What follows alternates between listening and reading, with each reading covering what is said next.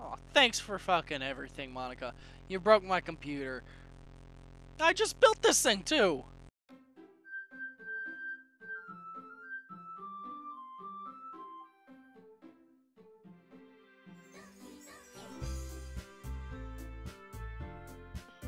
What is up, you guys? This is Chris the Voodoo Doll, back at it again with another Let's Play. So, on today's game, we're going to be playing Doki Doki Literature Club.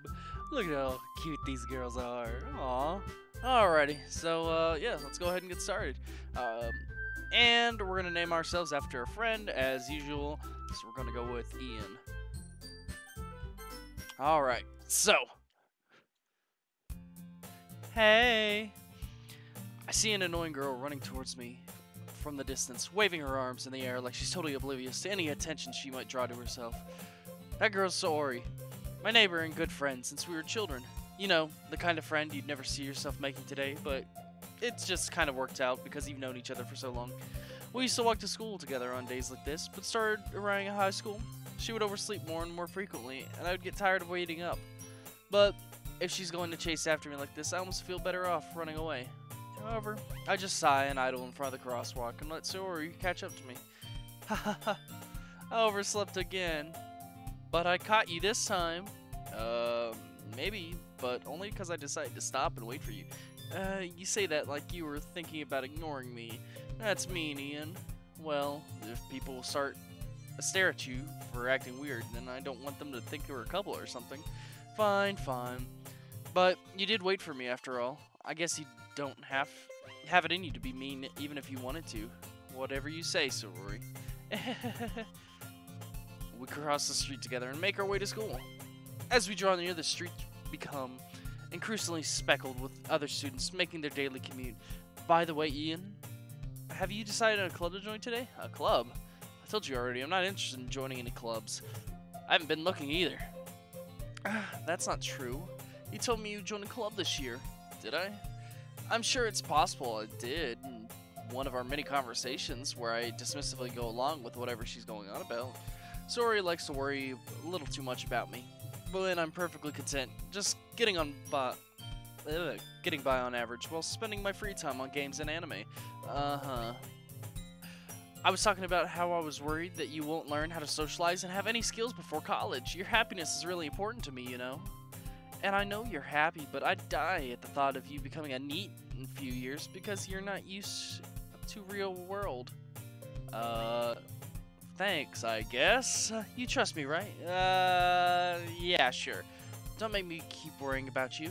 Alright. I'll look at a few clubs if it makes you happy. No promises, though. Will you at least promise to me you'll try a little? Yeah, I guess I promise you that. Yay! Why do I let myself get lectured by such a carefree girl? More than that, I'm surprised I even let myself relent to her. I guess seeing her worry so much about me makes me want to ease her mind a little bit, even if she does exaggerate everything inside her head. Alright, let's see here. So, look at this. Nice, beautiful school. It looks like, you know, when we were playing the Colonel Sanders dating game. I hope Sparkles is here. Oh, it's just an ordinary day? Man. Clubs. Saori wants me to check out some clubs. I guess I have no choice to start with the anime club. Hello! Saori. Saori must have come into class while I was spacing out. I looked around and realized I'm the only one left in the classroom. I thought I'd catch you coming out of the classroom, but I saw you sitting here and spacing out, so I came in. Honestly, you're even worse than me sometimes. I'm impressed. You don't need to wait up for me. If it's going to make you late to your own club, well, I thought you might need some encouragement, so you know what? Well, you can come by my club. Sorry. Yeah? There's no way I'm going to your club. Meanie. Sorry, the vice president of the literature club. Not that I was ever aware that she had any interest in literature. In fact, I'm 99% sure she only did it because she thought it would be fun to help start a new club. So she was the first one to show interest after the one who proposed the club. She inherited the title vice president. That said, my interest in literature is guaranteed to be even less. Yeah, I'm going to the anime club. Come on, please. Why do you care so much anyways? Well, I kind of told the club yesterday that I would bring in a new member. And Natsuki made cupcakes and everything. Don't make promises you can't keep. I can't tell Saori is really that much of an airhead, or is she so cunning that to have this all planned out? I let out a long sigh. Fine, I'll stop by for a cupcake, okay? Yes, let's go. And thus today marks the day I sold my soul for a cupcake. I dejectedly followed Sori across the school and upstairs, a section of the school I rarely visit, being generally used for third-year classes and activities. Sori, full of energy, swings open the classroom door. Hey everyone, the new member's here. I told you, don't call me a new member. I glance around the room. Welcome to the Literature Club. It's a pleasure to meeting you. Sori always says nice things about you. Seriously, you brought a boy? Way to kill the atmosphere. Ah, Ian, what a nice surprise. Welcome to the club. All words escape me in this situation. This club is full of incredibly cute girls. What are you looking at? If you want to say something, say it. Sorry. Natsuki. The girl with the sour attitude, named apparently Natsuki, is one I don't recognize. Her small figure makes me think she's probably a first year. She is also the one who made cupcakes according to Sori. You can just ignore her when she gets moody. Sori says that quietly in my ear and then turns back towards the other girls.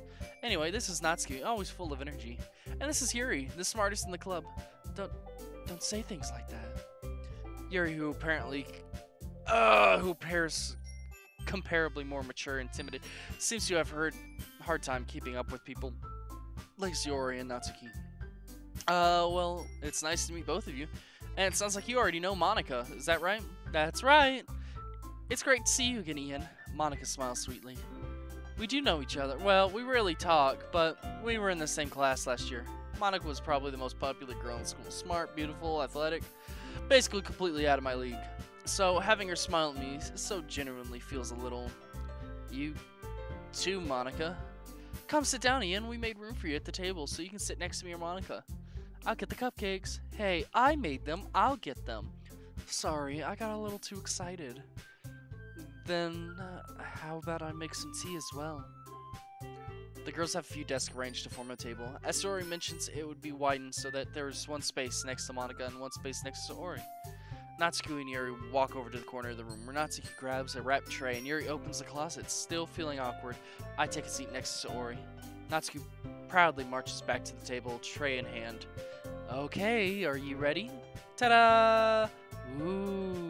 Natsuki lifts the foil off the tray to reveal a dozen white fluffy cupcakes decorated to look like little cats.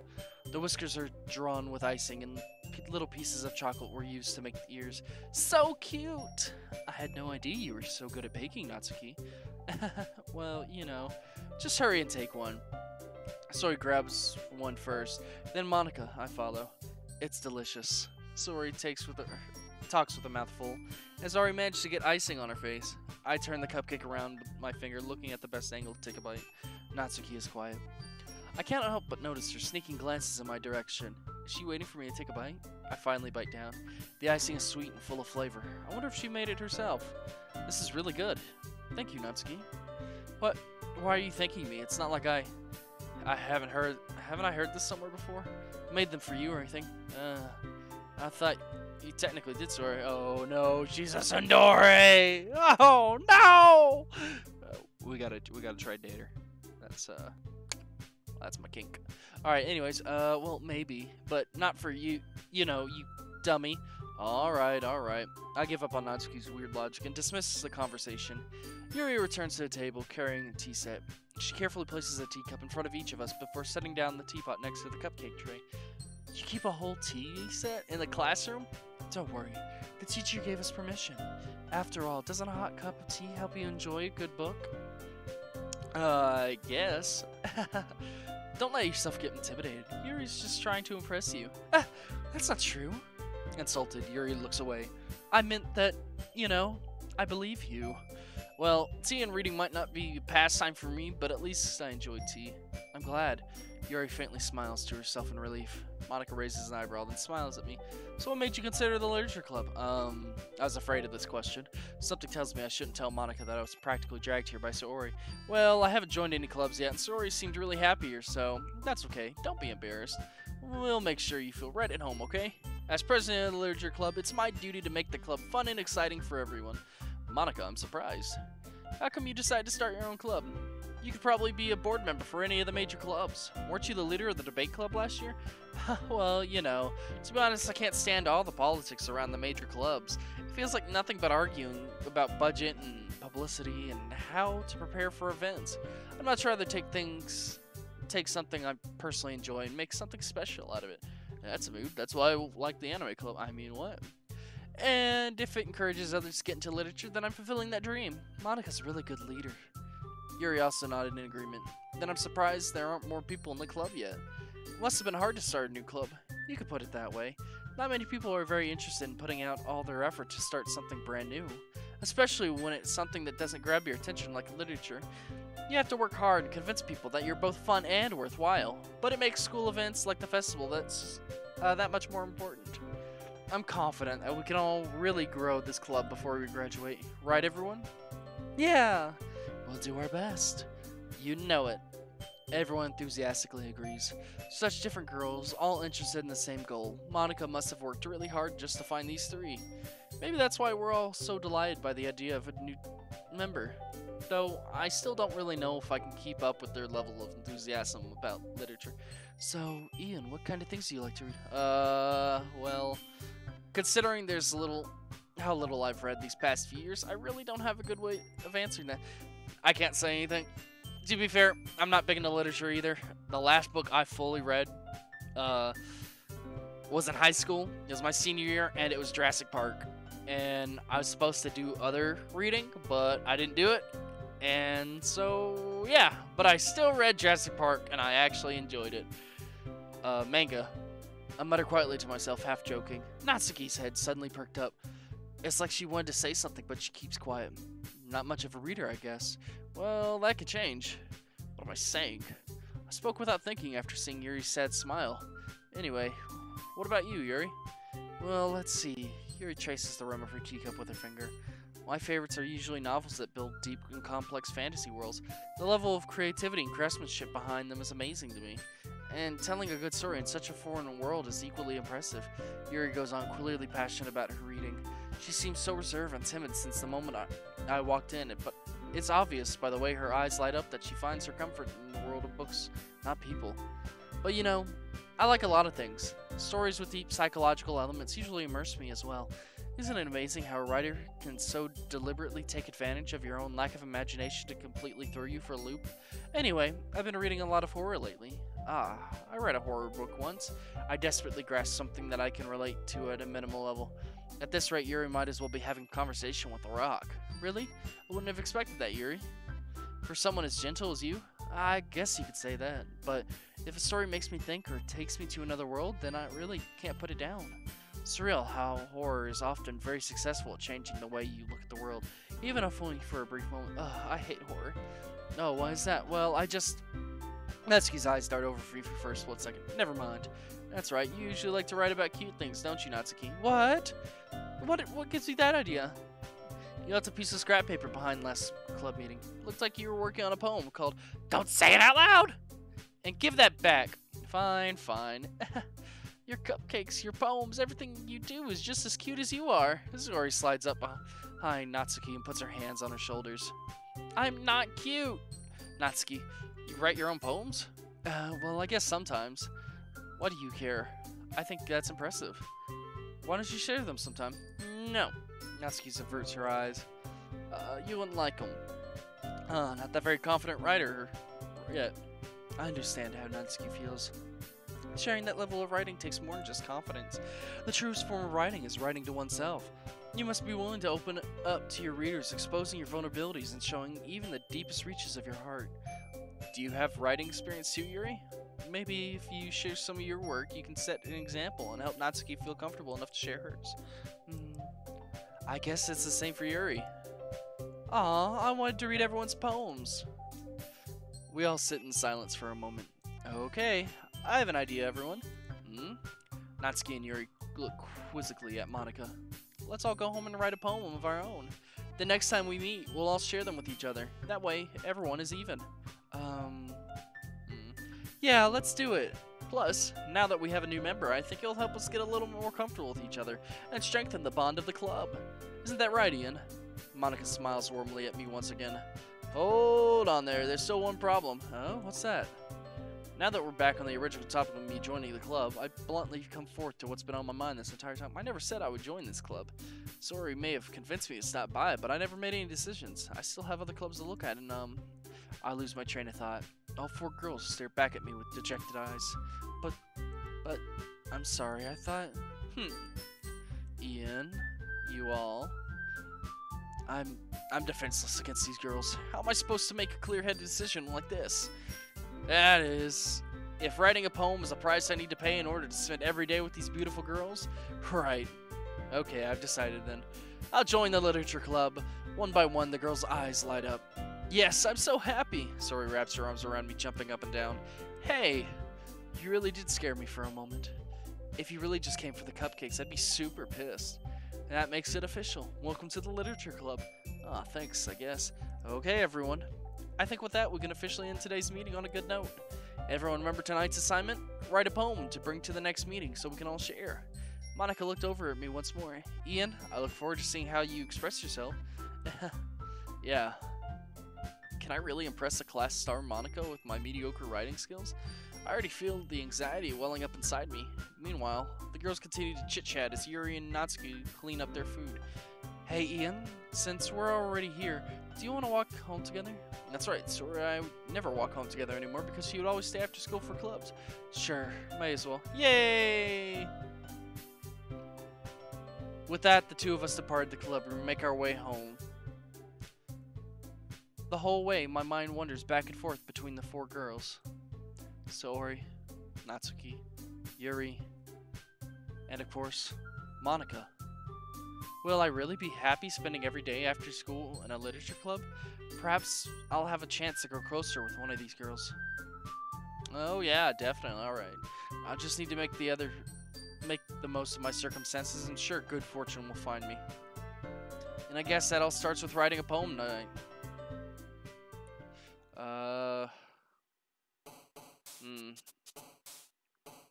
Let's see here. It's time to write a poem. Pick words your favorite club member will like. Something good might happen with whoever poem you like the most.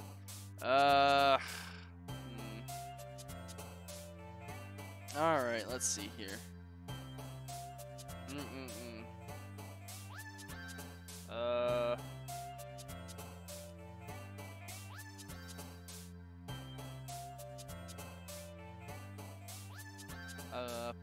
Let's go with Kitty, Rose, Papa, Sunny, Giggle, Dance, Friends, Bunny, Valentine, Cute, Vibrant,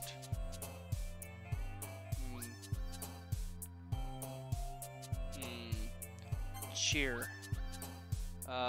Flower, Ribbon,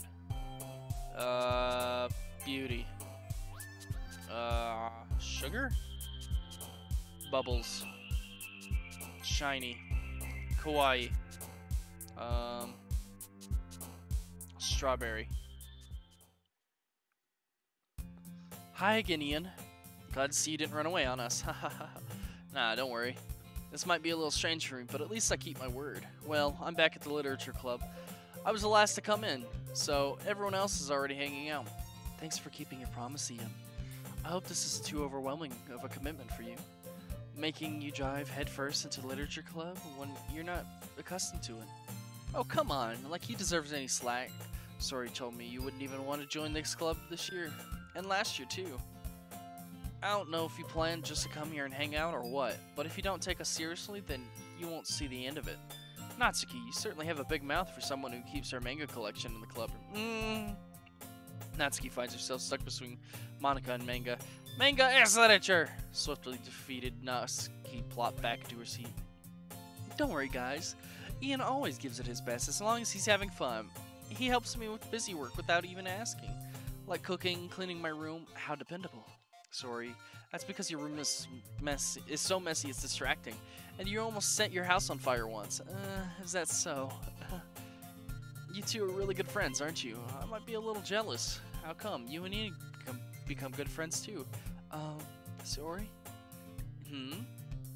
As usual, Ori seems oblivious to the weird situation she just put me into. Oh, Yuri even brought you something today, you know? Wait, Ori? Me? Not really. Don't be shy. It's really nothing. What is it? Never mind. Sorry, made it sound like it was a big deal when it's really not. What do I do? I'm sorry, Yuri. I wasn't thinking. I guess that means it's up to me to rescue the situation. Hey, don't worry about it. First of all, I wasn't expecting anything in the first place. So any nice gesture from you is a pleasant surprise. It'll make me happy no matter what. Is that so? Yeah. I won't make it into a big deal if you don't want it to be. Alright. Well, here. Yuri reaches to her bag and pulls out a book. I don't want you to feel left out, so I picked out a book that I thought you might enjoy. It's a short read, so it should keep your attention, even if you don't usually read. And we could, you know, discuss it if you wanted. This is how's this girl being accidentally being so cute? She even picked out a book that she thinks I like, despite me not reading much. Here, thank you, I'll definitely read this. I enthusiastically take the book. Phew. Well, you can read it at your own pace. I look forward to hearing what you think. Now that everyone's settled in, I expect Monica to kick off some scheduled activity for the club. But that doesn't seem to be the case. Sori and Monica are having a cheery conversation in the corner. Yuri's face is already buried in a book. I can't help but notice the intense expression, like she was waiting for this chance. Meanwhile, Natsuki is rummaging around in the closet.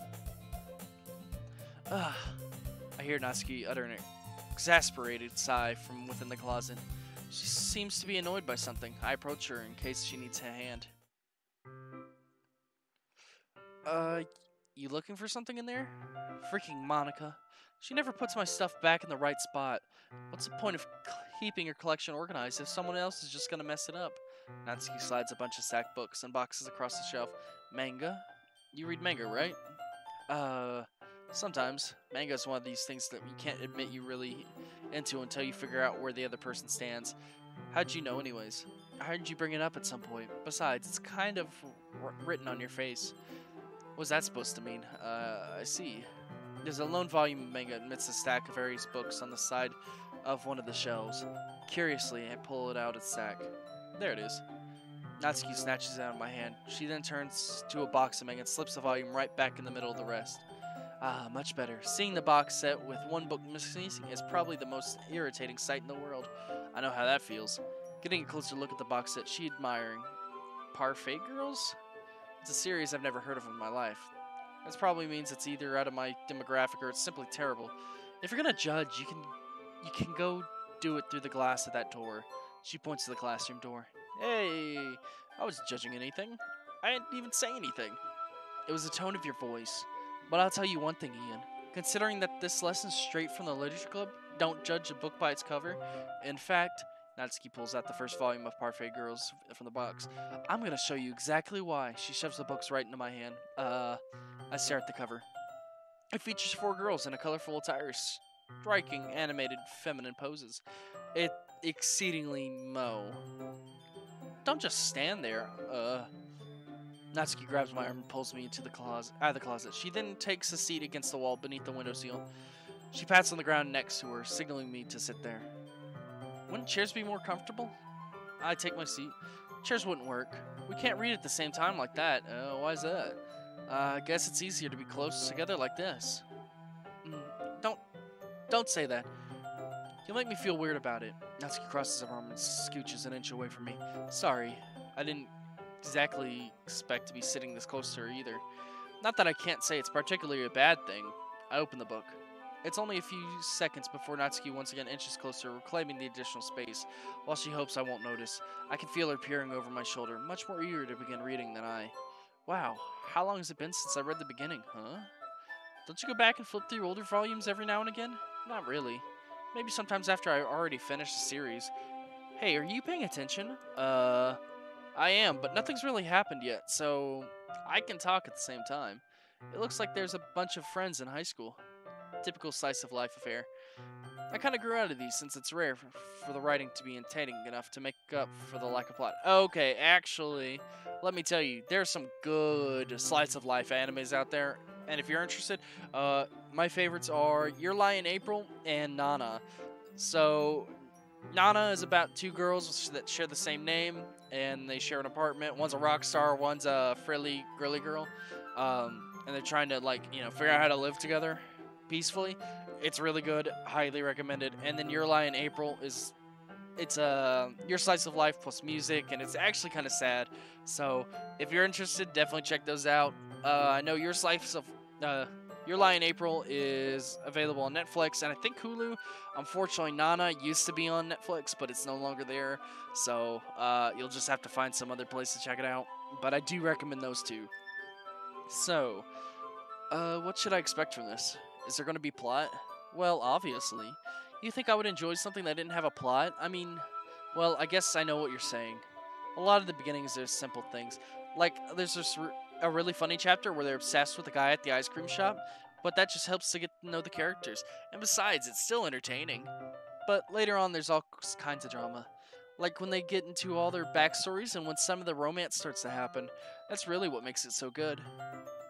There's so many touching parts. Is that so? Sounds like you really know what you're talking about. Maybe I underestimated you.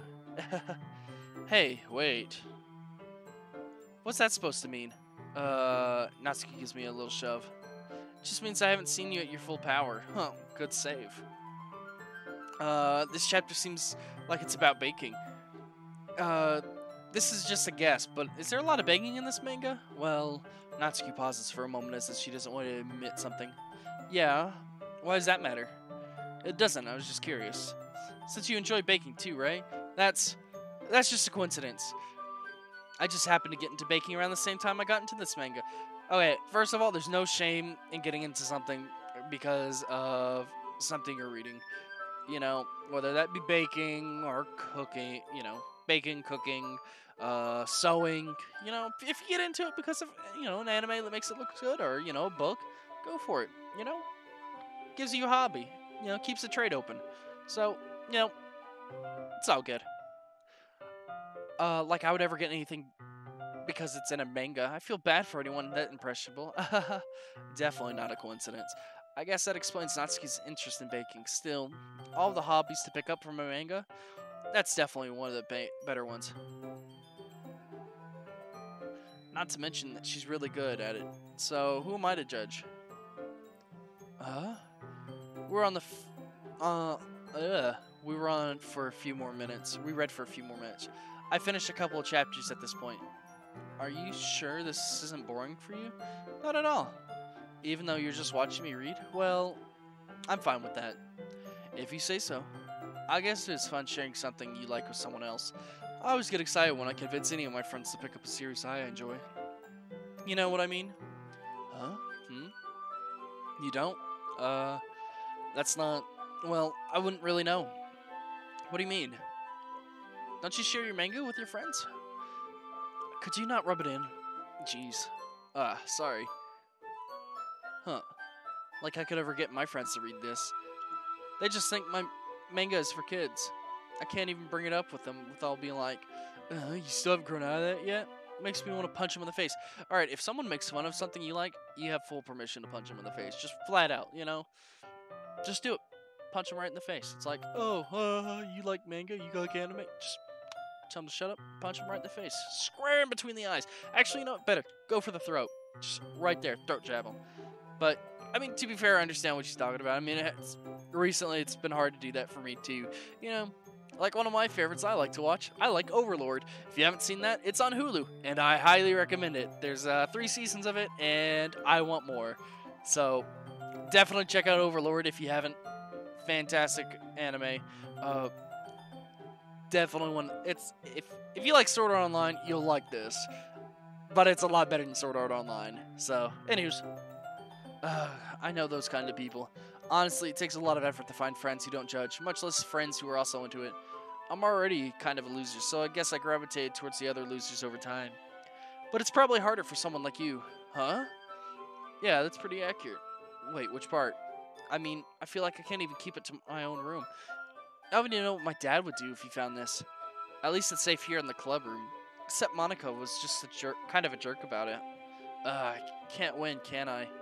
Well, paid off in the end, didn't it? I mean, here I am reading it. Well, it's not like that solves any of my problems. Maybe. But at least you're enjoying yourself, right? So... Jeez, that's enough. Are you gonna keep reading or what? Yeah. I flipped the page. Suddenly, Natsuki starts laughing.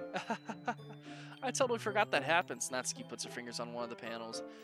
Minori is my favorite character. You always feel a little bad for her since she's so unlucky. But it gets especially bad when, I shouldn't be talking about that yet. I just finished this chapter. Natsuki's voice sparkles with excitement. It's a stark contrast to her usual bossy tone. But if she's not used to sharing her favorite manga with her friends, I can understand why. It's hard to express in words the feeling you get when connecting with someone like that. And being able to provide that to Natsuki, for whom it's a rare experience. The thought makes me smile a little to myself. Okay, everyone. Are you all ready for today's poem? Oh, come on. Could your time be any worse? Sorry. I just need to make sure we have enough time. Though, you do look pretty cozy over there. Natsuki suddenly notices how close she's gotten to me. She hastily slides herself a good 12 inches away from me. Alright, guess I'll stop here for now. I close the book and hand it towards Natsuki. You're just giving it back? Don't you want to know what happens? Yeah, but Monica just said. Don't be dumb. Just take it home with you. Is that really alright? I said that mostly because I didn't plan on us using my spare time to read this. Well, of course. It would take forever to finish it if you didn't take it home. Just finish that one before tomorrow so we can start the next one. And if it gets bent, I'll kill you. By tomorrow? I only got partway through the volume so far. I might fall behind on some shows if I try to get through this. But I suppose this is necessary sacrifice in exchange for seeing Natsuki's enthusiastic face. Or am I more scared of what will happen if I don't finish it? Alright then, I stand up.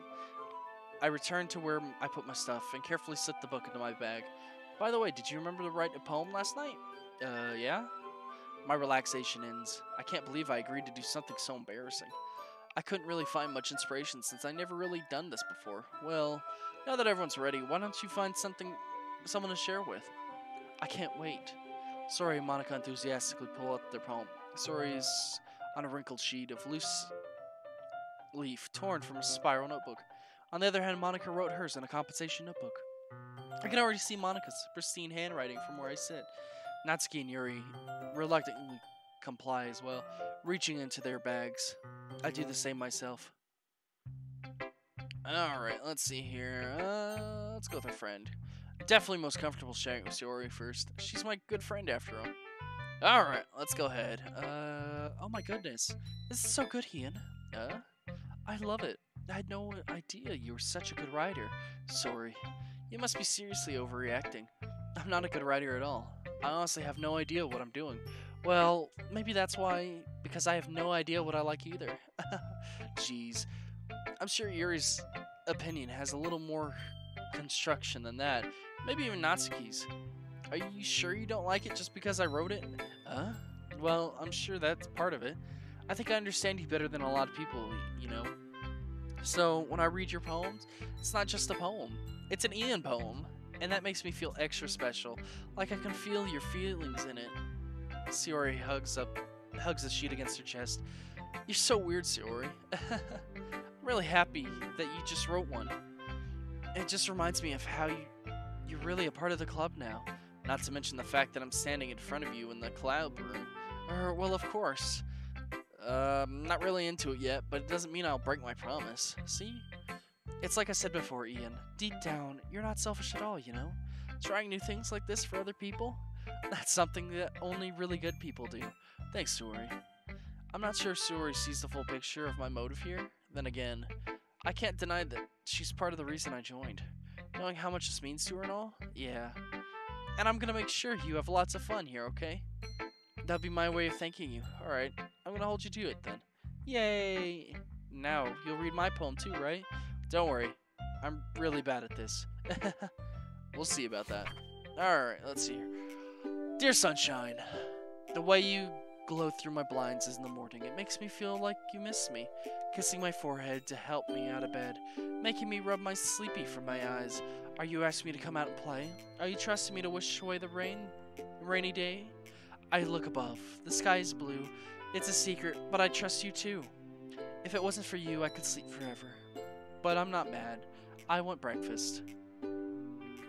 Sorry, this is just a guess, but did you wait until morning to write this? No, just a little bit. You can't answer just a little bit to a yes or no question. I forgot to do it last night. Well, at least that makes me feel a little bit better about myself. Don't be mean. I still tried my best. Yeah. I didn't mean to say that it was a bad poem. It came out nice. Or how should I put it? It sounds just like you. Really? Yeah. Especially that last line. I make eggs and toast. Funny enough, I actually had eggs, toast, and bacon this morning, too. Yeah! Alright, anyways. Even though you were late to school, it's bad to skip breakfast. I get all cranky. Well, I guess there's no point in arguing. Anyways, thanks for showing me. This was so much fun. Monica's the best. Yeah, but next time I won't forget. And I'm gonna write the best poem ever. Well, I guess I look forward to it. Alrighty, let's go with Yuri. Alright. Yuri stares at the poem. A minute passes, more than enough time for her to finish reading. Oh, sorry. I forgot to start speaking. It's fine. Don't force yourself. I'm not. I just need to put my thoughts into words. Hold on. Okay. This is your first time writing a poem, right? Yeah. Why do you ask? Just making sure. I'm guessing that it might be after reading through it. So it's that bad. No! Did I just raise my voice? So sorry. Yuri buries her face in her hands. I couldn't help but notice that it's been several minutes. We really haven't gotten anywhere. It might take Yuri a while to get used to new people. It's fine. I really didn't notice. What were you saying? Right, it's just that there are specific writing habits that are usually typical of new writers, and having been through that myself, I kind of learned to pick it up on them. I think the most noticeable thing I recognize is that new writers is that they try to make their style very deliberate. In other words, they tend to pick up a writing style separate from the topic matter, and they form-fit the two together. The end result is that both the style and the expressiveness are weakened. Once Yuri finds her train of thought, and as if her demeanor totally changes, her stammering is completely gone, and she sounds like an expert. Of course, that's not something you can be blamed for. There's so many different skills and techniques that go into writing even a simple poem. Not just finding them, building them, but getting them to work together is properly the most challenging part. It might take you some time, but all things come with practice. And learning by example and trying new things. I also hope that everyone else in the club gives you valuable feedback. Natsuki can be a little bit biased though. Biased? How? Well, never mind. I shouldn't be talking about people like that. Sorry. It's fine. I'm not sure if Yuri apologized to herself, to me, or Natsuki. Do you mind if I read your poem now? Please do. I'd love sharing my thought process behind it. Yuri smiles dreamily as that rare opportunity for her, which itself is kind of funny. After all, isn't it supposed to be a literature club?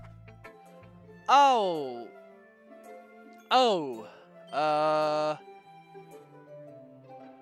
Well, this is, shitty.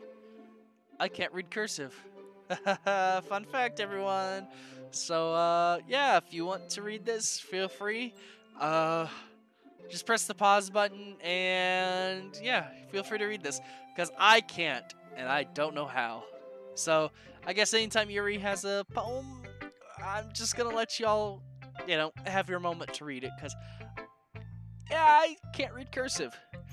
I'm sorry, I have such terrible handwriting. What? I wasn't thinking of that at all, but it took you a long time to read. Well, I just don't read script very often. I actually think your handwriting's pretty. That's a relief. Also, I like the poem. Even though it's short, it was really deceptive. It wasn't too short. I usually write longer poems. Not at all. I'm really glad you like it. I'll be honest. Since it's their first time sharing, I want to write something a little more mild. Something easy to digest, I suppose. Are you in a ghost, Yuri? Huh? Actually, the story isn't about ghosts at all, Ian. Really? I must have totally missed the point. Well, I suppose you do only glance over it after all. But remember, the poets often express their own thoughts, feelings, and experience in their work. They usually do more than tell a simple story or paint a picture. In this case, perhaps the subject of the poem is only being symbolic compared to a ghost, lingering in her last remaining piece of comfort, unable to let go of the past, and soon to be left without nothing. That's a lot more solemn, putting it that way. I hadn't even thought of that. That's impressive. Yeah, Ian, that's impressive, even though we both can't read cursive. Dumbass. It's nothing, really. Well, it makes me happy that you think that.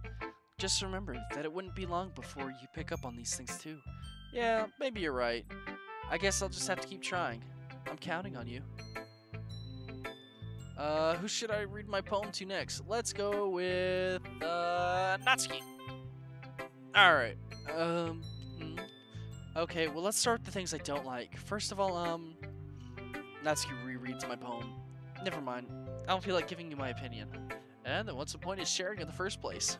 I wrote this when I could have been doing other things. In fact, remember how I said I wanted to read your poems? That's what I had in mind when writing this. I wanted to help you feel comfortable enough to share yours. Like Monica said. Well, I'd be more comfortable sharing my poems if yours was really bad. You're supposed to show me some dumb poem and make me go, ha, well, it's not that great, but let me show you what a real literature looks like. And you went and ruined it. I hope you're happy. So in other words, you're saying you liked it? Natsuki resorts getting caught in her throat. You don't understand anything, do you? I already told you that I don't have to go announcing it to the world like you're all self-important. Pretty sure you never actually said that. I said that mostly to myself. Natsuki must really hate me or something. Can't figure out if it's a win or lose that she liked my poem. In any case, you still need to show me yours, right? Grr, fine, I guess. Only because Monica will make me if I don't. Eagles can fly, monkeys can climb, crickets can leap, horses can race, owls can seek, cheetahs can run, eagles can fly, people can try, but that's about it. Well, Natsuki, you're really different. It's a very simple poem. I told you that you weren't gonna like it. I like it. What? Just be honest. I am. Why are you so convinced that I wouldn't like it? Well, because everyone in high school thinks that writing has to be all sophisticated and stuff, so people don't take my writing seriously. But isn't that the point of poems for people to express themselves? Your writing style wouldn't make your message any less valid. Yes, exactly. I like it when it's easy to read, but hits you hard. Like in this poem, seeing everyone around you do great things can really be disheartening. So I decided to write about it. Yeah, I understand. But the other nice thing is that about simply writing is that it puts more weight on the wordplay. Like I set up for a rhyme at the end, but then make it fall flat on purpose. It helps bring out the feeling in the last line. So you did. I guess more went to that than I realized. That's what it's meant to be. Oh. That's what it's meant to be, a pro. I'm glad you learned something. I didn't expect that from the Didn't expect that from the youngest one here, did you? Yeah, I guess not. I decided to humor her with that last comment. I don't really care how old everyone is, but if Natsuki's feeling proud, then I wouldn't take that away from her. Alright, last one's Monica. So let's see how Monica thinks. Hey Ian, having a good time so far? Yeah. Good, glad to hear. By the way, since you're new and everything, if you ever have any suggestions for the club, like new activities or anything we can do better, I'm always listening. Yeah, Ian, we should always come up with things. Don't be afraid to bring things up, okay? Alright, I'll keep that in mind. Of course I'll be afraid to bring things up. It's much better to go off. I'm much better off just going with the flow until I'm more settled in. Anyway, want to share your poem with me? It's kind of embarrassing, but I guess I have to. Don't worry, Ian. We're all a little embarrassed today, you know? But it's that sort of barrier that we all learn to get past soon. Yeah, that's true. I had Monica in my poem. Mm, I like it, Ian. Really? It's a lot cuter than I expected. Oh, jeez. No, no, no. It kind of makes me think of something Natsuki would write. And she's a good writer, too. So take that as a compliment. If you say so. Yep. By the any chance, have you read anything by Shelf Silverstein? Uh, Funny thing, if any of you don't know that, I guess if you remember, like, when you were a kid and you see, like, the two kids hanging over the, like, sidewalk, like, that's a cliff and the dog's falling through, yeah, was written by him. I didn't realize it. But, yeah, apparently that's him. Maybe a long time ago, he's famous for telling all kinds of stories, just a few simple words. His poems can be funny, endearing, or even sad, and sometimes they're only a few lines long. You might even feel like they're written for kids, but if you think about them, they can express views of the world that would apply to anyone. I see. So you're saying that Natsuki is kind of like that? Sort of. Maybe she's not an expert, but you probably won't find much filler in her poems. They might be easy to write, but you're super challenging to get the meaning through. So I can see why it would be your kind of poem to explore. I'm sure I'll end up trying different things a lot. It could take a while before I feel comfortable doing this. That's okay. I love to see you try new things. That's the best way I can find the kind of style that suits you. Everyone else might be a little bit biased towards their own kind of style, but I'll always help you find what suits you the most. So don't force yourself to write the way everyone else wants you to write. It's not like you have to worry about impressing them or anything. Anyway, do you want to read my poem now? Don't worry, I'm not very good. You sound pretty confident for someone who claims to be not very good. Well, that's because I have to sound confident. Doesn't mean I always feel that way, you know? I see. Well, let's read them then. Alright, let's see Monica's poem. Hole in wall.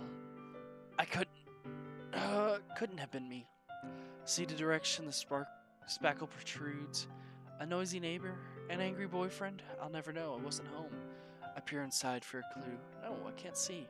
I reel, blind like a film left out in the sun. But it's too late. My retina's already scorched with a permanent copy of the meaningless image. It's just a little hole. It wasn't too bright. It was deep, stretching forever and everything. A hole of infinite choices. I realize now that I wasn't looking in. I was looking out. And he, on the other side, was looking in. Monica? I think that's a glory hole. So what do you think? It's very freeform, if that's what you call it. Sorry, I'm not really the right person to ask for feedback. It's okay. Yeah, it's kind of the style it's gotten pretty popular nowadays. That is, a lot of poems have been putting emphasis on timing between words and lines. When performed out loud, it can be really powerful. What was the inspiration behind this one? Well, I'm not sure if I know how to put it. I guess you could say I had some kind of epiphany recently. It's been influencing my poems a bit. An epiphany? Yeah, something like that. I'm kind of nervous to talk about deep stuff like that because it's kind of coming on strongly. Maybe after one is better friends with each other. Anyway, here's Monica's writing tip of the day. Sometimes, when you're writing a poem or a story, your brain gets too fixated on a specific point. If you're trying so hard to make it perfect, then you'll never make any progress. Just force yourself to get something down on paper and tidy it up later. Another way to think about it is this. If you keep your pen in the same spot for too long, you'll just get a big dark puddle of ink. So just move your hand and go with the flow. That's my advice for today. Thanks for listening. Alright, phew. I guess that's everyone. I glance around the room. That was a little more stressful than I anticipated. It's as if everyone is judging me for my mediocre writing abilities. Even if they were just being nice, there's no way my poem can stand up to theirs. This is a literature club after all. I sigh. I guess that's what I end up getting myself into. Across the room, Sori and Monica are happily chatting. My eyes land on Yuri and Natsuki. They're gingerly exchanging sheets of paper, sharing their respective poems. As they read in tandem, I watch each of their expression change. Natsuki's eyebrows furrow in frustration. Meanwhile, Yuri smiles sadly. What's with this language? Did you say something? Oh, it's nothing. Natsuki dismissively returns the poem to the desk with one hand. I guess you could say it's fancy. Ah, thanks. Yours is cute. Cute? Did you completely miss the symbolism or something? It's clearly about the feelings of giving up. How can that be cute? I know that. I just meant the language, I guess. I was trying to say something nice. You mean you have to try that hard to come up with something nice to say? Thanks, but I really didn't really come out nice at all. Well, I do have a couple suggestions. If I was looking for suggestions, I would have asked someone who actually liked it, which people did, by the way. Sori liked it, and Ian did too. So based on that, I'll gladly give you some suggestions of my own. First of all, excuse me. I appreciate the offer, but I spent a long time establishing my writing style. I don't expect it to change anytime soon, unless, of course, I come across something particularly inspiring, which I haven't yet. And Ian liked my poem, too, you know. He even told me he was impressed by it. Natsuki suddenly stands up. Oh? I didn't realize you were so invested in trying to impress our new member, Yuri. That's not what I... You're just... Yuri stands up as well. Maybe you're just jealous that Ian appreciates my advice more than he appreciates yours? Huh? And how do you know he didn't appreciate my advice more? Are you full of yourself? No. If I was full of myself, I would deliberately go out of my way to make everything I do overly cutesy. Is everyone okay? Well, you know what? I was the one whose boobs magically grew a size bigger as soon as Ian started showing up. Natsuki! Natsuki, that's a little... This doesn't involve you! I don't like fighting, guys. Suddenly, both girls turned towards me as if they just noticed I was standing there. Ian! She's just trying to make me look bad. That's not true. She started it. If she could get over herself and learn to appreciate that simple writing is more effective, then this wouldn't have happened in the first place. What's the point in making your poem all convoluted for no reason? The meaning should jump out at the reader, not force them to have to figure out. Help me explain that to her, Ian. Wait, there's a reason why you have so many deep and expressive words in our language. It's the only way to convey complex feelings and meanings the most effectively. Avoiding them is not only unnecessary, limiting yourself, it also a waste. You understand that, right, Ian? Well... I get myself dragged into this first place. It's not like I know anything about writing, but whomever I grew with, they'll probably think more highly of me. Sorry! Natsuki. Natsuki glares at me, drying up any words I had in my mouth.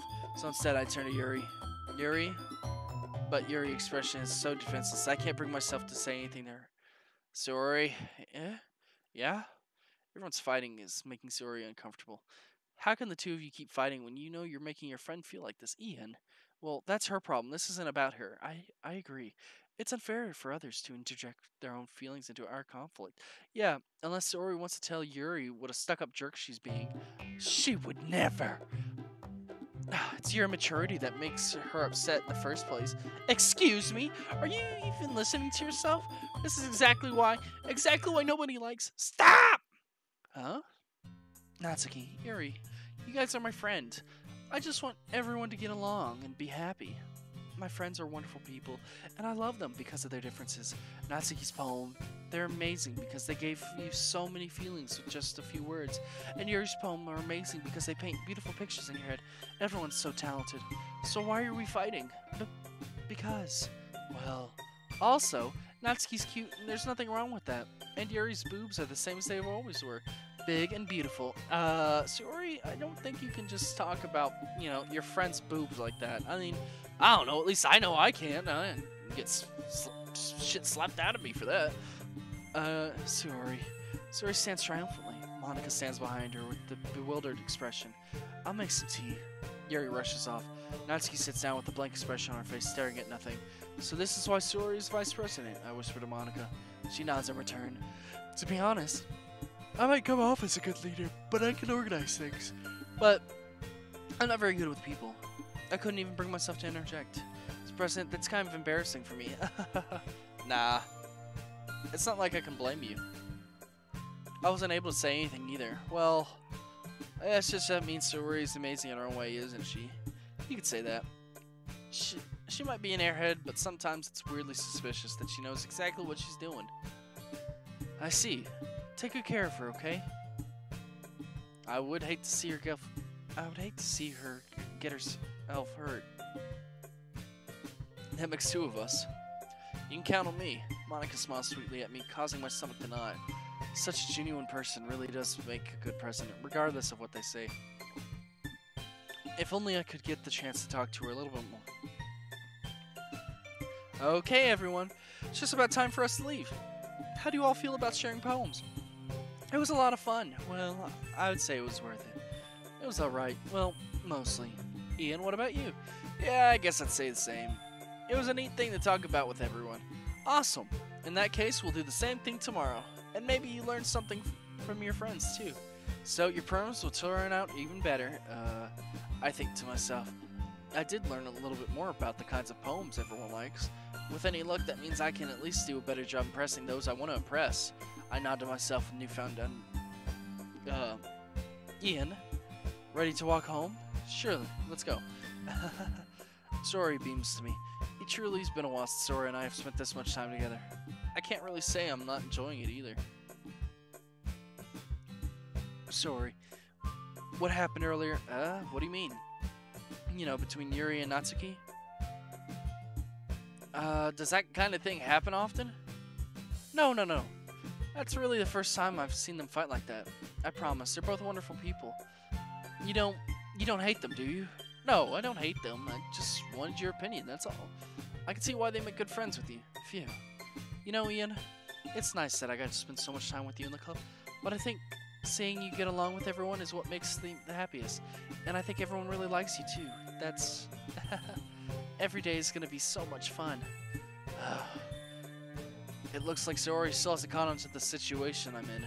Sure, being friends with everyone is nice, but does it really need to stop there? Well, what's wrong with just being friends, Ian? God, you know, you don't have to fuck everyone you see. The fuck? We'll just have to see what the future holds, Sori. I pat Sori on the shoulder. I said that more to myself than her, but it's easy to use Sori as an internal monologue sometimes. Okay, yeah, let's do this. Alright, time to write another poem. Raindrops.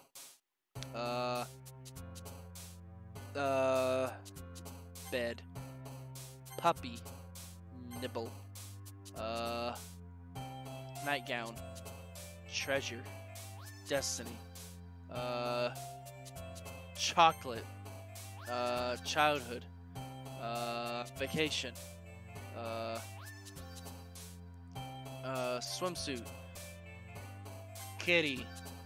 Love. Doki Doki. Shiny. Cute. Play. Papa. Strawberry. Boop. Alrighty. Another day passes and it's time for the club meeting already. I've gotten a little more comfortable here over the past couple days. Entering the club room, usual scene greets me. Hi Ian. Yo, Sori. Looks like you're in a good mood today. I'm just still not used to you being in the club, that's all. I see. That's pretty simple thing to get you in a good mood. But I guess it's always been simple things with you anyways. Speaking of which, I'm kinda hungry. Will you come with me to buy a snack? No thanks. That's not like you at all. I have my reasons. Why don't we take a look at your purse, Sori? Why is that all of a sudden? No reason really. I just wanted to look at it. Sori nervously retrieves her coin purse. She fumbles with the latch to get it open. Then she turns it upside down and lets the contents spill into the desk. Only 2 small coins fall out. I knew it. I could see right through you, Sori. That's not fair. How'd you even know? It's simple. If you had enough money in the first place, you would have bought a snack before coming to the club room. So either you're not hungry or you want an excuse to take a walk. Or you plan to conveniently forget so that you've spent all your money so that I would lend you some. But there's one more thing. You're always hungry. And so, that only leaves one option. I give up. Don't make me feel guilty. If you feel guilty, that means you deserve to feel guilty. Harry suddenly giggles. I didn't notice that she was listening in. Her face is in her book as always. I wasn't listening or anything. I was just something in my book. Yuri, telling you to let me borrow some money. Don't get me involved like that, Sori. Besides, you should only buy what you can responsibly afford. And frankly, after pulling a mischievous little stunt like that, your suffering is fair in retribution.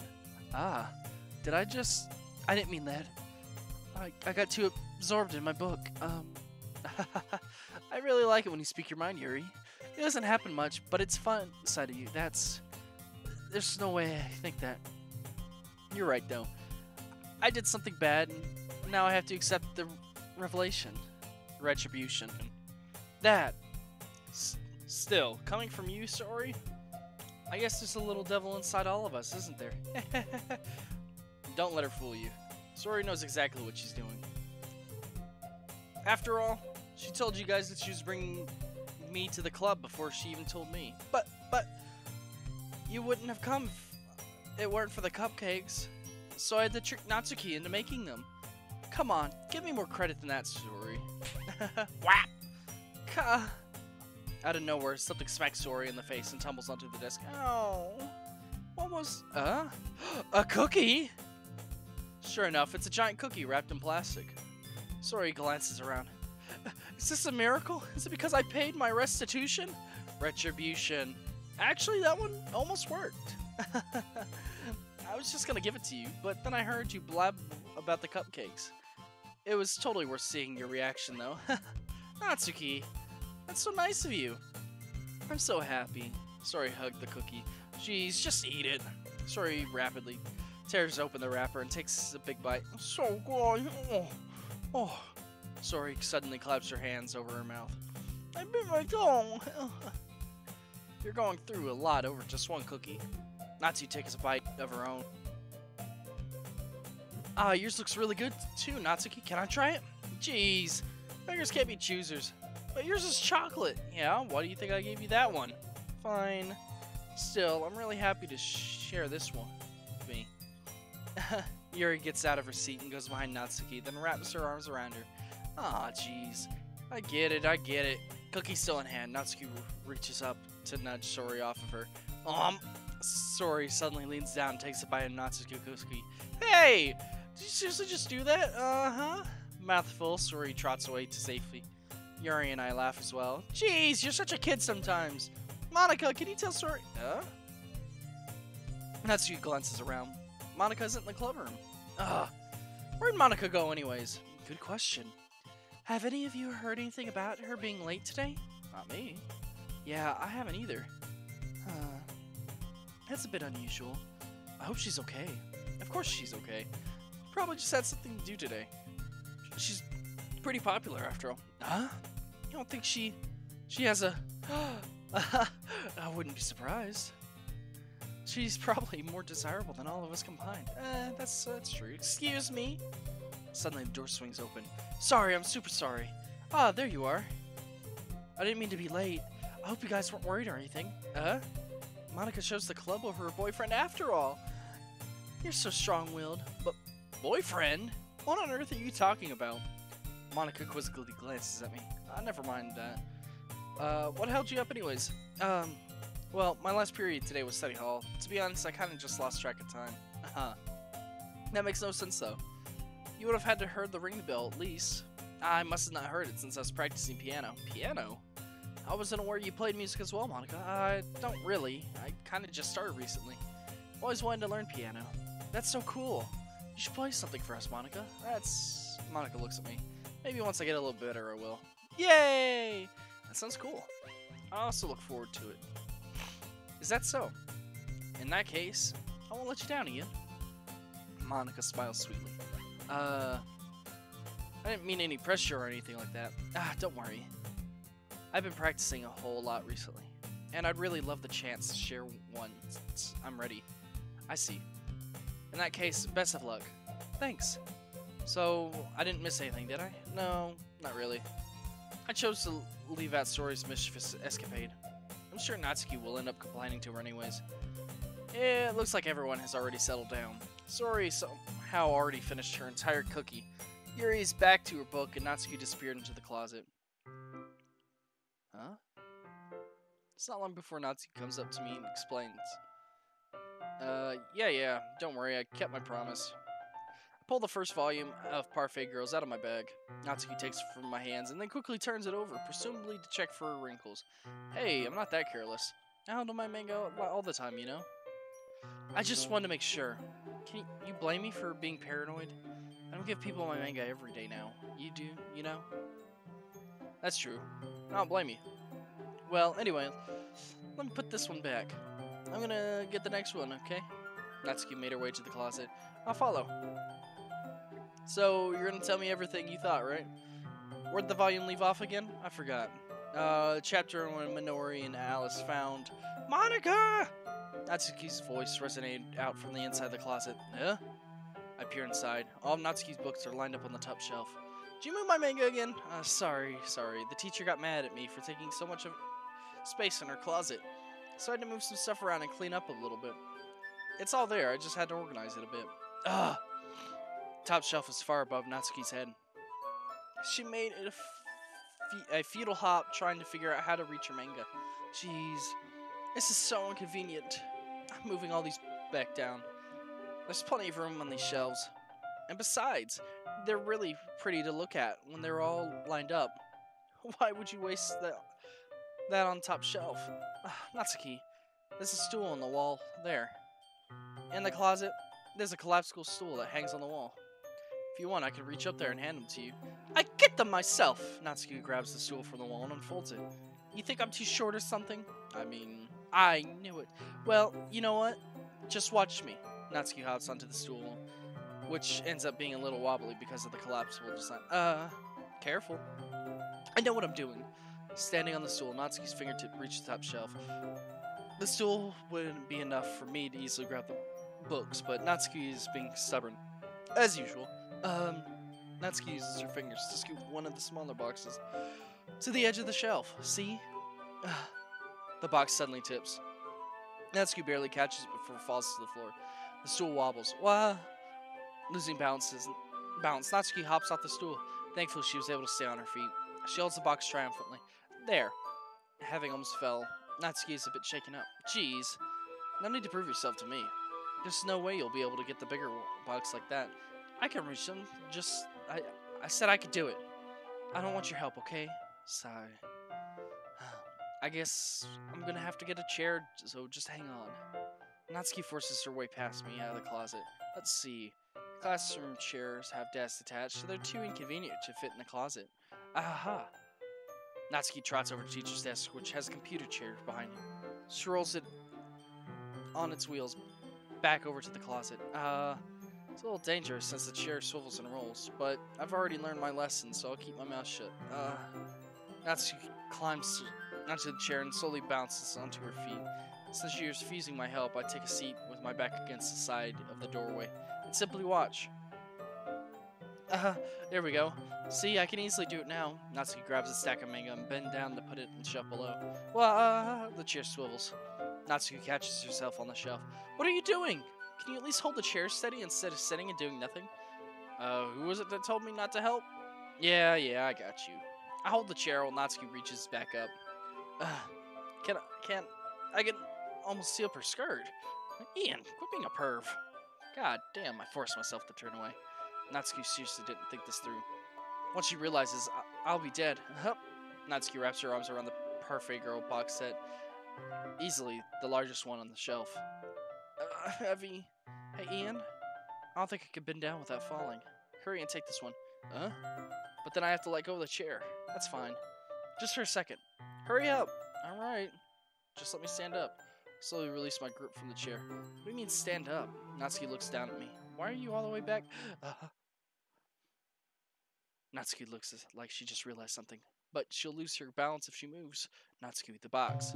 What are you looking at? I'm trying to look at my... Natsuki leg shakes. I'm not. I was just... Natsuki, don't try to move. Just give me the box. You perv. You set me up. Go away. Get out.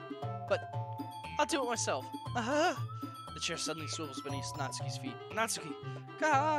The scene turns into a chaos in a split second. The chair flies from under Natsuki's feet. Frantically, I try to catch her. The box topples out of her hand, and the book goes flying. I got you! Crash. The full force of Natsuki's body against me throws me to the ground. A whole bunch of books pelt me in the face. Natsuki tries to shield herself with her own arms as her face lands straight on my chest. My right arm and back seriously felt the impact.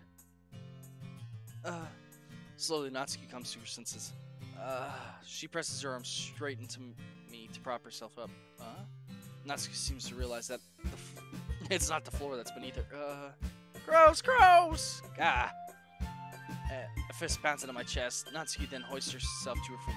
What were you thinking, you sicko? Everything okay over there? I heard a loud noise. Monica suddenly peers in. Monica! See what happened when we put the manga on the top shelf?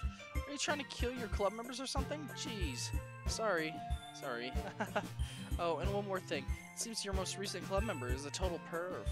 So I hope you're happy. Somehow, it's impossible for you to explain the whole bizarre situation, Monica. I didn't do anything, I swear. I know, don't worry. Monica says that quietly to me. Look, looks like I'm off the hook. Oh no. My. I look down. Natsuki is kneeling on the floor, holding one of the books that are scattered over the floor. There's a large diagonal crease along the page as she desperately tries to smooth it out. It must have landed on the page. Natsuki tries a bit more to fix the crease, but she can't get it out. Suddenly, she gives up and slams the book shut and throws it to the floor. Instead of continuing to yell, she just lowers her head. Natsuki, are you? No! Natsuki's voice squeaks. I see tears on her face. I hope you get the crease out, okay? It's partially my fault, so... Natsuki shakes her head, still looking down. No. I won't even care that much. I'm just... having a really bad day today. Natsuki sobs again. I didn't mean to take it out on you. Really didn't mean to. It's fine. Is there anything that you want to talk about? Natsuki shakes her head. Just every day. It's so hard. I just want to come to the club and... Natsuki falls silent again. I can't press her, so I can only do what I know how to do. Alright. Well, I'll clean this up. I'll move the rest of your manga for you. I pick up volume 2 of Parfait Girls. Well, we'll set this one aside. This will help cheer you up a bit, right? We can get started on once I'm done here. Natsuki looks up with her glossy eyes. Her lips quiver. You're really nice to me. It sounds really strange coming from Natsuki. I didn't expect that at all. Well, I'm just treating you as like a friend, you know? Natsuki lowers her head and stifles another sob. I'm not sure what happened to her today, but being nice is the least I can do. The next couple minutes are silent between us as I begin gathering the scattered books. I make sure to slip them into the box in their correct order. After a little bit, Natsuki starts helping. It isn't long before we're done, and I hoist the box into the shelf where Natsuki wanted to put it. Then I get on the stool and quickly finish moving the rest of her books from the top shelf. Alright, that should do it. I hop off the stool. Natsuki averts her gaze. Thanks. It's nothing. Natsuki is holding the volume I set aside in her hands. Alright, I'm ready. Good. Even if you weren't, I'd make you anyways. You're taking responsibility for what you said. Think about cheering me up. If you insist. We sit in the same spot as last time, and I open the second volume. Natsuki's mood quickly improved, laughing and pointing things out to me. She's surprisingly sharp, making note of a lot of subtle repeated jokes in the background elements. In the end, I'm pretty impressed by how everything ties together in this manga. I guess Natsuki has good taste after all. After some time, Monica gets our attention as usual, and it's time to share her poems again. Guess I'll be holding on to this for now? Yep. Even you sound more enthusiastic this time. Well, I'm starting to get into it, you know? Told you. Yeah. I return to my seat and slip the book into my bag. Who should I give my poem to first? Sorry. As normal. Ian. I really love your poems. I can't believe you've been hiding these from me. Not hiding anything, but your poems are so good. Yesterday and this one too. You can't tell me you haven't done this before. I mean, you're really the only one who feels that way, so, no way. Not even Natsuki. Well, I guess Natsuki's the least likely to admit how much she likes something. But I don't think it's that. What do you mean? Well, I guess I'll be honest about it. It's a lot easier to write poems when I'm thinking about you. What? Stop thinking weird things, idiot. It just means that you're a really expressive person, I guess. How am I supposed to write poems about my own stupid life? But you somehow make everything in your life an adventure. Even the little things. Like cooking. Let's not talk about that.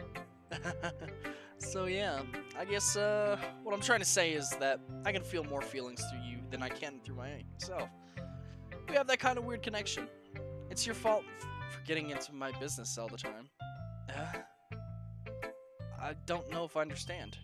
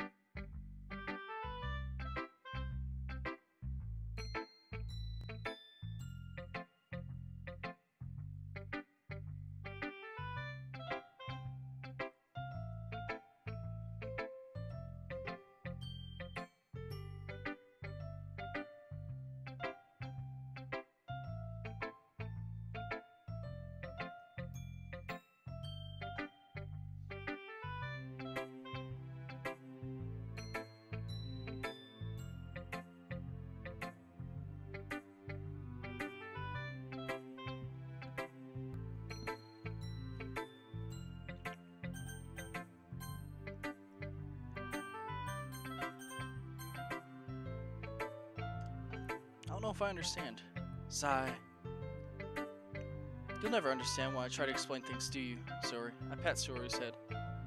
Hey, I'm not a kid, you know. Are you sure about that? Maybe. Sori starts to fiddle with her pencil between her hands.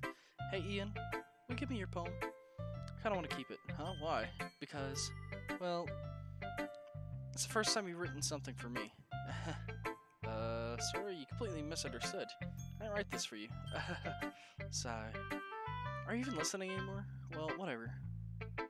I'll give it to you when we're going home. Really? I broke my pencil. Sorry, hastily bends down to pick up the piece she dropped. But, being inattentive to her surroundings, she bumps right into me. Sorry. It's fine, it's fine. I'll get it for you. I bend down and pick up the broken pencil. Sori clutches the desk behind her, support herself, knees shaking. I'm a little clumsy together. I sit down. Sorry, yeah? I have Sori's arm to help her sit at the desk. Anyway, I still haven't read your poem. Oh, sorry. I forgot about that.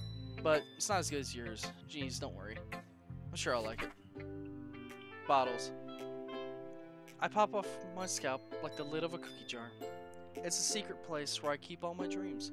Little balls of sunshine rubbing together like a bundle of kittens. I reach inside with my thumb and forefinger and pluck one out. It's warm and tingly, but there's no time to waste. I put it in a bottle to keep it safe, and I pull the bottle put the bottle onto the shelf with all the other bottles. Happy thoughts, happy thoughts, happy thoughts in a bottle, all in a row. My collection makes me lots of friends. Each bottle is starlight to make amends.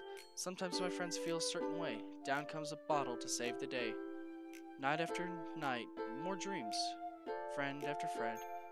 More bottles, deeper and deeper my fingers go, like exploring a dark cave, discovering the secrets hiding in the nooks and crannies. Digging and digging, scraping and scraping. I blow dust off my bottle caps. Doesn't feel like time lapse.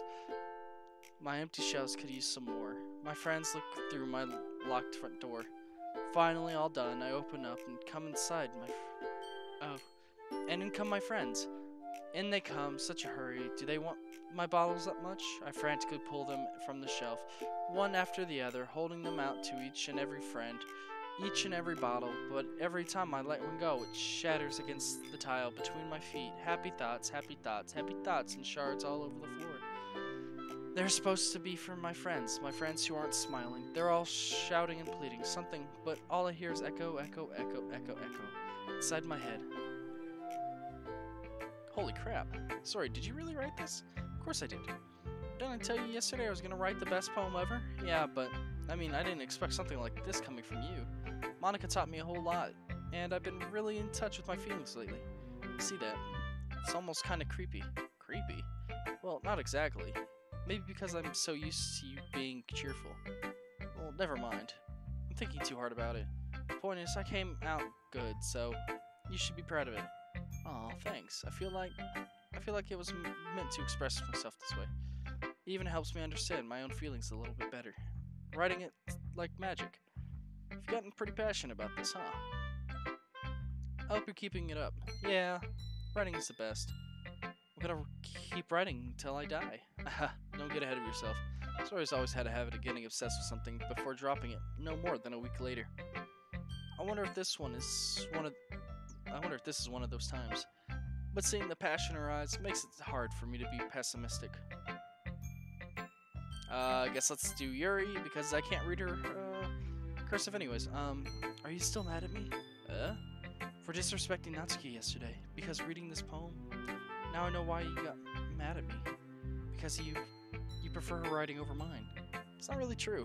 Meaning, when I disrespected her, I disrespected you too, didn't I? Oh, no. Yuri. You might be reading into this a little bit too much. How can I be so stupid? I always let these things happen. Whenever I think before I speak, it just comes out as awkward and unlikable. But if I speak without thinking, the things I want to keep inside come out and make people hate me. So please, don't force yourself to be around me.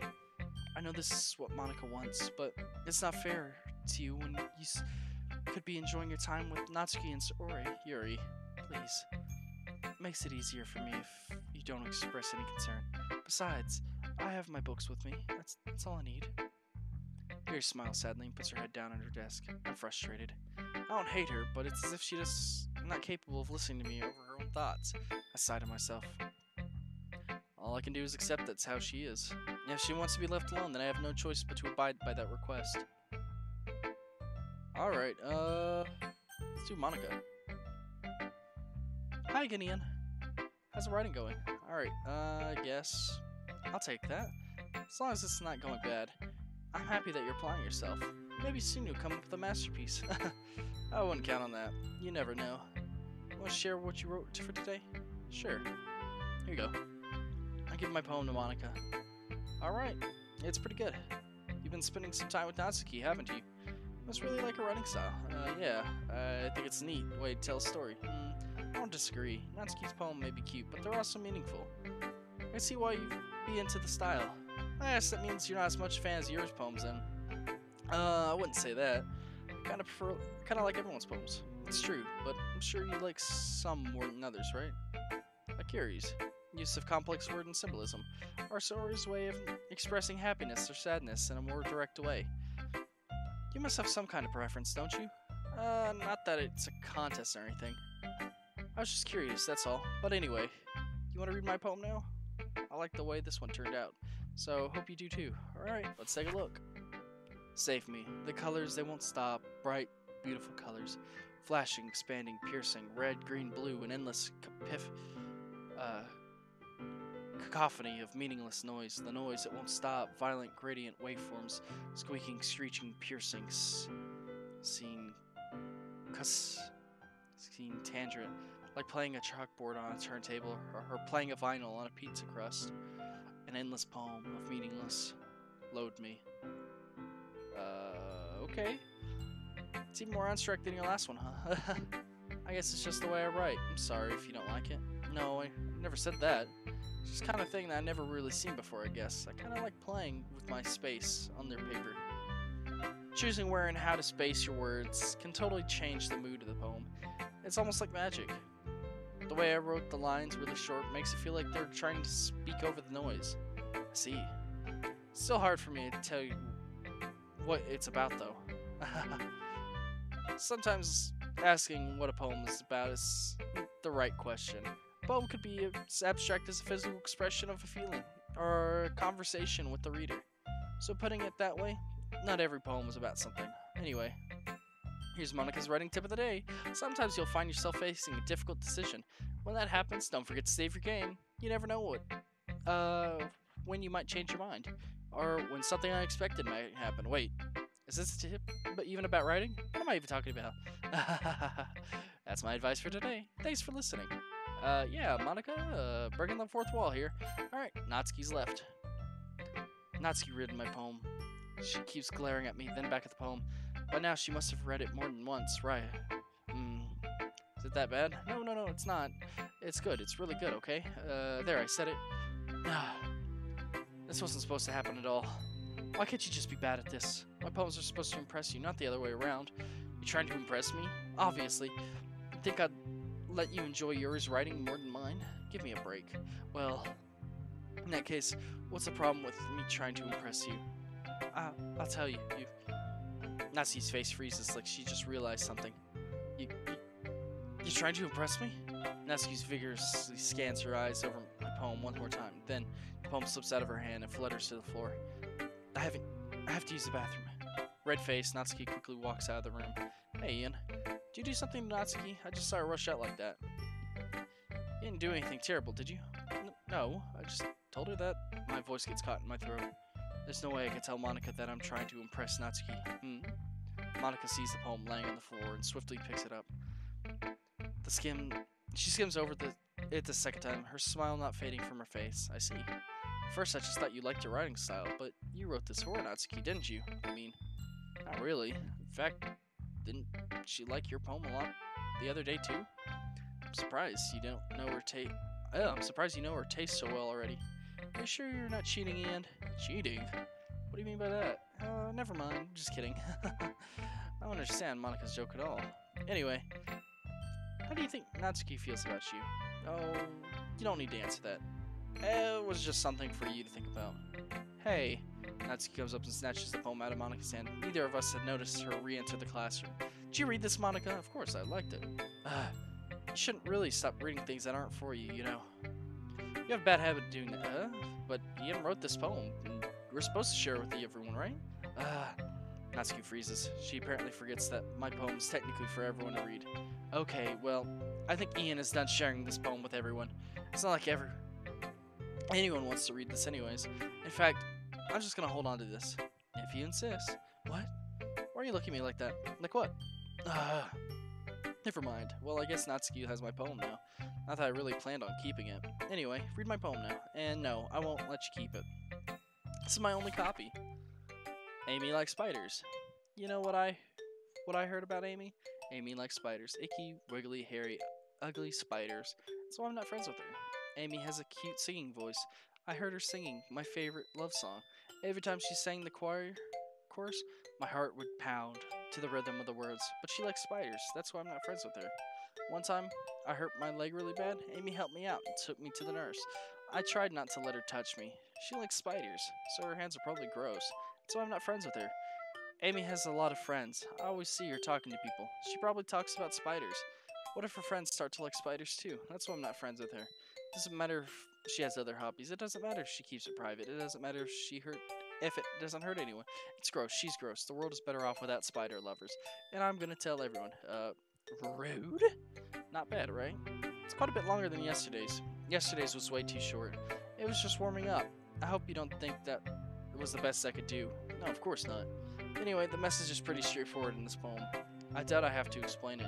Sometimes you can explain complicated issues with much simpler analogies, and it helps people realize how stupid they're being. Like, anyone would agree that the subject of this poem is the ignorant jerk. Do you know people like that? Of course. And it's about how everyone thinks That doesn't matter. It can be about anything. I wrote it to be easy to relate to. Everyone has something kind of weird hobby or guilty pleasure. Something that you're afraid if people find out, they're gonna make fun of you and think less of you.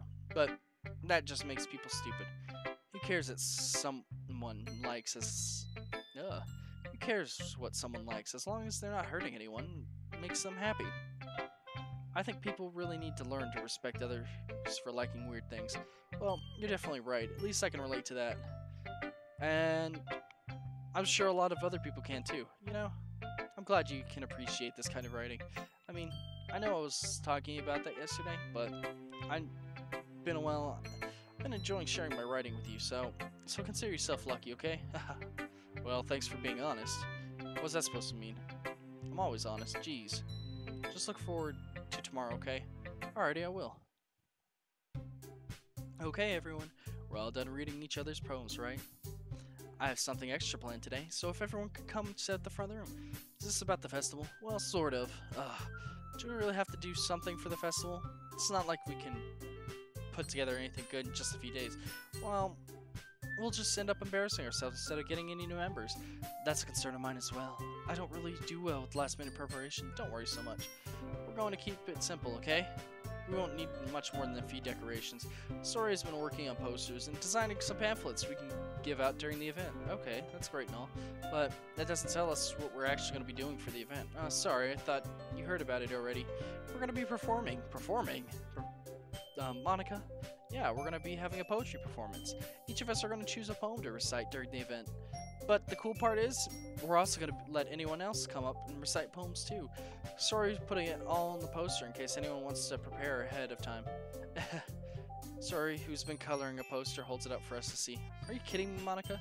You didn't already start putting this posters up, did you? Well, I did.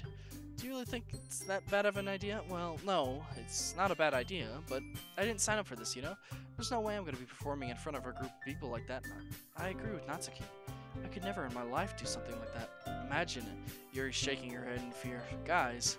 No, sorry. I understand where they're coming from. Remember that Natsuki and Yuri have never shared their poems with anyone until just a couple days ago. It's a lot to ask for them to recite their poems out loud to a whole room full of people. I guess I kind of overlooked that. So I'm sorry.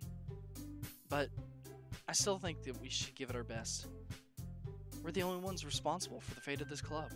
If we start the event and each of us put out a good performance, then it will inspire others to do the same. And then more people will perform. The better we'll be able to show everyone what literature is all about. Yeah, it's about expressing your feelings, being intimate with yourself, finding new horizons, and having fun. That's right. And it's those reasons that we're all in this club today. Don't you want to share with the others? To inspire them to find the same feeling that brought you here in the first place? I know you do. I know we all do. And if all it takes is standing in front of the room for 2 minutes and reciting a poem, then I know you can do it.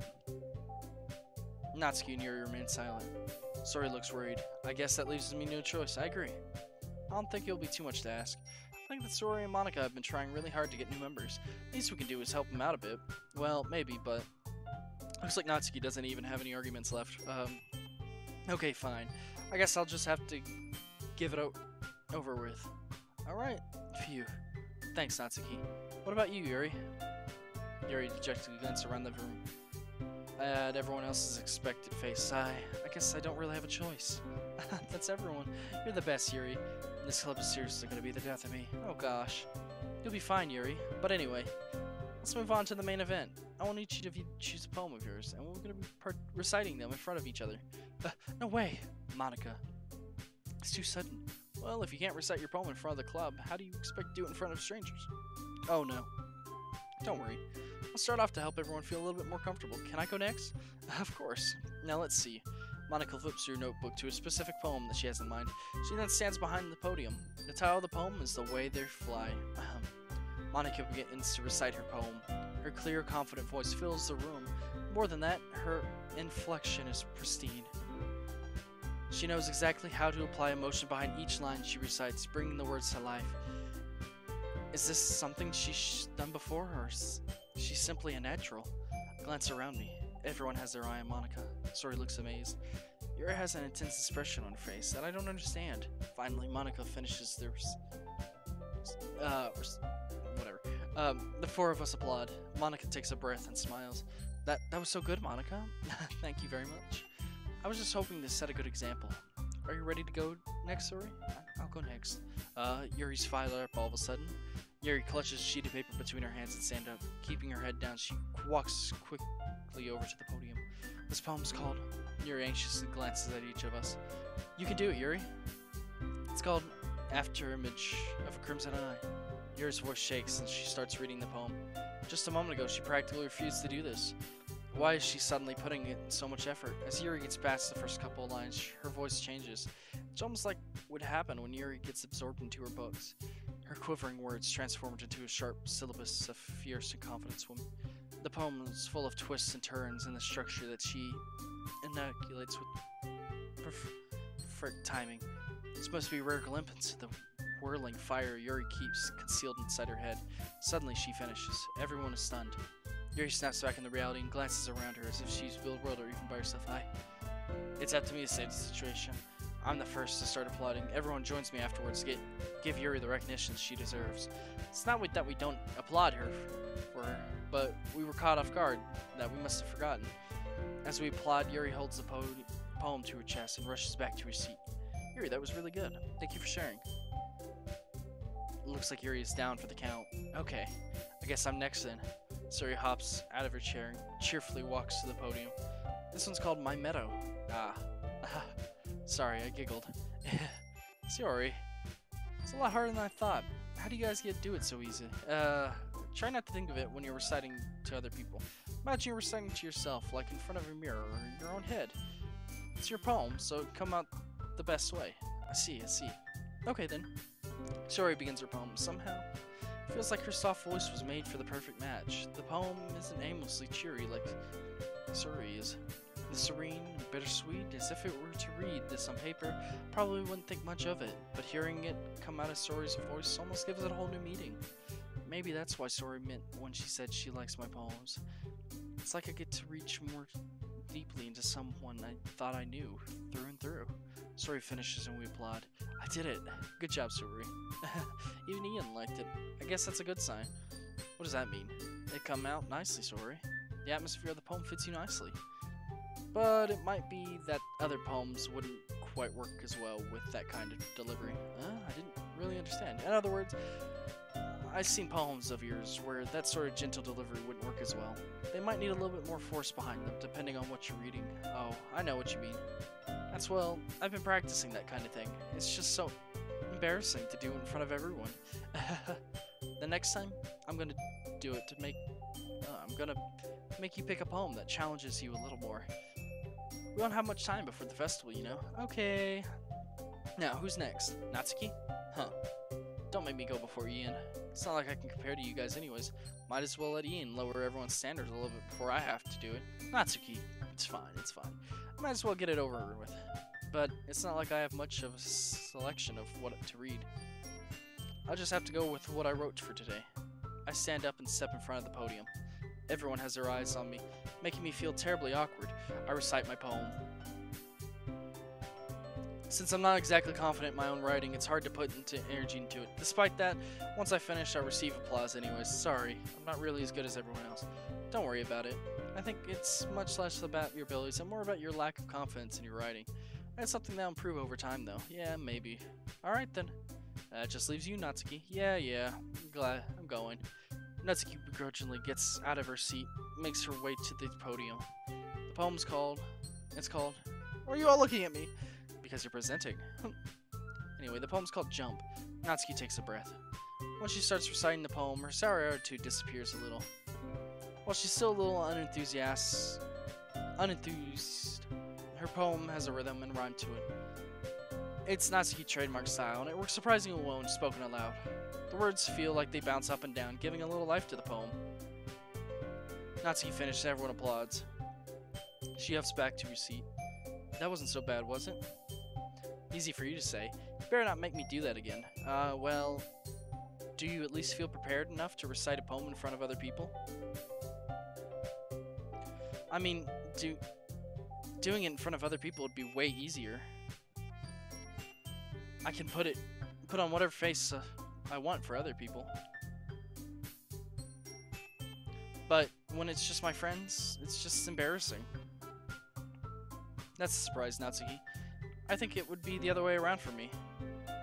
So, well, I guess in that case, you won't have much to worry about for the festival. Might be hard, but I hope that you all have the idea of what it's like now. Make sure you pick a poem to get enough practice before the festival, okay? I'm making pamphlets, so let me know ahead of time what you'll be reciting. Jeez. I should probably find some other poem to recite instead. That's fine too. It doesn't have to be your own. I'm already presently surprised that you're putting in all this effort for the club. Makes me really happy. Yeah, no problem. Okay, everyone. I think that's about it for today.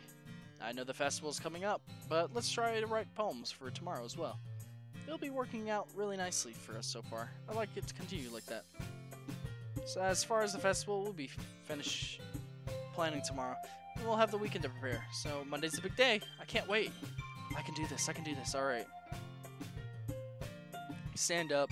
There's no way I'll be able to find the same enthusiasm as Saori and Monica, but I'll do my best to get through it.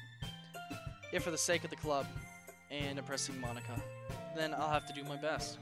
Ready to go, Saori? Yep. Look at you two always going home together like that. It's kind of adorable, isn't it? Jeez, guys. Don't make such a big deal out of it. It must be a little nice, though. Well, how am I supposed to respond to that? It's okay, Ian. You don't have to say it. Whatever. Let's go already. I walk home with Saori once more.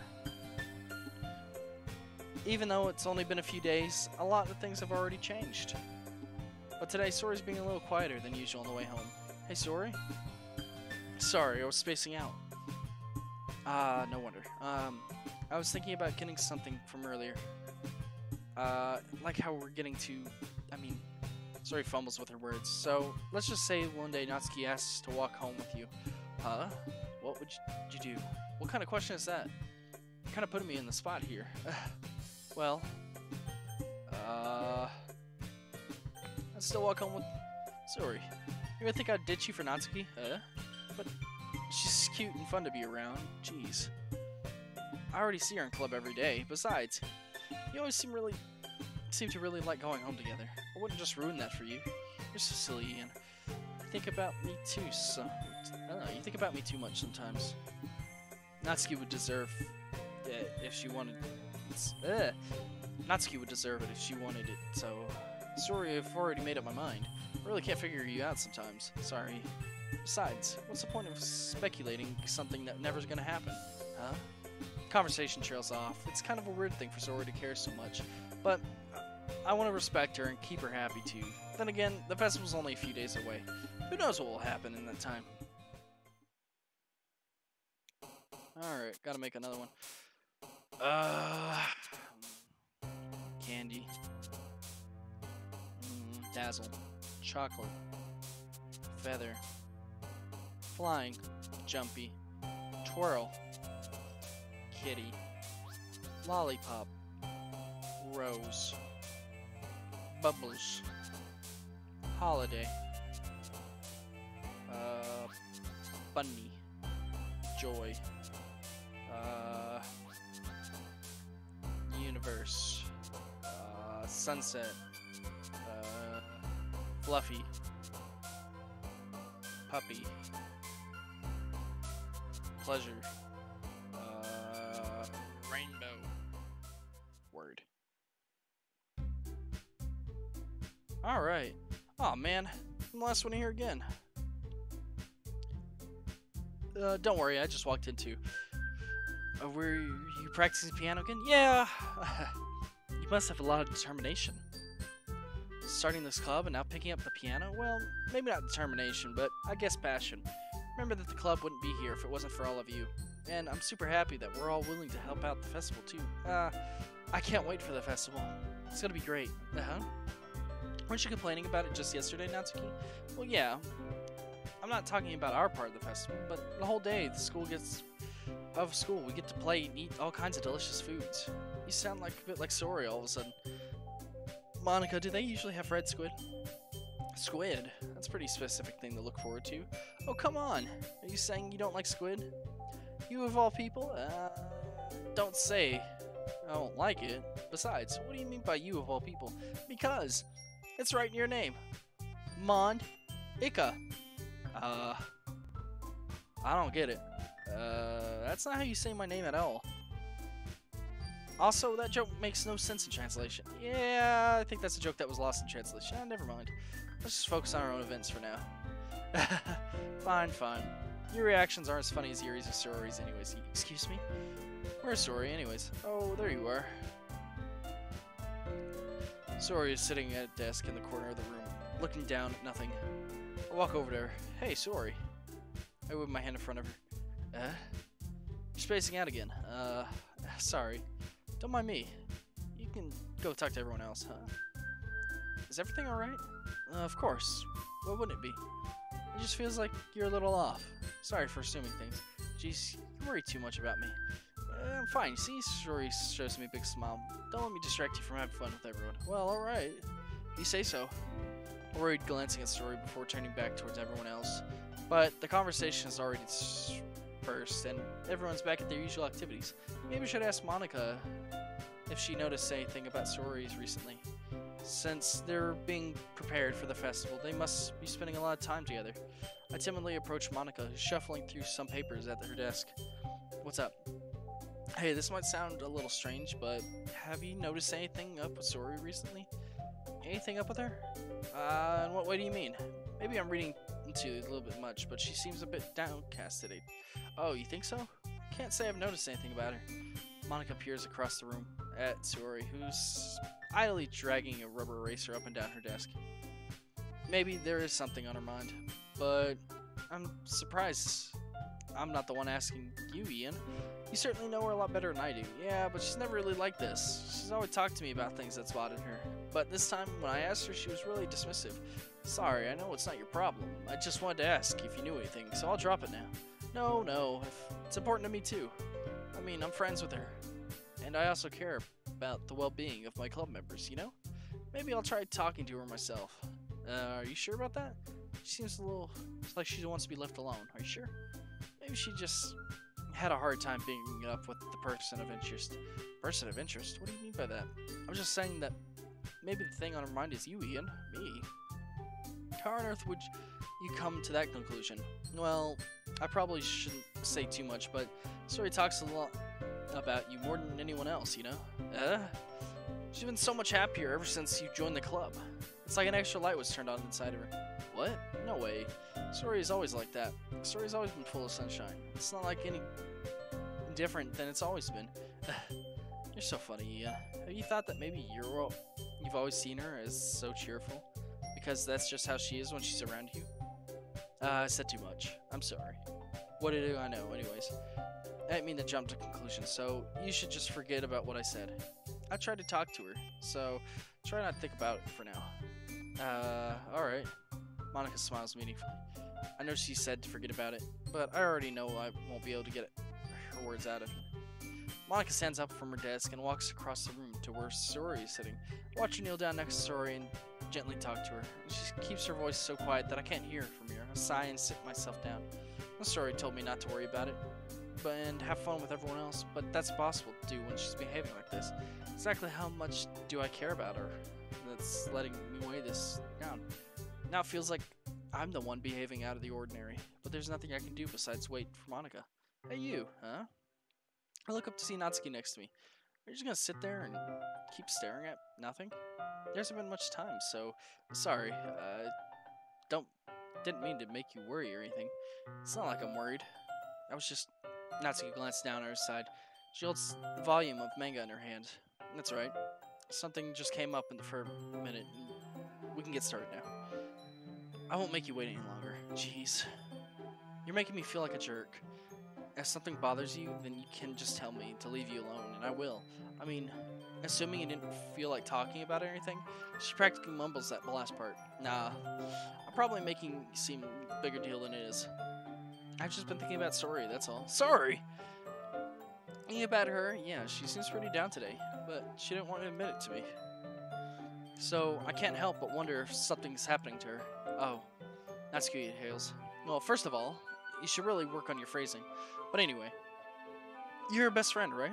Yeah, I guess so. Yeah, in that case, I think you should trust her a little more. If she needed you, then you'd be the first person she'd go to, right? Well, I guess that's true. I mean, some people just have those days. Can't always avoid it. If anything, she probably doesn't want you to worry about her because it's not important. Yeah, that's kind of what she said to me. Maybe it's not right for me to go against her wishes. Exactly. If she needed you to worry about her, then it'll be a lot more obvious. Yeah, I should have thought of it that way from the start. Natsuki fizzes with the book she's holding in her hands. See, she really means a lot to you, doesn't she? Don't get the wrong idea or anything. We've just been friends for a long time. It's normal to be worried about your friends. I mean, you were worried about me, so I was not. Jeez.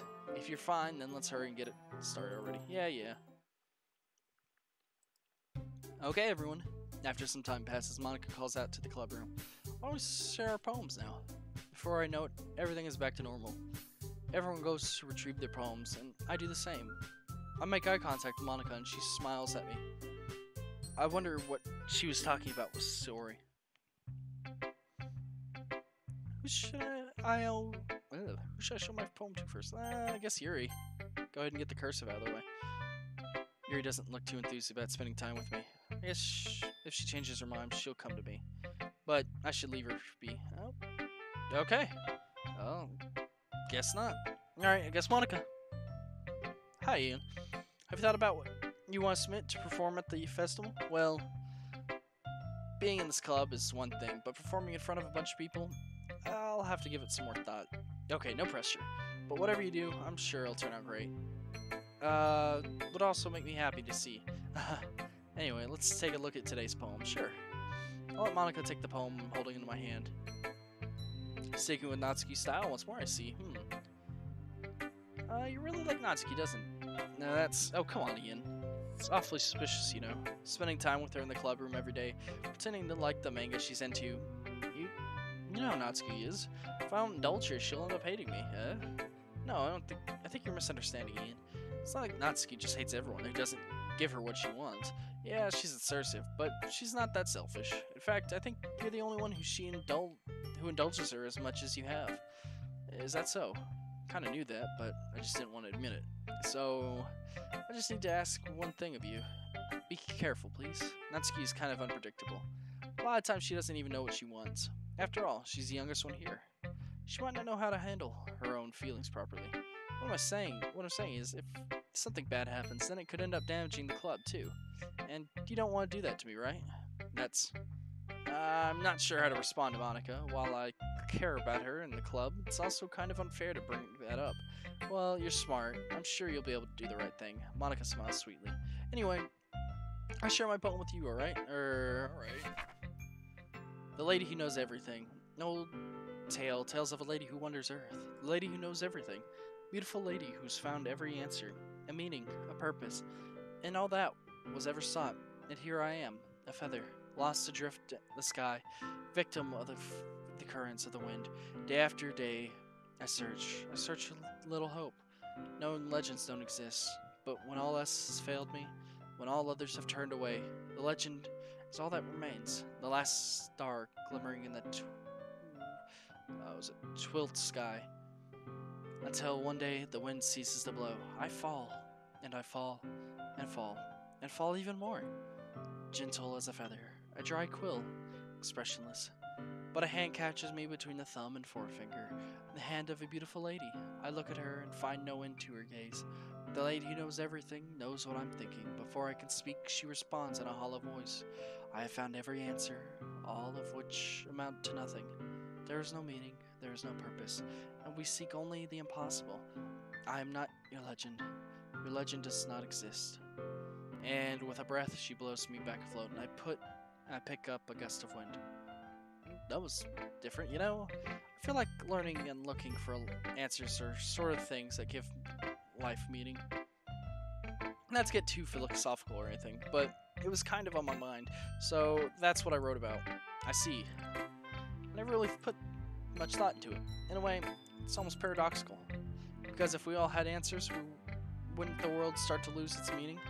You know, there's one thing I noticed. It seems like everyone in this club prefers writing about things that are more sad than happy. Are you surprised? I mean, if everything was okay, we wouldn't really have anything to write about, would we? Humans aren't two-dimensional creatures. Well, I mean, to be fair, Monica, you kind of are. I mean, after all, you are in a video game, after all. I think you'd know that better than anyone. You mean one-dimensional? Yeah. Anyway, here's Monica's writing tip of the day. Are you ever too shy to share your writing because you're afraid it's not that good? It can be really disheartening to get a lukewarm response to something you put so much into. But if you find other people who enjoy writing, then sharing becomes a lot easier. Because instead of just telling you that your writing is good or okay or bad, they'll want to focus more on everything that went into it and things that you can work on. It's much more encouraging that way, and it'll make you want to continue improvising. It's almost like having your own little literature club, don't you think? It's my advice for today. Thanks for listening. Alright, let's do Natsuki. Let's see. You're certainly enthusiastic today. Of course. You know I like your writing. I'm just surprised. It seemed like you had a lot of trouble admitting that before. Well, of course. I just had to put you in your place a little bit. It's not like that. I mean, it's not like I was shy or anything stupid like that. Or jealous. I really wasn't jealous. Just because you happen to be a good writer? That's such a dumb thing to be jealous about. Natsuki. What? Really not confident about your writing, are you? What are you talking about? My writing is obviously the best, right? It took me a while to figure it out, but I think I finally did. Maybe Natsuki acts so arrogant because she's trying to make up for her own insecurities. If she acts like she's the best, then other people might think that way too. Right. Ian, please just tell me you like my poems. I don't care if you hate them. Just please tell me that I'm the best. I just really need to hear that from someone. I know it sounds stupid, but there's a reason I never shared my poems before this, Natsuki. Because nobody ever takes me seriously. What's the point of sharing my poems if people just laugh and say they're so cute? Just like you, Natsuki. Sometimes I don't want to be cute, but nobody understands that. That's a really hard when I write. The style doesn't matter. Emotions are there. Why can't anyone see that? I just want... Natsuki trails off. Maybe it's because her lips started to quiver. I look down. Her fists are clenched really tight. Hey, Natsuki, if you're not careful, you'll rip your own poem. I gently grab the poem with my hands until she relaxes her grip on it. Place it flat on the desk and smooth out a wrinkle that she put into it. Don't read it. Before I can pick it back up, Natsuki snatches the poem up from my desk. It's not any good anyways. I know you hate my poems, so you don't have to read this one, okay? But I want to read it. Why? Because I like your poems. I really do. Why would I judge you for your style? It's not like my own style is anything crazy. I mean, it's true that the first time I read one of your poems, I didn't look much into it. But I know you better now. And it's wrong for Yuri to think your style is more amateur than hers. And Sori, well, she means well. But sometimes she's so focused on simple happiness that she doesn't understand what people really want. Yeah, I guess I really never thought about how hard it is for you. And I'm sorry if that was part of the problem. I understand now. You're not just cute. You're a lot more than that. Natsuki, you're doing it again.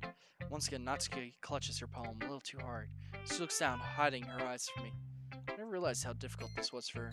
But finally, she forces herself to extend her arms and set her poems on the table. You can read it. Just turn that away. I don't want you to look at my face right now. Okay, I will. Because tomorrow will be brighter with me around. But when today is dim, I can only look down. My looking is a little bit more forward, because you look at me. When I want to say something, I can say it with a shout. But my truest feelings can never come out. My words are a little less empty, because you listen to me. When something is above me, I reach for the stars. But when I feel small, I don't get very far. My standing is a little bit taller, Because you sit with me. I believe in myself with all of my heart. But what do I do when it's all torn apart? My faith is a little bit stronger because you trust me. My pen always puts my feelings to the test. I'm not a good writer, but my best is my best. My poems are a little bit drearier because you think of me. Because you. Why are you looking at me like that? If you don't like it, then just say it. I won't get mad. No, it's not that I don't like it. It's just a little surprising to read. I guess I'm not used to hearing such nice things come from you. Don't just say that, dummy. What do you think the point of writing is? Expressing things that you just can't say? Yeah, I understand. I'm sorry if I'm missing the point sometimes. I always mean well, and I'm happy that you showed this to me. I liked it. Well, yeah, I'm a pro, so Natsuki mumbles, completely failing to sound confident like she usually does. Just remember that I can think these things through sometimes too. You know, when you're nice to me, it is meaningful. Oh, I'm glad. Sensing Natsuki is satisfied, I start to hand the poem back to her. But as I do, Natsuki takes my hand and pushes them back away. Her small, soft hand surprised me with their assertion. I don't want it. Why not? I just don't. Jeez. I realize what Natsuki is doing. Unable to be honest, she's trying to give me the poem in a roundabout way. Well, in that case, I'm going to keep it. Instead of teasing her, I choose to go along with it. Good. If you didn't, I would... Never mind. I'm glad you won. Natsuki backpedals on her words and leaves it at that. Despite her best efforts to hide her expression, I can see her faintly smiling to herself. And that's all for now. Go put it away before someone sees it, okay? Yeah. I'll go do that. With that, I return to my seat and put away Natsuki's poem. Alright. Last but not least. Huh? It's nice, I guess. Come on. I can already tell you don't like it. Well, you don't need to worry about what I think. After all, you wrote this for someone else, didn't you? Probably Natsuki. I didn't write this for anyone specifically. Maybe that's not really what I meant, though. But it's okay. You're making new friends, just like I was hoping. It makes me really happy. And you're happy too, right? In this club? Well, of course I am. Good. That's all that matters to me. Thank you, Ian. Sorry. Is there something wrong? Huh? No, nothing. I'm just a little tired today. Alright. Just tell me if you need anything. I will. Don't worry about me, okay? You can go play with everyone else now. If you insist. Yay! I'm gonna go home a little bit early today, Sorry.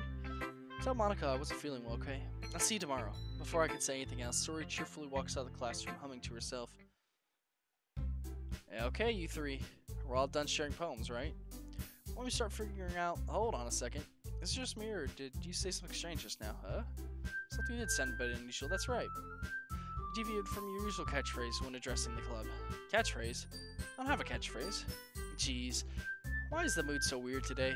Look, even Yuri's stagnating air is common foreshadowing that something terrible is about to happen. In your books, maybe. Look, the only thing different here is the story isn't here. Ah. Seems you're right. Sigh. Sorry always seems to lighten the mood a little bit, doesn't she? It's almost like everyone's balance is thrown off a little bit when she's not around. Where the heck did she run off to anyways? I thought she went to pee. Natsuki, please, show some decency. Oh, come on. She actually wasn't feeling too well and went home early. Oh, is that so? I hope she's alright. Seriously? Of all the times not to go home with her, you picked this time she's not feeling well? So much for you two being very all lovey-dovey. No, first of all, you stop misunderstanding my friendship with Sorori. And second, she's kind of been avoiding me today, and so I don't want to force it. Oh. A curious expression coming from Yuri, of all people. Calm down, guys. I talked to her earlier, and everything's fine. What'd she say? Anyways, we need to figure out the rest of the festival preparation, so let's decide what everyone will be doing this weekend. I already know what I'm doing. That's right. Natsuki will be making cupcakes, but we might need a lot of them, different flavors. Can you handle that by yourself, Natsuki? Challenge accepted. And as far as myself, I'm going to be printing and assembling all the poetry pamphlets. Sorry, will be helping me design them. As for Yuri, you can, guys, can you help me come up with something for Yuri? I'm useless. No, that's not it. You're the most talented person here, you know. Now, Natsuki pouting too. Jeez, I can tell now. I guess I never gave Sorry enough credit, but I can tell things are even harder on you when she's not around. It might be the case, but if I can also be a leader on my own, then I won't grow as a person. So Yuri, you have beautiful handwriting, you know? You should make some banners and decoration. Help set the atmosphere. Atmosphere? About that, I love atmosphere. Yuri's expression suddenly changed. She stares at her desk and focuses and starts nodding to herself.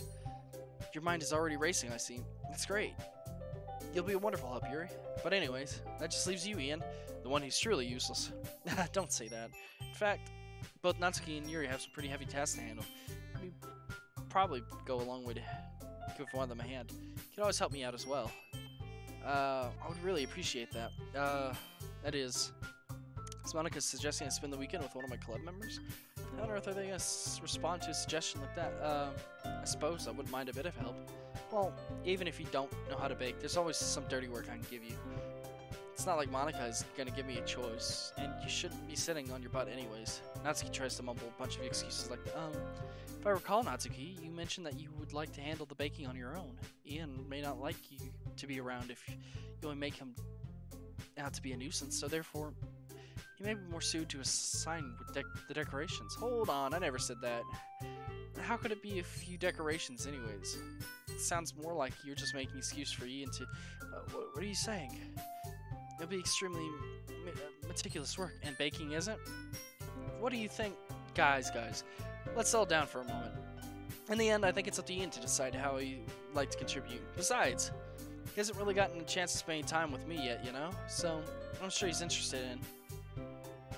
You literally just said, I'm surprised as well. Sorry. I'm just saying, though. Jeez. Can we just settle this already? Yeah. Ian, are you okay with this? In the end, it's up to you. Of course. Very well.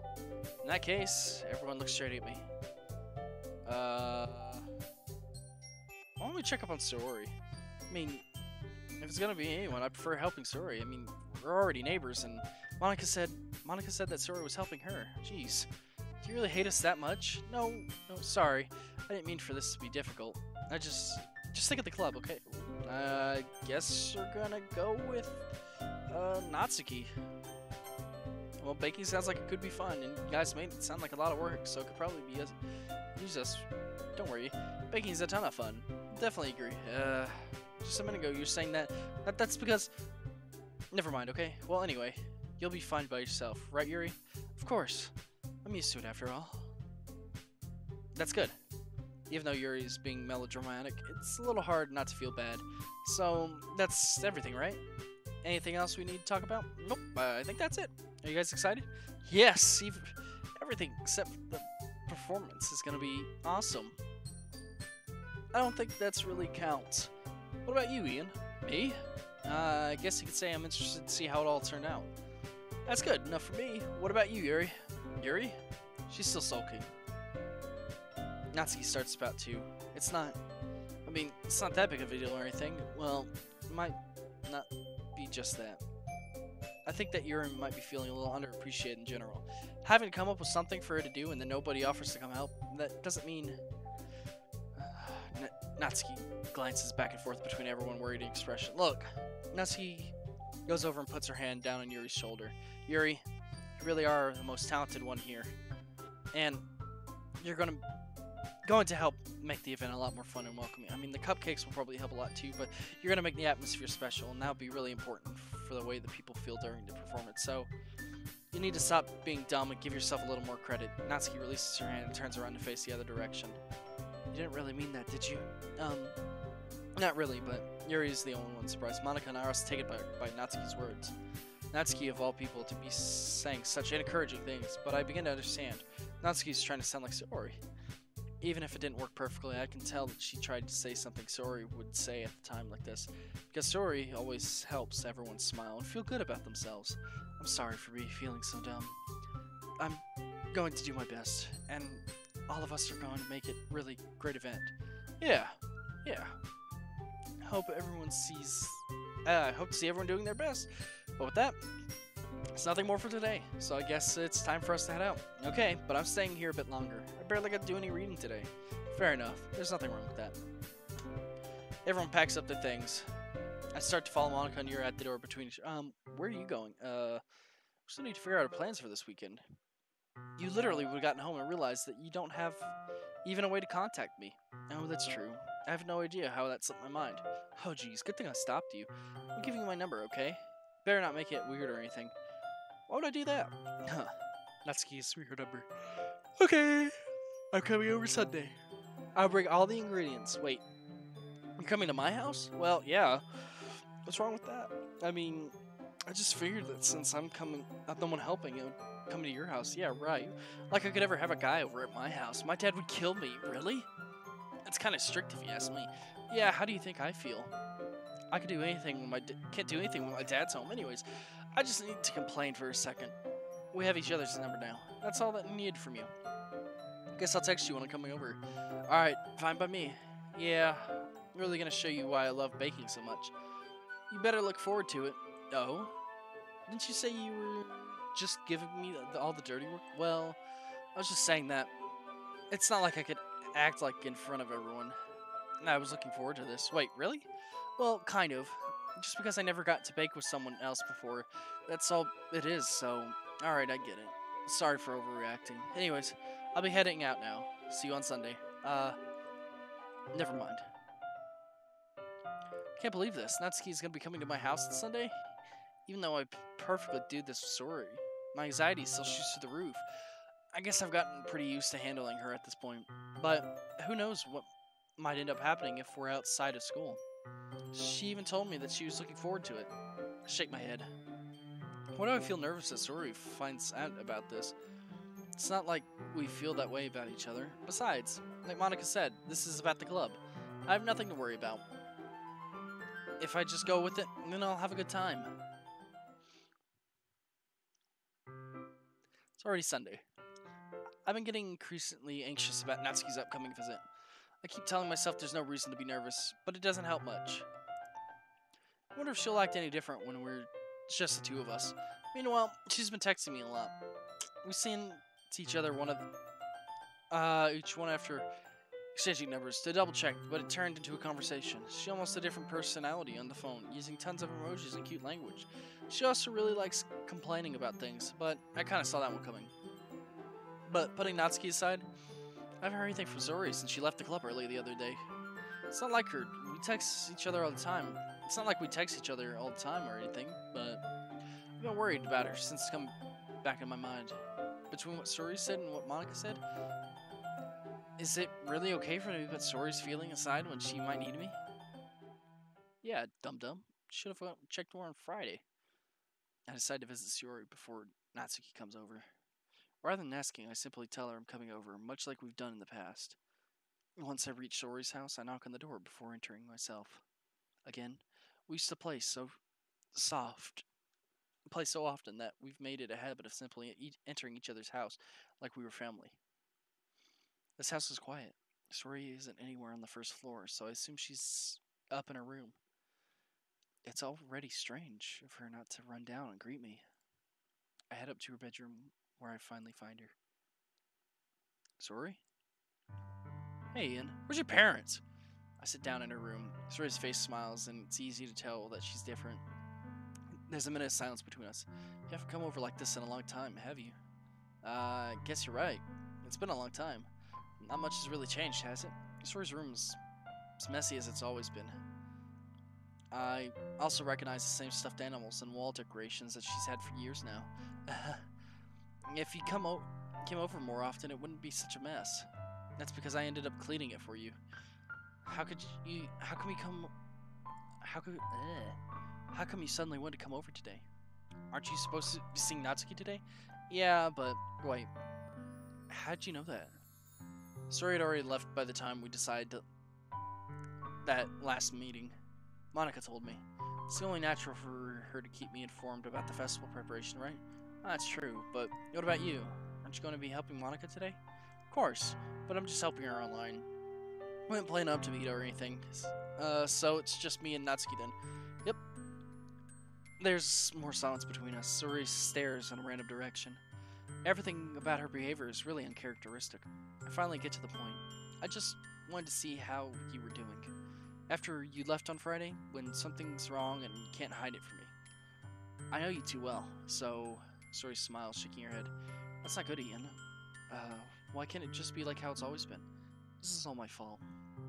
If I didn't get so weak and accidentally express my feelings, if I didn't make that stupid mistake, then you wouldn't have been worried about me at all. You wouldn't have come here. You wouldn't have even been thinking about me right now. But this is just my punishment, isn't it? I'm getting punished for being so selfish.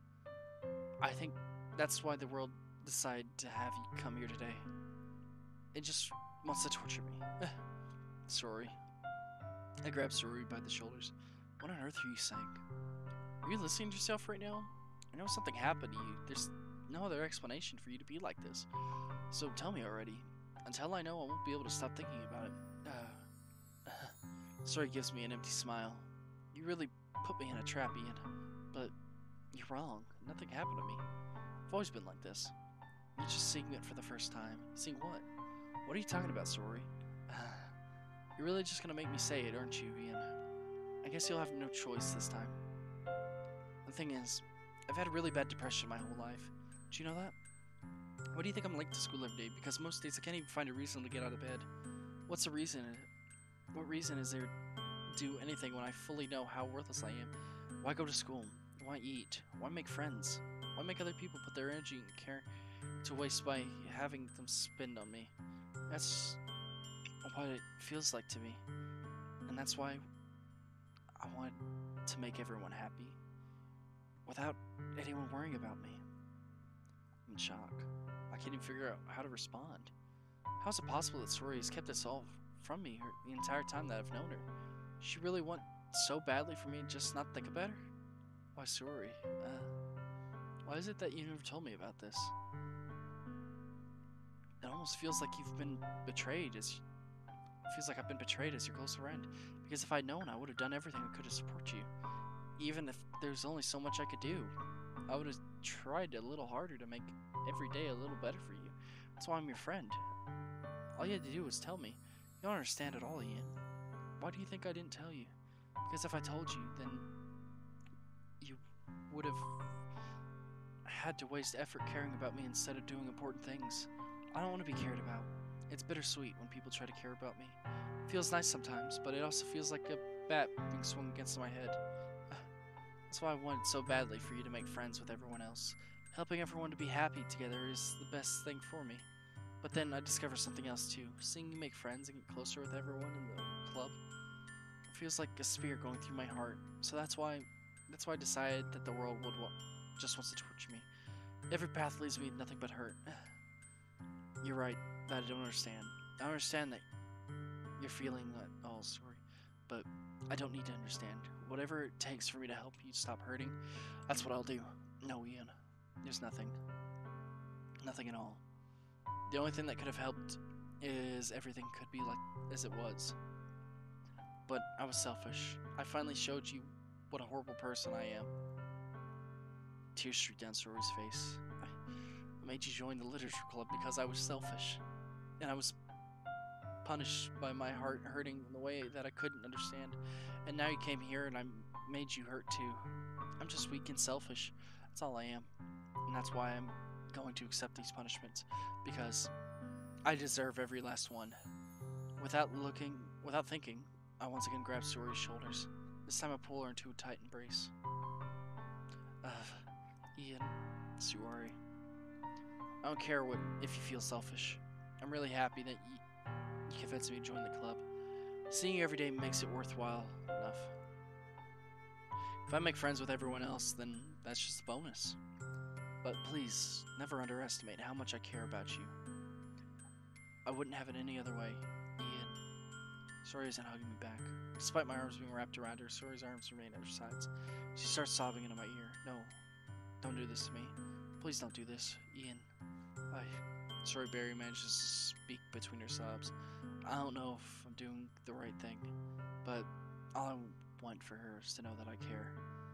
If you have it in you to call yourself selfish, then you have to let me be selfish too. No matter what it takes, I'll figure out what needs to change. I'll make these feelings go away. And if there's anything that you need for me to do, then you better tell me. I'll get mad if you don't. I don't know. I don't know. I don't know. Gently Stories finally puts her arms around me in return. I don't know anything. It's all really scary. I don't understand any of the feeling, Ian. The only time I'm not feeling nothing is when I'm feeling pain. But your hugs are so warm. And that's really scary too. Story let me go. As she does, I let her go as well. The festival's tomorrow. Yeah.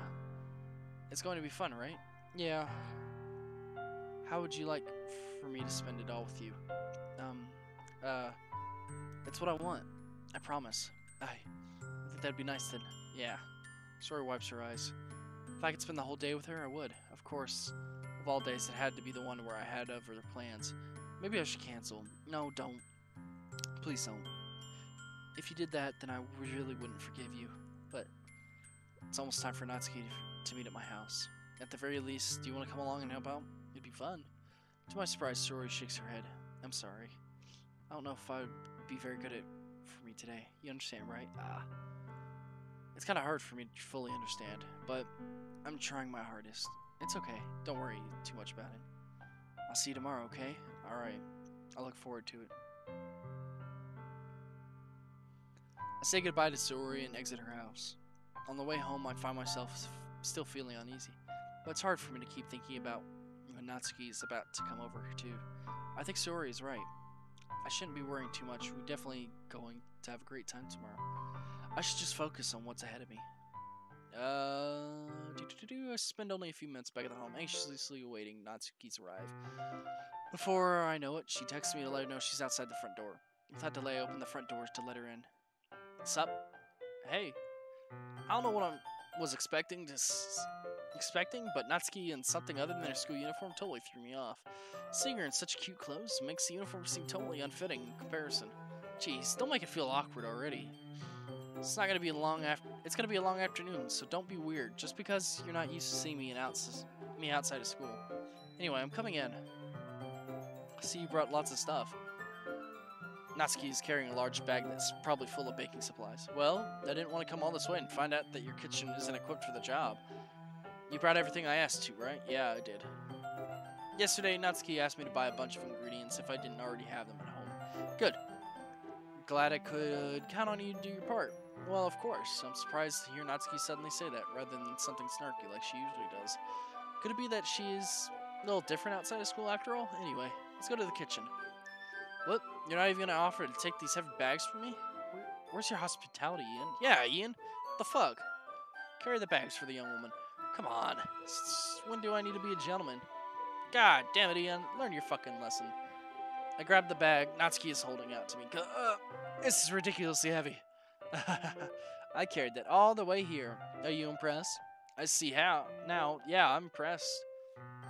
Natsuki. It seems like I always underestimate you. It's because I'm so small, isn't it? You jerk. Natsuki hit a fist in my chest. Hey, your size has nothing to do with it. Do you really hate being small that much? It's not like I hate it. I mean, sometimes I like proving people wrong when they only think I'm worth my size.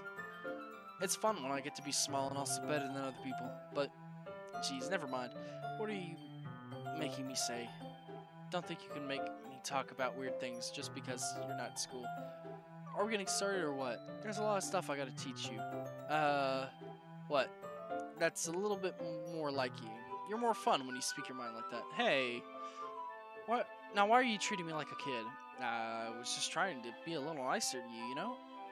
And just because I don't have a mature and sexy figure like Yuri doesn't mean you should treat me like, Natsuki catches her words and her face turns red. Natsuki? Forget it. I didn't say anything. I should apologize. I appreciate that you were trying to be nicer. I should have been a little bit more considerate too. But also, if that's what you were thinking, then you should know that there are tons of guys who are into your body type like yours. Huh? How would you know that anyways? Just trust me on this one. Gross. Hey, was that to me? Who else? Man, let's just get started already. You get all sour when girls call you gross. I finally found your weakness, Ian. Natsuki smiles deviously. Spare me. Well, if Natsuki decides to dish out more insults like that, then there's no way I'm not fighting back. But she's satisfied enough for now. Finally, start to pull things out of her bag so we can get started.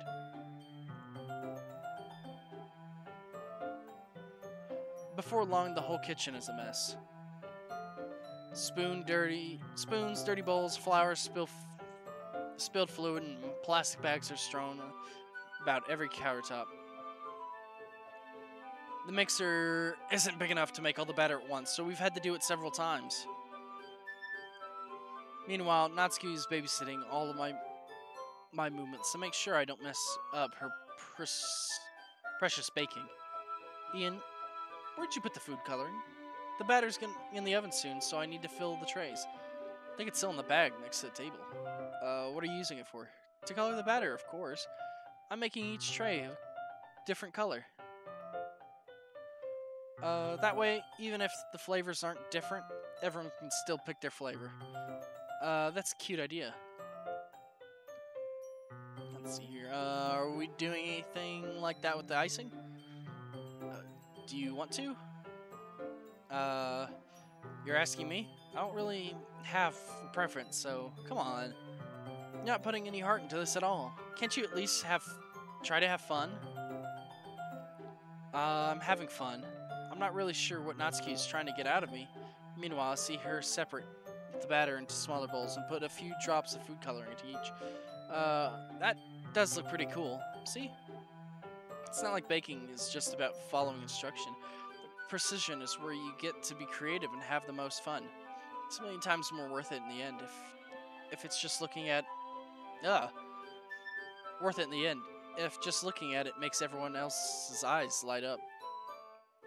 Let's see here. Like the ones you made on the first day, huh? I recall Natsuki proudly presenting the cat-shaped cupcakes and Sorori and Monica delight expression. Wonder if I could make Natsuki proud like that too. Yeah, maybe I will use the food coloring then. Sounds like you're starting to understand.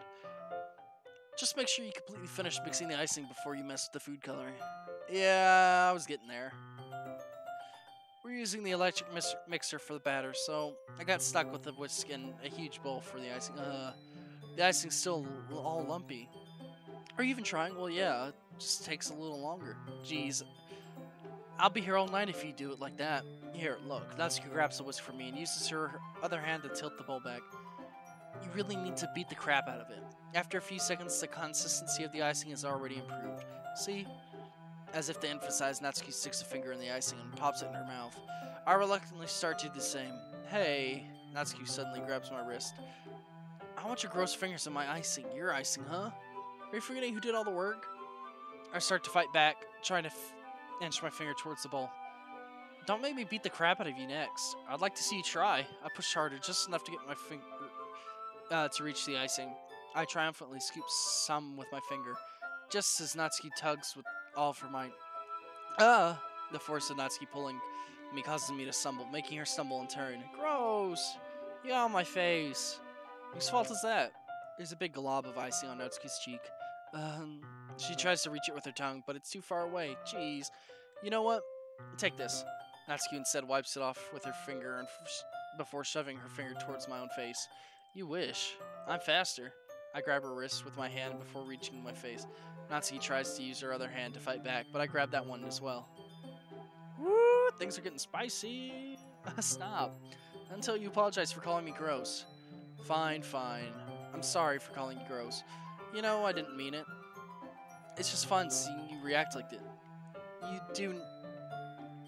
do that to me all the time, you know. Saying dumb things that just get a reaction out of me. You really shouldn't tease girls like that. Is that so? In that case, I probably shouldn't do this either.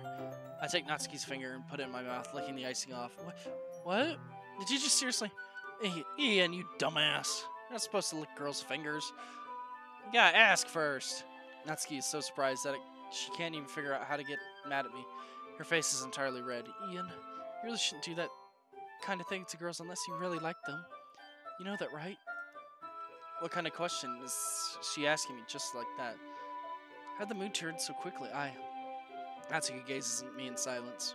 I notice her shallow breaths. Why am I starting to feel dizzy? Of Of course, out of nowhere, the fire alarm starts going off. Natsuki rushes over to the oven. Is something burning? I thought you didn't put the cupcakes in yet. No wonder. You left the dirty tray in here, dummy. How could you make a mistake like that? You should have checked before turning the oven on. Ian, it's your kitchen, dumbass. Don't blame me for your mistakes. Jeez. Natsuki used the oven mitt to grab the blackened tray out of the oven. She sets it on top of the stove. In another moment, the fire alarm stops. Anyway, I'm putting them in the oven now. Yeah, tension from the moment before still lingers over our head. But the moment has already been lost. I watch as Natsuki slides the cupcake tray into the oven. Then I reluctantly pick up a whisk and continue with the icing like nothing ever happened. Ah, that smells so good. The cupcakes are ready to be pulled out of the oven. As soon as Natsuki opens the oven door, a blast of sweet-smelling warmth fills the air. Look at how cute they all look. She proudly shows off the different colored cupcakes in each of the trays. They'll even look better once we add the icing. Not like you need to tell me that. I brought decorating stuff, so I hope you can get creative. Here, scoop the icing into these bags. Natsuki handed me some plastic bags. I have these nozzles that make it look nice and fluffy. This one we can even make flowers. We probably won't be using it this time, though. What is this one for? I pick up the nozzle that has a much thinner tip than the others. That one's really thin, so you can use it to make stripes or other patterns, but you can also use it to write stuff on the cake. Like happy birthday or whatever. I see. That gives me an idea, actually. Well, it's a literature event, right? We could make it more literature themed by writing different words on each of the cupcake. It'd be more fun to see people choose their cupcake based on a word they like. I was kind of expecting you to say something really stupid, but that's actually a really cute idea, so maybe I'm getting it from you. What's that supposed to mean? Not cute. Come on. We're not at school. Nobody's judging. You can't dress and act like this and not expect me to think you're cute. Well, Natsuki's voice trails off. Same with you, huh? Do you say something? No, nothing. Let's just do the icing. Natsuki picks up the paste and fastens the nozzle to each of the bags. There's a lot to do, so we shouldn't be wasting time. Here, I'll show you how to do it. Without giving me a chance to think about before, Natsuki quickly moves on. She shows me how to apply the icing, and then we each get to work. When we were finally finished, Natsuki puts them all side by side to admire our work. Look at how pretty they are together. Yeah, they are, aren't they? I wish I could have one now. Well, there's no reason why you can't, right? I don't see any harm in that. Well, yeah, but my dad's making dinner tonight, so I really need to save my appetite.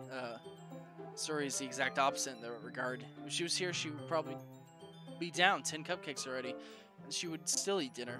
Come on, that's just unhealthy. Besides, my dad cooks, I need to eat as much of it as I can. Well, anyways, I was hoping we could have time for manga, but I need to be home for dinner. Already? That's a shame. It's your fault for working so slowly. You should have thought about that. It's not like you'll always have this chance, man. As usual, Natsuki places the blame on me. You can bring the cupcake tomorrow, right? If you and Sora each carry some, then you can probably do it in one trip. Yeah, I can do that. And don't worry, I won't let her eat any. I wish she would listen to me the same way she listened to you. Yeah. I again think back at the conversation I had with Sora earlier today. I felt so helpless. Sora always does listen to me, but at that point, it felt like she couldn't listen to me at all. Okay, I'm all packed. Good work today. You too. I'll walk you out, I guess. Just like that, Natsuki's already about to leave. I feel like the afternoon went by in a flash. More than that. Did I even take the opportunity to get closer to her like I wanted? Well, I guess I'll be off then. Thanks for all the help and everything.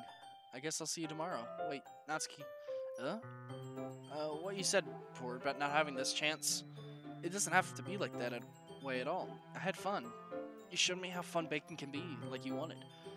But aside from that, you can come over anytime you want, okay? I think if it's possible, I'd like to spend more time like this. If you want to read manga or go out somewhere, do you really mean that? Natsuki looked at me tensely, like she's trying to hide her expression. Yeah. I want to spend more time with you, Ian. I thought you only cared about getting this done. I'm sorry I had to leave so early today, but I really didn't want to. I would really stay here longer if I could. I feel the same way about you, so... Natsuki suddenly gets closer to me. Wait, Natsuki. Setting inches from me, Natsuki looks up at me. I feel her fingers gently clutching the sides of my shirt as if holding on to me. Her rose-colored cheeks and matching eyes fill my vision along with her slightly parted lips. What's happening? It, my head starts going dizzy as I feel her soft breath against me. I felt it for a while now. Uh, Natsuki suddenly jumps back. Sorry. Uh, uh, hi, Ian. Sorry. Just now we weren't. Uh, it's okay, Ian. I just stopped by to say hi.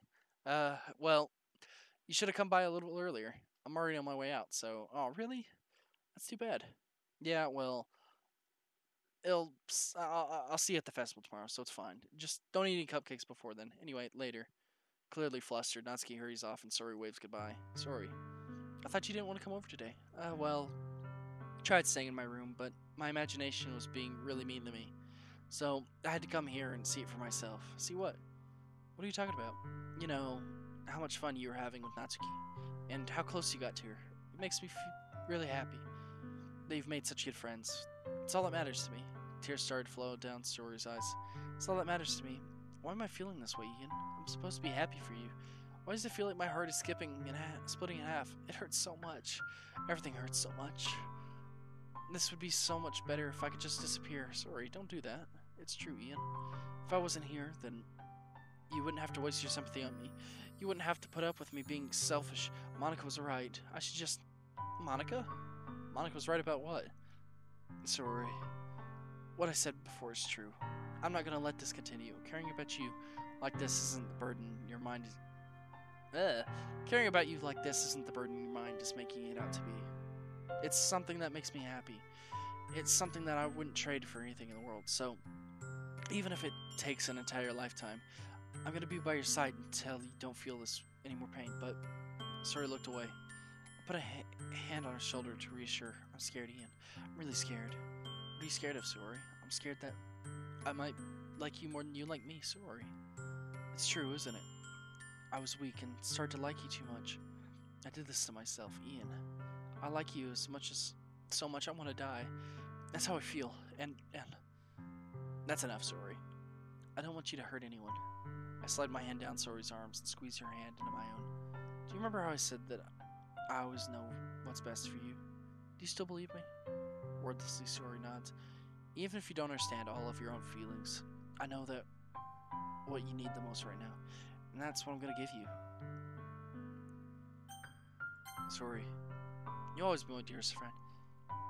What you need most is for things to be like it's always been. Monica told me the truth. She told me how happy you are after I joined the club. I know that you're struggling with some really difficult feelings right now, but please trust me. I know what's best and what will always make you happy in the end. I promise I'll help things get back to the way they were. I see. Sori forces a smile through an incredibly pained expression. Is this what it feels to get stabbed in the chest? Should I write a poem about this story? It's okay. It's just my punishment, remember? For being so selfish, so please don't worry about these stupid feelings. I know you're right. I knew this whole time that there was no happiness down that path. That's why I came here, just so I could get the answer I needed to hear. And the other thing? You're also right that I just wanted it to go back to the way it was. I realize that now. You really do know me better than anyone. I'll trust you with anything at all. So, Sori's smile finally breaks, and all of a sudden she turns around, drops to her knees. Clutching her head between both hands, she screams as loudly as she can. I'm so shocked that I didn't know how to react. Sori looked over her shoulder and flashes me one more weak smile before turning around and running off. Sori! I'm left helplessly standing in front of my house. Why am I feeling so horrible about this? There's nothing more I could have done. The most I can do is support Sori through her feelings and help her on the path that's right. But I'm having as much trouble understanding Sori's feeling as she is. Even though I can comfort her, I keep wondering if I should be doing something more, something different. I know these thoughts will continue to plague me until they're back to where, but I'm gonna have to give it everything I got. Sori will always be my dearest friend. I'll do whatever it takes to put a smile on her face every day. It's the day of the festival. Of all the days, I expected this to be the one where I'd be walking to school with Sori. Sori isn't answering her phone. I considered going to her house to wake her up, but I decided that's a little too much. Meanwhile, the preparation for the event should be nearly complete. I managed to carry all the cupcakes myself by carefully stacking 2 trays. Natsuki is already texting up a storm, but I can't respond thanks to my hands being full. Funny enough, I probably feel the same way about Natsuki about the event. I'm more excited for it to be over so I can spend time with Sori and Natsuki at the festival. But knowing Monica, I'm sure the event will be great too. Hey, Ian, you're the first one here. Thanks for being early. That's funny. I thought at least Yuri would be here by now. Monica's placing little booklets on each of the desks in the classroom. They must be the ones she prepared that have all the poems we're performing. In the end, I found a random poem online that I thought Monica would like and submitted it. So, that's the one I'll be performing. I'm surprised you didn't bring Sori with you. Yeah, she overslept again. That dummy. You'd think that on days this important, she'd try a little harder. I say that, but suddenly I remember what Sori told me yesterday. And I suddenly feel awful knowing it's not nearly that simple for her. I only said it because it's the way I'm used to thinking. But maybe I should have gone to wake her up after all. You should take a little responsibility for her, Ian. I mean, especially after your exchange with her yesterday. You kind of left her hanging this morning, you know? Exchange. Monica, you know about that? Of course I do. I'm the club president after all, but I stammer embarrassed. Did Sori tell her about it that quickly? About how basically I turned her confession down? That makes me seem like a bad guy here. But I'm the one who knows what's best for her, right? Jeez. You don't know the full story at all, so don't worry. I probably know a lot more than you think. Monica is being as friendly as usual, but for some reason I feel a chill down my spine after hearing that. Hey, do you want to check out the pamphlets? They came out really nicely. Yeah, sure. Grab one of the pamphlets laid on the desk. Oh yeah, they really did. Something like this will definitely help people take the club more seriously. Yeah, I thought so too. Flip the page over. Each member's poem is neatly printed out on its own page, giving it an almost professional feel. I recognize Natsuki's and Yuri's poem from the ones they performed during our practice. What's this? Flip to Sorori's poem. It's different from the poems she practiced. Is one that I haven't read before. Get out of my head, get out of my head, get out of my head, get out of my head, get out of my head, get out of my head, get out of my head, get out of my head, get out of my head, get out of my head, get out of my head, get out of my head, get out of my head, get out of my head, get out of my head, get out of my head. Get out of my head before I know what is best for you. Get out of my head before I listen to everything she says to me. Get out of my head before I show you how much I love you. Get out of my head before I finish writing this poem. But a poem is never actually finished, it just stops moving. What is this? Reading the poem, I get a pit in my stomach. Ian, what's wrong? Nothing.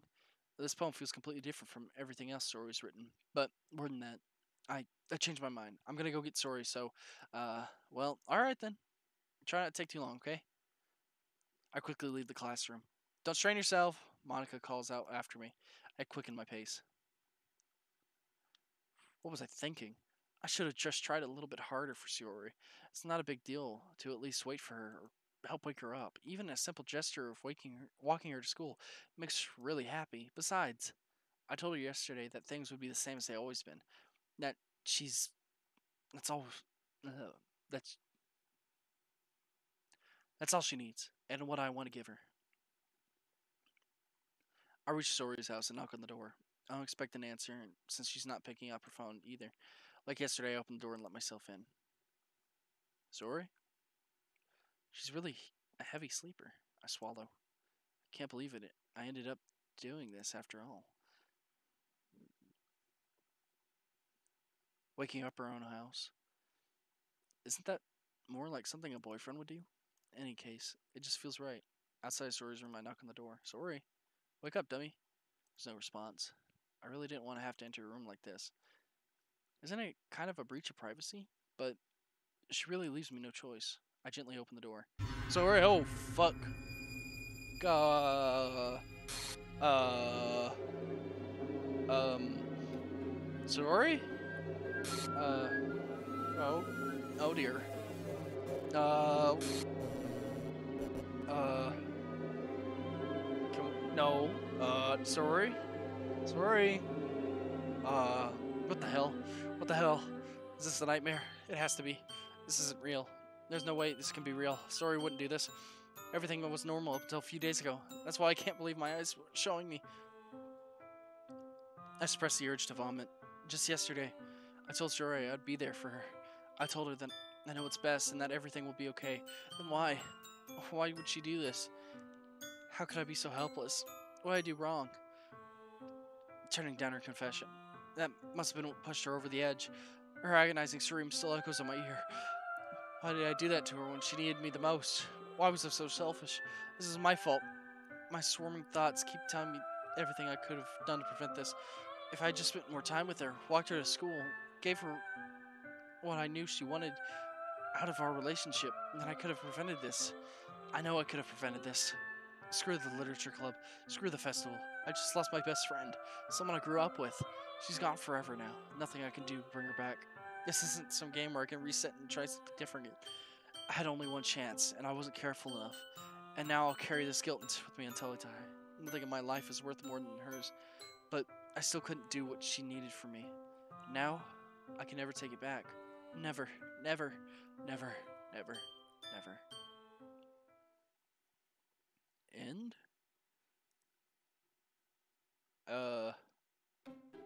Is it? Suri, you okay there? That's kind of a mix between all three. What? Gargle, gargle, gargle, what? I see an annoying girl run towards me from distance, waving her arm like she's totally oblivious. That girl's my neighbor and good friend since we were children. However, just sign of Quasrock.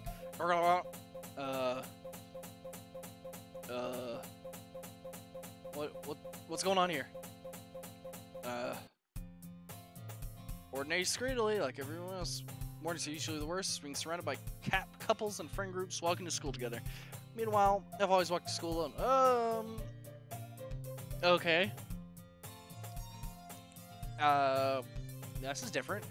I always tell myself it's about time I met some girls or something like that. But I have no motivation joining the clubs. I'm perfectly content just being average while spending my free time on games and anime. There's always an anime club, but it's not like there would be any girls in it anyways. Yeah, sure, buddy. Whatever you say. School day is ordinary, blah, blah, blah. Pack up things. Clubs really aren't anything that interests me. Besides, most of them would probably be too demanding for me anyways to deal with. I guess I have no choice to start with the anime club. Ian. Ah! Monica, are you okay there? What just happened? Oh my goodness, I totally did not expect to see you here. It's been a while, right? Yeah, it has. Monica smiles sweetly. We do know each other. We rarely talk, but we were in the same class last year. Monica was probably the most popular girl in class. Smart, beautiful, athletic. Basically completely out of my league. So having her smile at me genuinely feels a little... What'd you come in here for anyways? Oh, I was looking for some supplies for my club. Do you know if there's any construction paper in here? Or markers? I guess I could check the closet. You're in the debate club, right? About that. I actually quit the debate club. Really? You quit? Yeah. To be honest, I can't stand all the politics around major clubs. It feels like nothing but arguing about budget and the publicity and how to prepare for events. I'd much rather talk about something I personally enjoy and make something special out of it. In that case, what club did you decide to join? Actually, I'm starting a new one. Oh, hello, Monica. Get there? Sounds kind of dull. How many members do you have? It's kind of embarrassing, but there's only 3 of us so far. It's really hard to find a new member for something that sounds so boring. Well, I can see that. But it's really not boring at all, you know? Literature can be about anything. Reading, writing, poetry. I mean, one of my members even keeps her manga collection in the club room. Wait, really? Yeah, it's funny, really. She always insists that manga is literature, too. I mean, she's not wrong, I guess. And besides, a member is a member, right? Did Monica say she? Hey, Ian. By any chance, are you still looking for a club to join? I mean, I guess so, but in that case, is there any chance you could do me a big favor? I won't ask you to join, but could you at least visit my club? Make me really happy, please. Well, I guess I have no reason to refuse. Besides, how could I ever refuse someone like Monica? Sure, I guess I can come check it out. Oh, awesome. Really sweet, Ian. You know that, right? It's nothing, really. Shall we go then? I'll look forward to the materials another time. Look for the materials another time. You're more important. And thus, today marks the day I sold my soul to Monica and her irresistible smile. I timidly follow Monica across the school and upstairs to a section of the school I rarely visit, being genuinely used for third-year classes and activities. Monica, full of energy, swings open the classroom door. I'm back, and I brought a guest with me. I guess. Seriously, you brought a boy. Way to kill the atmosphere. Don't be mean, Natsuki. But anyways, come to the club, Ian. All the words escape me. This club is full of incredibly cute girls, so let me guess. You're Monika's boyfriend, right? What? No, not Natsuki. The girl with the sour attitude whose name is apparently Natsuki is one I didn't recognize. Her small figure makes me think she's probably a first year. Anyway, this is Natsuki. Energetic as usual. And this is Yuri, the vice president. I thought Zori was the vice president, but apparently I guess Zori... okay. Nice to meet you. Yuri, who appears comparably more mature and timid, seems to have a hard time keeping up with something like Natsuki. Yeah, it's nice to meet both of you.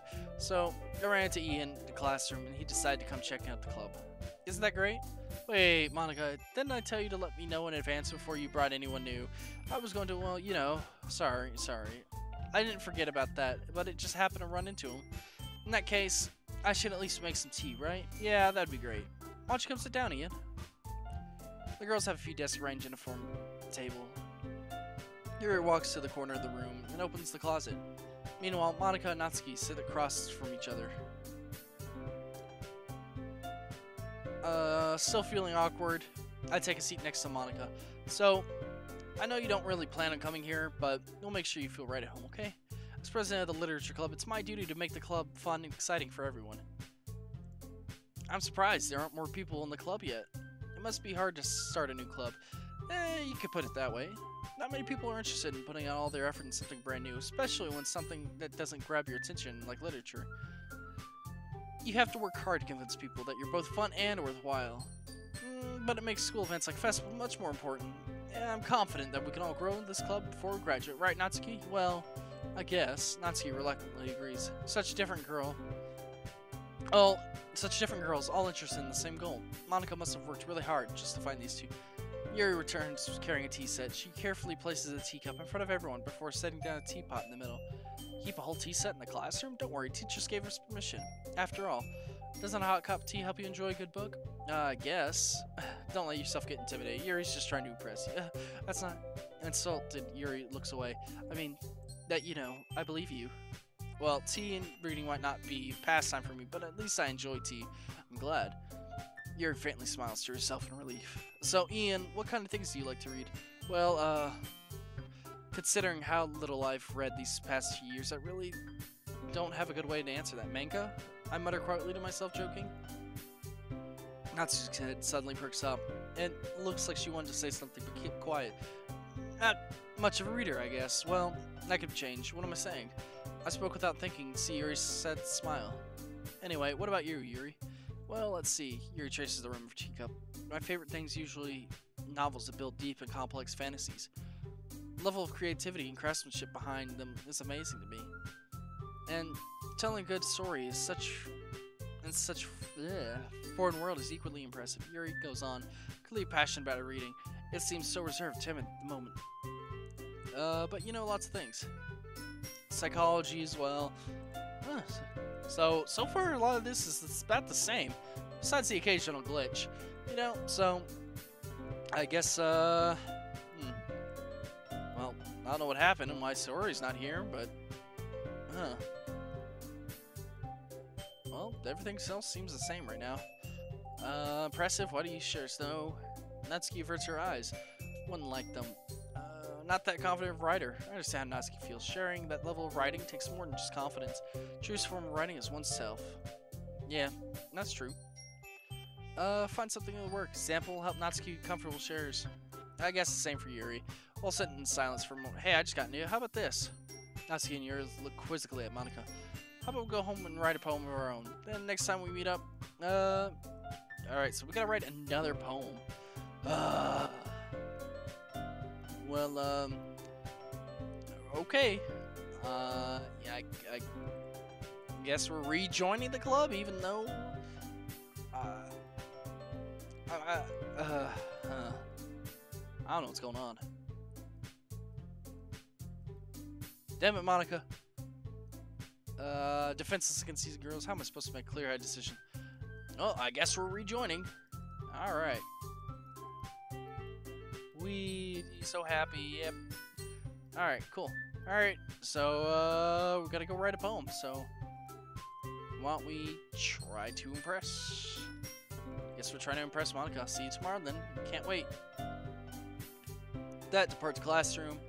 Yep, Natsuki, Yuri, and of course Monica. Alright, alright, so let's go for a poem. You have unlocked a special poem. Sure. Stare at the dot to reveal a special message. Okay, let's stare. I love you. Huh.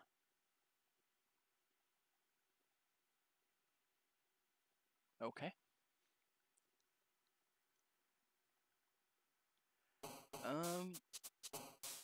Let's see here. Uncontrollable. Breath. Philosophy. Lust. Lucky. Party. Holiday. Intellectual. Vanilla. Climax? Oh. Extraordinary. Melancholy. Friends. Sunny. Boop. Doki Doki. Bed. Clumsy. Blanket. Vibrant. Oh no! Alright. Didn't run away from us? Yep, don't worry. It must be a little strange. At least keep my word. Yep. Alright. Yuri, you okay? Your face is kind of, Natsuki, what are you doing? Monica, you're in front of the screen. Okay. Well, I guess we're gonna be reading with, this is different. You don't read as often. Oh, you picked out a book. Alright, cool. Well, discuss it. Yep. Alright, cool. So, it's just me or does the music sound different? I don't know. Alright, cool. Alright, so... No, so we're not. Here, Natsuki, so we're heading, guess, to the closet. Ah, fucking Monica! Whoa, okay. That's, never puts my stuff in the back. What's the point of keeping your collection organized? Besides a bunch of stacked books across the shelf, manga, read manga, right? Sometimes. One of those where you can't really, yep. Okay. So, we got some special dialogue now, I see. There it is. Natsuki snatching it out of my hand. Huh. Alright. Parfait Girls. I'm pretty sure we have heard of it. Because considering... Okay. Don't fucking judge a book! Natsuki, are you okay? I mean, you're kind of a little bit more aggressive than normal. I mean, and you're kind of aggressive as is. So, you good there? Alright, so... Alright. Want chairs to be more comfortable? Take a seat. Chairs wouldn't work. Couldn't read at the same time like that. Why is that? I guess it's just closer to read like this. Don't say that. Okay. So... Is it... I don't know. Alright, so we're rereading the book that we already read. I guess... Slice of Life, yep. Alright. Sure this isn't boring? It's not. Even though you were just watching me read, well, I'm fine with just that. If you say so, I guess it's fun sharing something you like with someone else. I always get excited when I can send any of my friends to pick up series I enjoy. You don't. Not that, well, wouldn't really know. What do you mean? Don't share manga with a friend? Don't wrote in. Jeez. Sorry, huh? Like I could ever get my freedoms these. I think manga's for kids. Yep, definitely. Yep, you should definitely punch them in the face. Always punch them in the face. Harder for you to learn. Yep, pretty accurate. Wait, which part? Oh, God. Paid off in the end, didn't it? I mean, here I am reading it. Well, it's not like any of my problem. Maybe, but at least you're enjoying yourself, right? So, jeez, that's enough. Keep reading or what? Yeah. Flip through the page. Dot dot. Dot dot. Dot dot. Dot dot. Dot dot. I don't know. Strangely quiet now. Glance over her. Aww. Well, this is different. She's sleeping now. Hey, Natsuki. Yeah? Suddenly, Natsuki collapses. Right. Hey! Ah! Natsuki? Are you okay? Oh, jeez. Natsuki, are you okay? Protein bar? Yeah, you need to give her goddamn Snickers. Seriously. Don't worry, Ian. She's fine.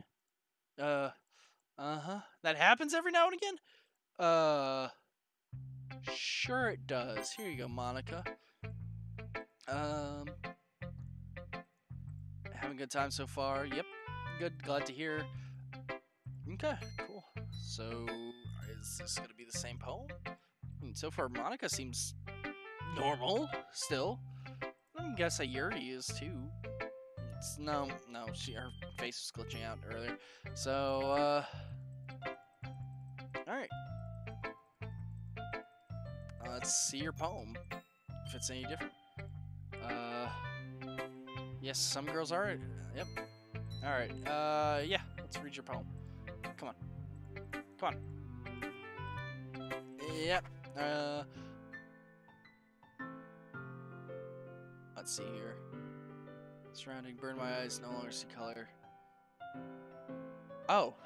No, it's different than last time. But he wasn't looking at me confused. I frantically glanced at my surrounding, but my burnt eyes are no longer see color. Are there others in this room? Are they talking? Or are there simply poems on a flat sheet of paper? The sound of frantic scrawling playing tricks in my ears. The room began to close in on me. The air I breathe, despite before it reaches my lungs. I panic. There must be a way out. It's right here. It's right there. Swallowing my fears, I brandished my pen. Oh, okay, so it's actually completely different than last time. Yep, very freeform, but it's a different poem. Okay. Inspired, yep. Well, not sure know how to put it, but I guess you could say some kind of epiphany. Sure. Sure. Alright. So, why is your poem different than last time? Care to explain that? Is it the same epiphany? Alright. So, well, I guess let's talk to Yuri. Yuri stares at the poem. The minute passes. More than enough time. Oh. Forgot speaking. Don't force yourself. Okay, so apparently we're a new writer again. Yay! So, are we all just not gonna acknowledge the fact that, you know... have we just all forgotten that Ori's gone? Guess we are. Pick up writing style. Both styles expression weakened. Once Yuri finds her train of thought, and it's as if her demeanor totally changes. Oh, hey, we can skip these. Yep, terrible handwriting. Alright. Is this... Oh. Alright. So everything was basically the same. Full of frustration. Oh, they're gonna argue. What? There it is, that music. It's off tone again.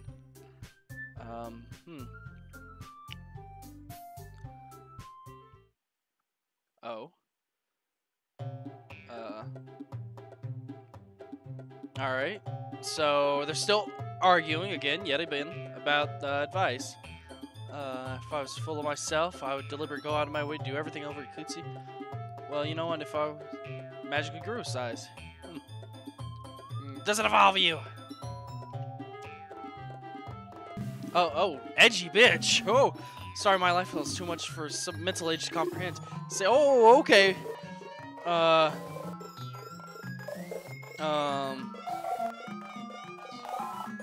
I think you counteract your toxic personality by dressing. I don't think anybody's you try. Whoa! Whoa, be careful. You might cut yourself on the edge here. Whoa, I'm mad, but Yuri, you don't. Okay, excuse me, cutting myself. What the fuck is wrong with your head? Oh god, go on, like you're. Ooh. Yeah, and she just tried to make me look bad. That's not true. We're gonna go with Natsuki. Natsuki. Natsuki. Natsuki. Natsuki. Oh my god. Ah. Monica? What are you doing? Hey Ian. Why don't we step outside for a bit? Yeah, that would be that'd be good. Okay. Yep. So President I am. Confront my own clone members properly. Yeah. Definitely.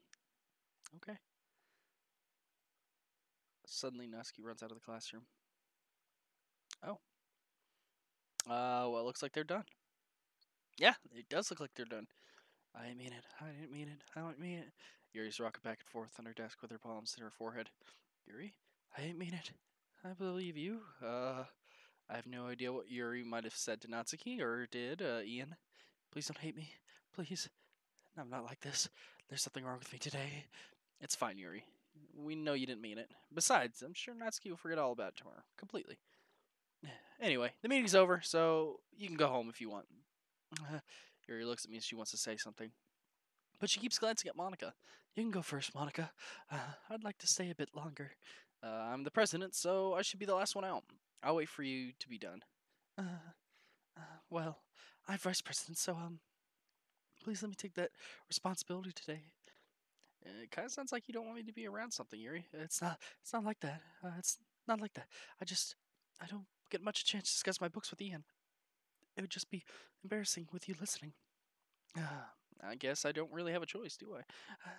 I'm sorry for causing trouble, but I really appreciate your. Okay.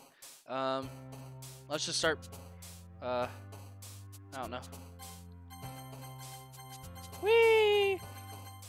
There we go. All right, cool. Another day passes. Club meeting. Yep, more comfortable. Welcome back, Ian. Hi, Yuri. I'm not sure if it's me or if it's Yuri's expression. By the way of yesterday's quarrel, staying hangs in the air. Yuri glances over shore, looks through Natsuki's reading manga at her desk, and suddenly, surprisingly, Monica isn't here yet. Suddenly, Yuri takes my arm and pulls me to the corner of the room. Oh, okay, Yuri. About yesterday, I really need to apologize. Nothing like that has ever happened before, and sometimes something just came over me, I guess. I wasn't acting mentally sound. Please don't think we're usually like that. It's not just me, but Natsuki as well. Yuri, I'm happy that you're reconsider and apologize. You don't have to worry too much. Even though I've only been here a couple days, I could tell something was off. Maybe we were just a little extra sensitive because it was our first time sharing poem. But whatever it was, it didn't make me think any less of you. I'd already decided that there was no way you can be a bad person. And now that you're apologizing, I know you really didn't mean it. Ian, don't say those kinds of things so frankly. They make me a little too happy. I'm really glad that you're such an understanding person, and I'm really glad that you joined this club. Everything is a little bit brighter with you around, and, sorry, what am I saying right now? Hey, have you guys seen Monica? No, I haven't. I was also kind of wondering where she was. Man, Yuri, I guess you haven't either? Yuri clearly taken aback how calmly Natsuki is addressing her. No, I haven't. Jeez, this isn't like her at all. I know it's stupid, but I can't but worry a bit. What? Why are you looking at me like that? Natsuki, about yesterday. I just wanted to apologize. I promise I didn't mean anything I said. And I'll do my best to stay under control from now on, so... Yuri, what the heck are you talking about? Did you say something yesterday? Jeez. Whatever's on your mind, I'm sure it was nothing. Oh. I don't even remember anything bad happening. You're the kind of person who worries too much about the little things, aren't you? Natsuki, why are you talking like that? Huh. No, I don't hate you. Well, you're kind of weird, but I don't hate you either. Natsuki turns to me. You're still on trial, though. Hey! Suddenly, the door swings open. Sorry, I'm super sorry. There you are. I didn't mean to be late. I hope you guys weren't worried or anything. Nah, well, Natsuki was. I was not. What took you so long anyways? Well, my last period was study hall. To be honest, kinda just lost track of time. Uh-huh. That makes no sense though. You would have heard the bell ring at least. I must not heard it since I was practicing piano. Piano? Okay, so this is like what we had the conversation earlier.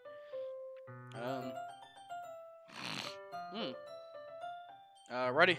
Well, I'm working on writing a song, but it's not quite done yet. Maybe once I get a little bit better, I will. That sounds cool. Look forward to it. Is that so? In that case? Oh, okay, so, it's different. Me pressure or anything like that. Don't worry. I was hoping that I could share it with you anyways. I guess that's why I've been practicing so much. I see. I'm not sure if Monica was referring to the whole club or just me. In that case, best of luck. Thanks. So I didn't miss anything, did I? Not really.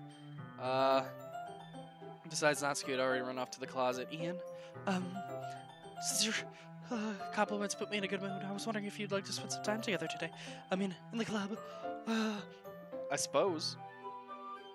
I don't think I could say no to you after you gave me that book. Well, I guess I need to make sure Natsuki isn't waiting for me. After we finish reading it, she's fine. She's reading over there, see? Don't think of her so much. She's used to being ignored. Come on, we're going over here. Okay. A little much. What's the story about? Well, I look at the book at the cover. Markov. Basically, it's about this religious camp that was turned into human experiment prison. People being trapped there that have this trait that turns them into killing machines that lust for blood. And the facility gets even worse, and they start selectively breeding people by cutting off limbs and asphyxiating them to... Oh, that might be a little bit of... Oh, okay. Not the whole end things. That's kind of dark, isn't it? Yeah. Yeah, it sounded like it was gonna be a nice story, so that dark turn came out of nowhere. Are you not a fan of that thing, Ian? No, it's not that. I mean, I definitely enjoy these kind of stories, so don't worry. I hope so. I totally forgot that Yuri is into those things. She's so shy and reclusive on the outside, but her mind seems to be completely different. It's just that this kind of story challenges you to look at a strange new perspective when horrible things happen, because someone wants to be evil, but because the world is full of horrible people and we're just all worth... Whoa! Then suddenly... Yuri, are you okay? I think you're still kind of feeling under the weather. My whole body gets incredibly... Whoa. Okay. Start talking too much. Please, really don't think you need to worry. Sure. Okay. Yeah, what's going on? Why are you glitching? Let's get to the book. I quickly really... Okay. So, we're gonna sit next to her? Yep. Okay. Are we all good here? Alright, so we opened up the Progulag reading company. Presents read over my shoulder. Maybe a little distracting, but the feeling is somewhat comforting. Yuri's in the corner of my eyes. I realize that she's not actually looking at her own book. I glance over. It looks like she's reading from my book instead. Sorry. I was just bathing in the... Whoa, you're feeling my body heat. Whoa, Yuri, what the fuck? Okay. What are you, like some sort of fucking lizard or some shit? God damn lizard people. Always stealing our body heat. Oh, living off the government. Alright, so Yuri takes your arm, holds the left side of the book between your thumb and forefinger. Right side. Turn the page. Holding it like this, but we're huddled even closer than before. It's actually kind of distracting me, as if we could feel the warmth of Yuri's face in the corner of my... Are you ready? Turn the page. Sorry. I think I got distracted for a bit second. Glance over at Yuri's face, our eyes meet. Keep up with her. That's okay. If you're not used to reading, right? I don't mind being patient if it takes you a bit longer. It's probably the least I can do, since you've been so patient with me. Yeah. Thanks. Continue reading. Yuri no longer asked me if I'm ready to turn the page. Instead, I just assumed she had finished the page before me. So, turn on my own volition. We'll continue. Alright. My thumb gently letting go of the page. I let it flutter over to her side as she catches under her own thumb. Hey, Yuri. This might be silly, but the main character kind of reminds you of me of you a bit. No, I don't relate to this character at all. Definitely not. Really? I was just thinking that the way she second guesses things and all that. That's why you're talking about? Sorry. I thought you meant something else about her. Something else? Never mind. We didn't even get that far yet. Yuri, are you feeling alright? Yuri's been a little fidgety ever since we started reading. You can rest if you're feeling sick or something. Your breathing's a little... My breathing? Yuri puts her head in her chest as if to feel her heartbeat. I didn't even notice. Anyway, I'm fine. I just need some water. Alright, don't push yourself. Yuri stands up, practically rushes out of the classroom. What on earth was that about, Ian? Did something just happen now? I have no idea. Yuri's acting a little strange, I guess, so... sorry, I can't do anything. Worried about her? No, not really. It's just making sure you didn't get anything. Okay. Yuri does sometimes no need to be alarmed. Alright, if you say so. Anyways, don't we start sharing our poems? Shouldn't we wait for Yuri? Yeah, shouldn't we wait for Yuri, Monica? Goddamn bitch. I thought Ian was the idiot here. Alright, well, I guess Natsuki. Well, this is not terrible. Pretty disappointing if you're the last one. And again, if it was any good last one, I'd be completely pissed. Well, I guess I want to try something a little different this time. Fair enough. You're still new to this, so I wouldn't expect you to find your style right away. I mean, everyone in the club writes differently from one another. Maybe find a little bit different influence from all of us, for instance. I noticed that you're spending some time with Yuri today. Not that I care who you spend time with. After all, I was taught never to expect anything from anyone, so it's not like I was waiting for you or anything. Silly. You should have at least looked over my poem. You'll probably be able to learn something from it.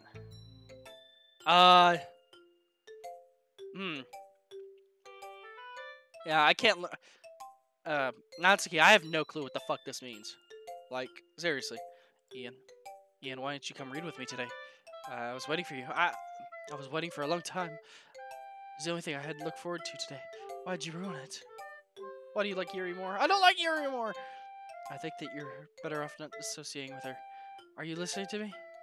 Yuri is a sick freak. That should be obvious by now, so just play with me instead, okay? You don't hate me, Ian, do you? Do you hate me? Do you want me to go home and cry? Ah! Why are you crying blood, Natsuki? Natsuki, you should probably go see a doctor. Why is your eyes and mouth like that? I'll leave the place to feel safe. Don't ruin that for me. Natsuki, you want to go see the nurse? Fuck. Jesus.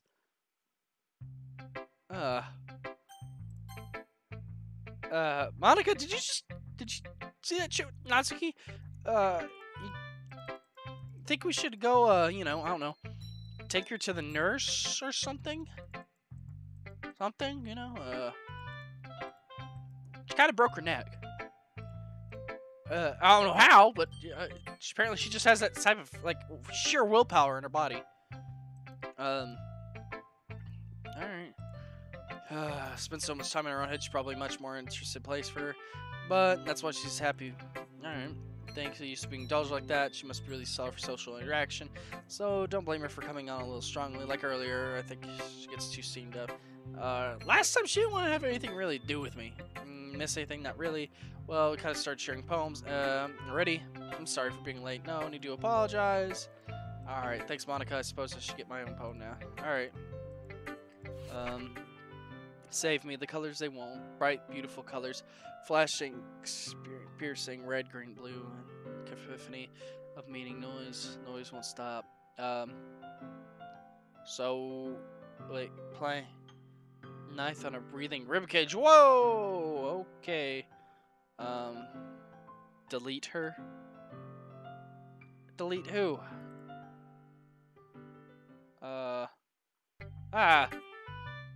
Sorry, I know it's kind of abstract. I'm just, well, never mind. There's no point in explaining. Monica's writing tip today. Difficult decision. Don't forget to save your game. Okay. Understood. Anything? Okay. It's my advice today. Thanks for listening. Guess it's only Yuri.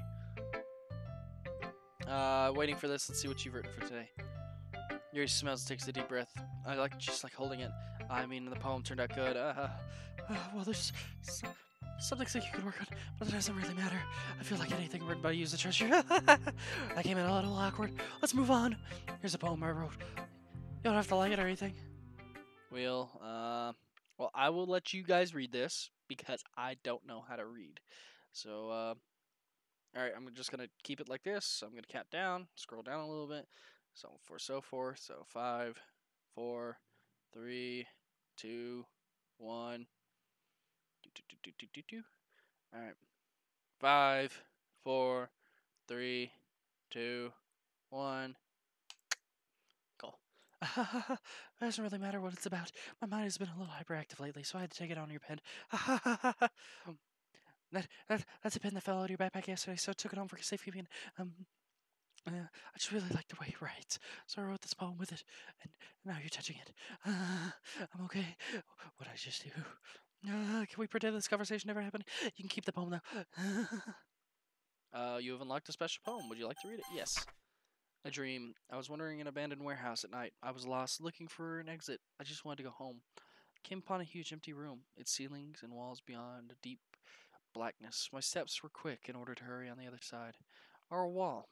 Anything. Suddenly the ground was no longer beneath my feet. I stepped into a hole for an a hole of indeterminate width. I fell for a good 5 seconds before crashing into warm water. Figuring out which way was up, I surfaced myself. The air was humid, and sounds of splashing reverberated endlessly. My vision was completely swallowed by the dark. With one hand, I could feel the damp metal wall of the container. My lungs were already tired. Oh, we're getting tired. Ah! Uh, world. Monica? Why is everything red? Why is everything pulsating? Oh, ah! Alright, okay, so.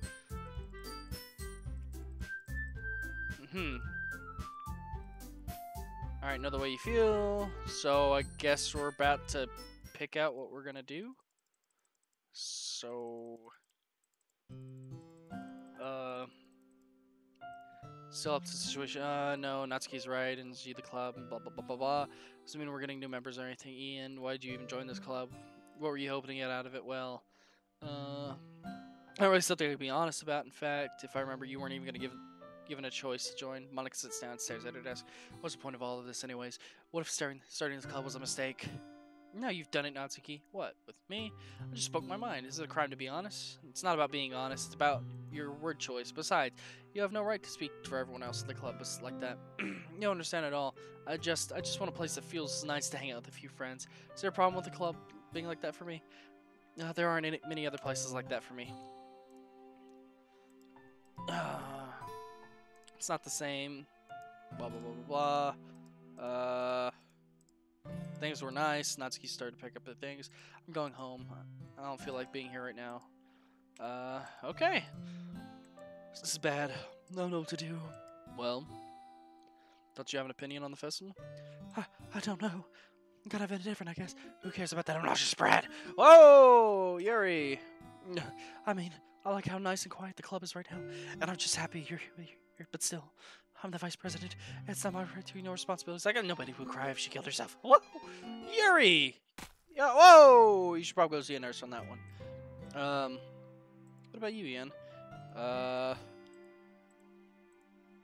right. Writing something anywhere else. Think about the members' quality. End up making the literature club a special place. I see. I really agree with you. Each member continues. Yuri, your eye is bleeding. You feeling okay there? You want to go see a nurse? Something?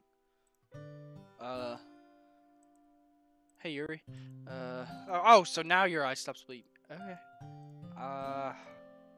I'll do everything I can. Best club ever. Yeah, me too. Yeah. I'll go home for the day. Talk about festival tomorrow. Okay, look forward to it. Shall we go, Ian? Please don't make this the wrong way, but I'm gonna chat a little bit with Ian before we leave. Just see what he thinks of his time here and all that. It's important to me as president. Yuri looks troubled, but she doesn't protest. Okay, I trust your judgment, Monica. In that case, I'll see the two of you tomorrow. See you tomorrow. Okay, phew. Things have been a little hectic, haven't they? Yeah, you're fucking telling me, Monica, because, considering the fact that, Natsuki broke her neck, why is the background fading? Monica? What the fuck's going on? Monica? everything okay? Monica!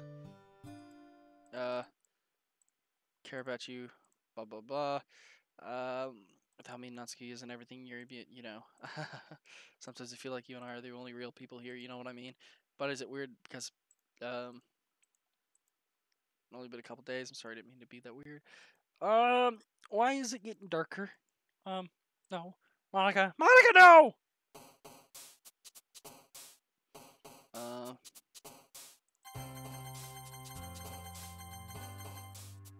Okay. Hi, Ian. I've been waiting for you. Are you ready to continue reading? I brought my best tea today. Monica, I told you not to. Just really late again and considerate as usual, Natsuki. Excuse me? Must you always interrupt my conversation with incessant yelling? What are you talking about? You said that I do it on a regular basis or something. I just wasn't paying attention, okay? I'm sorry. Seriously, what have gotten into you? Look, I did something thinking about it. It was a little bit more hostile than I meant to be. I guess felt threatened or something. It was just something we're doing together. Another new member wouldn't hurt as long as they're cool. I guess another girl would be nice at the same time. So, dude, none of us remember, you know. So, Ori, nobody cares. Why don't you just go look for some coins under the vending machine or something? Hey. Man, I'm the last one here again. Were we practicing piano again? Yeah. Must have a lot of determination starting this club. Yep. Motivation, festival too. Anyways, Ian, what do you want to do today? I was thinking we already have plans today. Ah. Is that so, Yuri?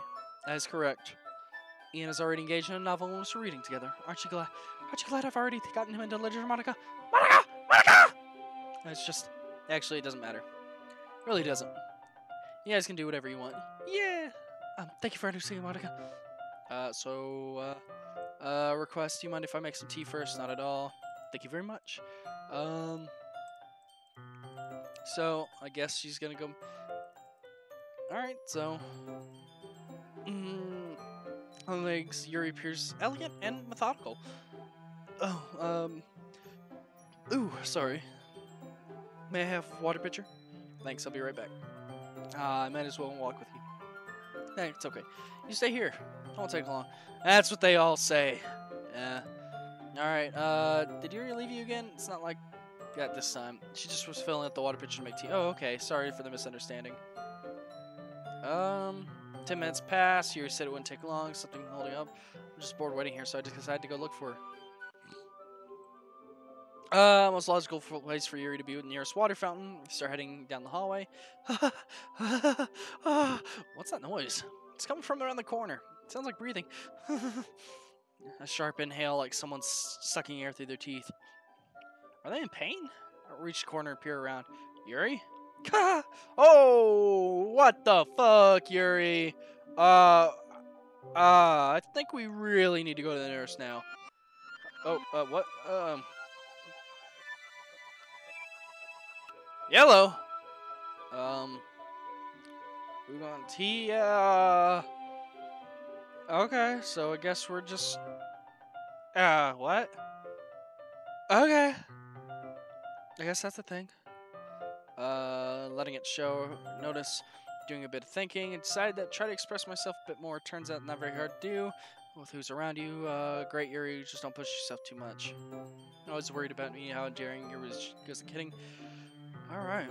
Do you mind if we sit on the floor today? Why is that? It's a little bit easier on my back. I don't know, I always feel like the chair is easiest for me. So, I think we should just stay up here. Just sit in the chair a little bit. Just scooch them together. That kind of thing. You know what I'm saying? Yeah. So retrieve the book. I got some chocolate candies. Yuri and I then sit against the wall, teacups, same reading position as last time, each holding half the book, except this time our bodies are closer to each other. I can't see too well. Yuri slides closer until his shoulders are touching. How am I supposed to focus on reading like this? Yuri's always kind of cute, but when she's being less apprehensive, it's almost more than I can handle. Your teacup. Okay. Yuri hasn't noticed a single thing. She wears her intense reading expression. Only presume the world around her has faded away. Use all the willpower to focus on reading. After a few minutes, I finally managed to relax a bit, but I put a teacup between my leg and fumbled the chocolate wrapper. Sorry. I briefly let go of the book to finish opening the wrapper. You have as much as you want. Oh, that's okay. I won't take any. Are you sure? Well, if I touch it, then I might get smudges on the pages. Oh, you're right. I didn't even think about that. God damn it, Ian. Yeah, you're not even thinking about the goddamn books and taking care of them. Fucking idiot. No duty to apologize. I'll hold the book, okay? You sure? Of course. Yuri opens the book with both hands. She holds it open so she doesn't have to hold it. But as a result, her left arm is practically resting on top of my leg. Well, in that case, Yuri's already totally focused on reading again. I take a chocolate and pop it into my mouth, and then I take another chocolate, hold it up to Yuri, and she doesn't even look away from the book. She simply parts her lips, and the situation was completely natural. But that means I can't stop here. I apprehensively place the chocolate in her mouth. Just like that, Yuri closes her lips over her. Huh? Yuri's expression suddenly breaks. Did I just... Yuri looks at me and she needs to confirm that just happened. Ian? Sorry. I shouldn't have done that. Yuri starts breathing heavily. I can't, Ian. Suddenly, Yuri forcefully grabs my arms and jerks me to my feet. My teacup gets knocked over. Oh, what the fuck, Yuri? Ian, my heart won't stop pounding, Ian. I can't come down. I can't focus on anything anymore. Can you feel it, Ian? Yuri suddenly presses my hands against her chest. Why is this happening to me? I feel like I'm losing my mind. I can't make it stop. I can't even make... It even makes me not want to breathe. I just want to look at you. Yuri? Yuri? I'm gonna need you to back the fuck up. Yuri? Can you stop looking at me like that? Please. Stop. Oh, okay, there we go. Monica, thank you. Thank fucking God. It's time to share poems. Monica, fucking save me. Natsuki? This one's alright. Alright, well, yeah. It's about as good as yesterday's anyways. I can't really care about writing, but either way, you're doing alright. Even though you're not really spending much time with anyone but Yuri, I still think it's nice to activities we all participate on, but better keep working hard. I mean, I know I'm not president or vice president or anything, but that doesn't mean you can't. So at least mine for now. But just because smoke means a lot to me, so read it carefully, okay? I don't know how else to bring this up, but there's been something I've been worried about. Yuri's been acting kind of strange lately. I've been here a few days, so you may not know what I mean, but she's not normally like this. She's always quiet and polite and attentive. Things like that. Okay, this is really embarrassing, but I'm forcing myself to suck it up. Truth is, I'm really worried about her, but if I try to talk to her, she'll just get mad at me again. I don't know what to do. I think you're the only person she'll listen to. I don't know why, but please try to do something. Maybe you can convince her to talk to a therapist. I always wanted to try being better friends with Yuri, and it really hurts me to see this happening. I know I'm going to hate myself later for admitting that, but right now I don't care. I feel so helpless. So please, if you can do something to help. I don't want anything bad to happen to her. I'll make you cupcakes if I have to. Just please try to do something.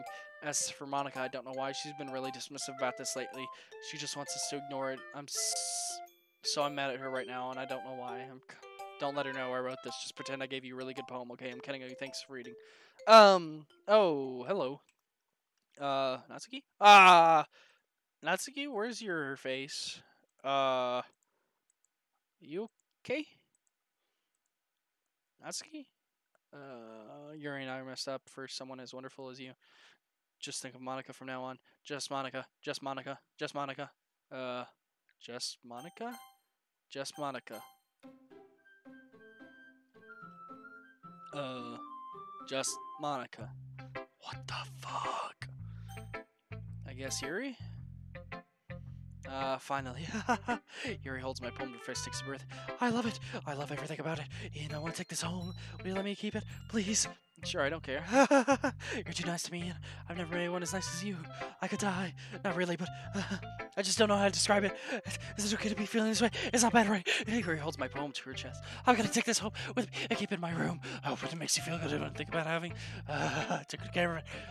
I'll even touch myself while reading and give over and over. I give myself paper cuts and skin oil, it's just my bloodstream. Whoa, Yuri, yikes! Whoa, okay, what the fuck? And what? There's blood and what is this yellow stuff? Uh, is that what I think it is? Ah! You like it? I wrote it for you, in case you couldn't tell the poem's about. You even doubt it with your scent. Ha! You're gonna vomit. Monica? Monica, save me. Ian, I think you saw something earlier. I don't want to tell you this, but I think I don't have a choice. It's getting kind of dangerous. Spend time with the Mary. Don't know why, but she's pretty easily excitable when she's around you, which shouldn't be a problem itself. But when Yuri gets too excited, she finds a place to hide and starts cutting herself with a pocket knife. Oh, okay. Has a collection or something. I mean, it's definitely not because she's depressed or anything like that. I think it's just some kind of high from it. Maybe like a sexual thing. Okay. Saying I'm enabling her, you're kind of blaming me here, even though I don't want to really even talk with her. But okay. Hope it's effective. Here it goes. Ah! Oh, thanks for fucking everything, Monica. You broke my computer. I just built this thing too. Alright. Yes. Can you hear me? Whoa! Okay. It's time to figure out this festival preparation. So I can get this over with. Stagnant air coming from shattering. Look, get this done. Painting, assembling. Cupcakes. Alright, so we're back to where we were. Alright. Atmosphere. Fantastic. So now I gotta figure. Natsuki, come on. Let's make cupcakes. Please. Fucking. Whoa. I care about drawing you with your stupid books to you and Monica. Hey, I didn't even get to do anything. Why don't you let Ian... Yep. Yes, you are, Monica. Let Ian make choice. Okay, fine. Jeez. Ian and I are fed up with you by now. Can't we just Natsuki? Shut your fucking mouth and let him decide. Jesus! Okay, we're just gonna... No, not Monica. No! Natsuki! Oh. Oh, my. Can we skip? No, we can't skip. I guess just Monica. It's not fair giving me all this work. I didn't even get a choice here. Okay, don't blame me. I wanted to bake cupcakes and have, good times. Oh. Okay. Things started around us. See, it wasn't very hard. Spend a little time with them. Is that too much to ask? Yeah. Yours really something, isn't she? Monica giggles, pushes her. Finally. This is really all I wanted. And there's no need to. Don't listen to her. Just come to my house instead the whole day. With just the two of us. Doesn't sound wonderful? There's really something wrong with me, isn't there? But you know what? I don't care anyone. I never felt this good in my whole life. Just being with you is fair, girl. Greater pleasure than I could imagine. I'm addicted to you. I feel like I'm gonna die if I'm not breathing in the same air with you. Doesn't that feel like nice? Someone to care about so much. Maybe that's why I tried stopping myself at first, but the feeling's too strong now. I don't care anymore. I have to tell you, I'm madly in love with you. I feel like everything in inch of my body and every blood in me is screaming your name. I don't care what the consequences are. I don't care if Monica's listening. Please, Ian, just know how much I love you. I love you so much. I even touched myself with a pen I stole from you. Oh, okay. I just pull your skin open and crawl inside of you. Okay, we're not getting doing that Star Wars creepy shit. Tell me, Ian. Tell me, do you want to be my lover? Do you accept my confession? No!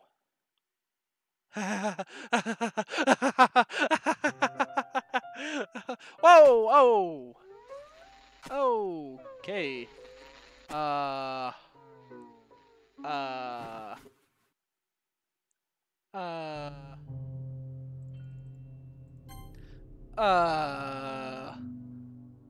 Yuri? How are you still talking? You're kind of dead. Yuri. What the fuck?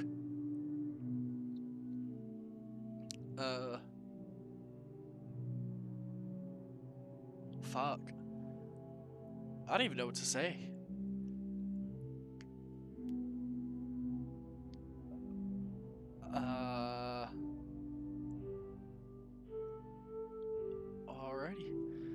This is, not how I wanted to spend my weekend. Alrighty, it's festival time. Wow, you got here before me. I thought it was pretty. Oh! Natsuki runs away. I'm here. Did something happen? Natsuki just ran past me. Oh. Oh. Well, that's a shame. Oh. Yeah, it's a real fucking shame. She fucking just stabbed herself. Over the whole weekend. Oh, geez. I didn't realize the script was broken that badly. I'm super sorry. It must have been pretty boring. I'll make it up to you, okay? Just give me a sec. Oh, what? How are you just removing characters? I don't think that's possible. Do you want to have a cupcake real quick? Monica lifts the foil from tray and takes a cupcake. Seriously, they're the best. They really just had to have one. Since it's the last time I'll ever get a chance to, you know, before they stop existing and everything. Whoa, what do you mean before they stop existing? Can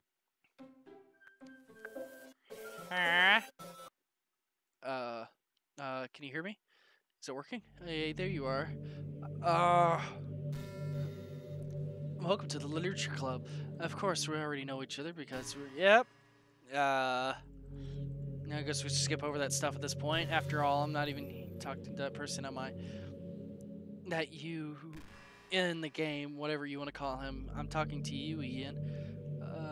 Now that I think about it, I really don't know anything about the real you. In fact, I don't even know if you're a boy or a girl. Well, I guess it doesn't really matter. Wait. You know, I'm aware that this is all a game. Yeah, possibly you didn't know that. That doesn't make so much sense. I even told you right in the game downloads page, didn't I? Man. If only you'd paid a little bit more attention, this would have been a little bit less awkward, you know?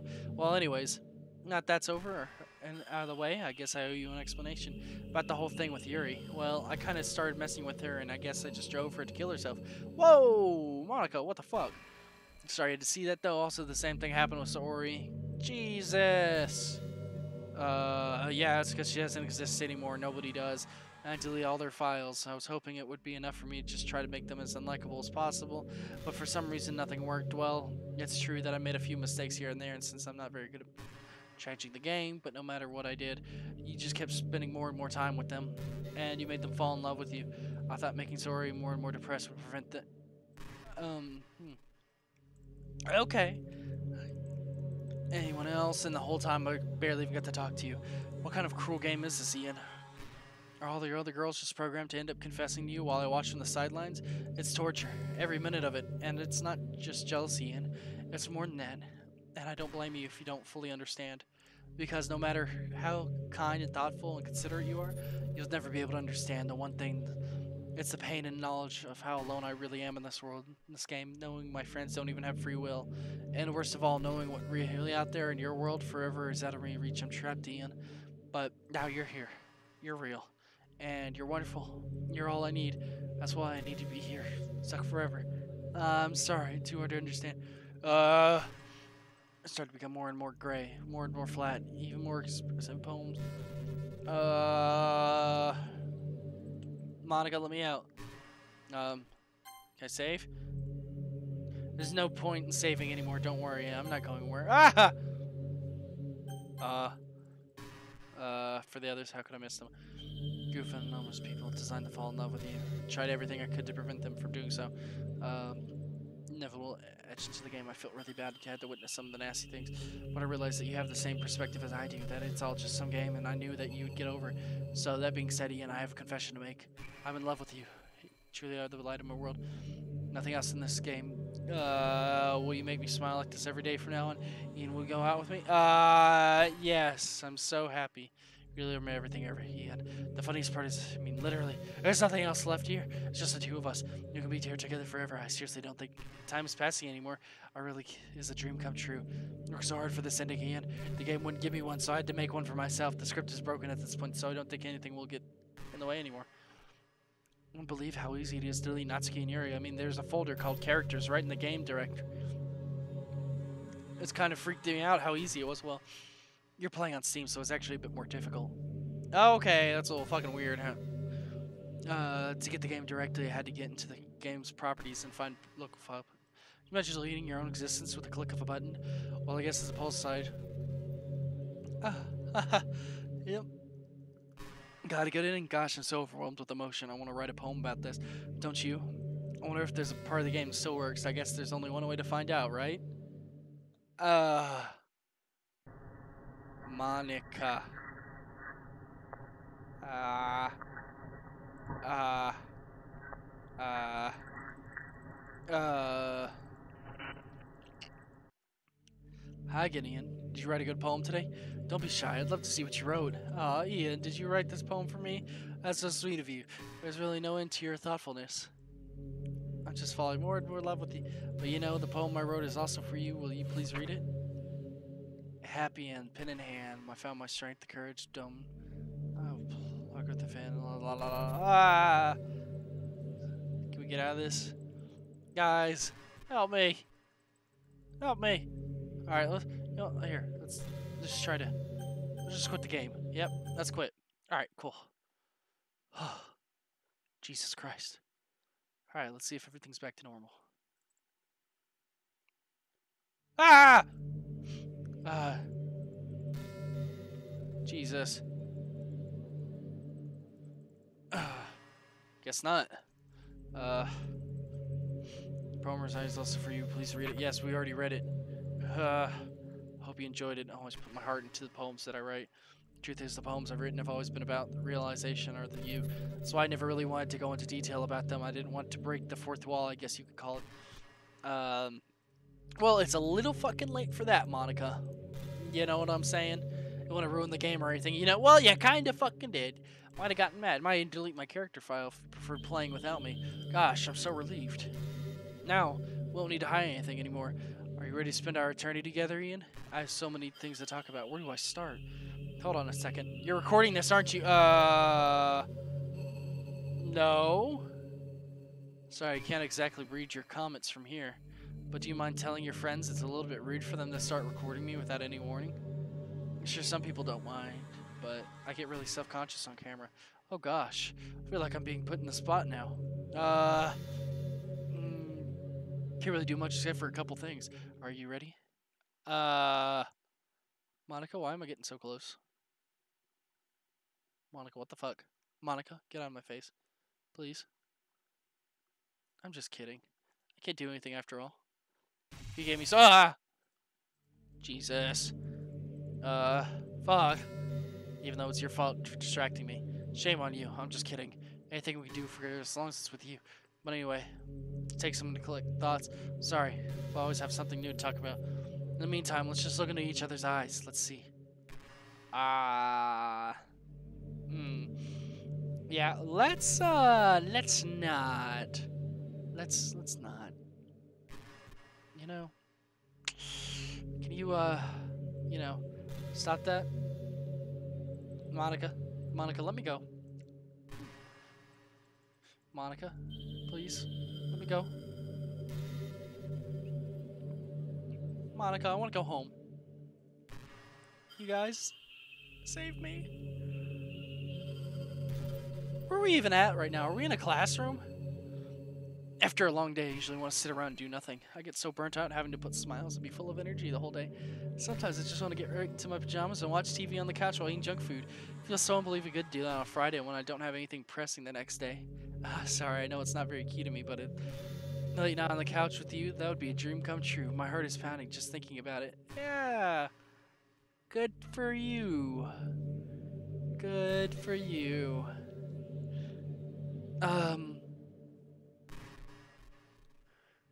Yeah, can we just,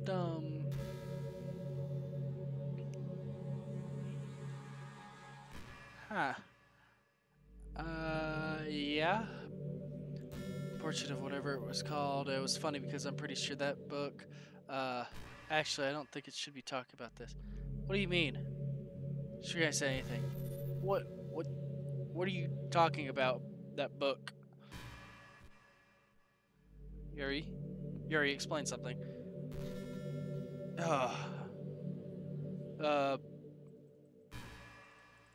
Come on.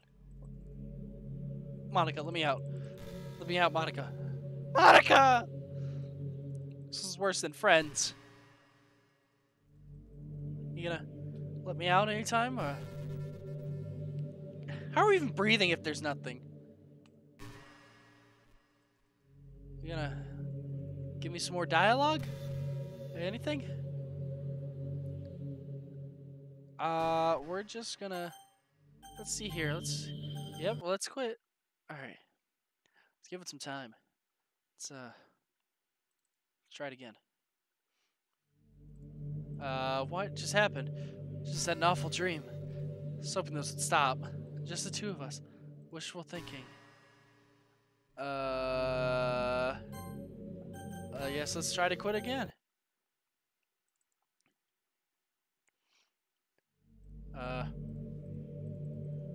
All right. Well, you know, you said something after all. So, I think we just need to, just go ahead and do what you did to Natsuki, Yuri, and everyone else. So we're just gonna delete you. Sorry, Monica.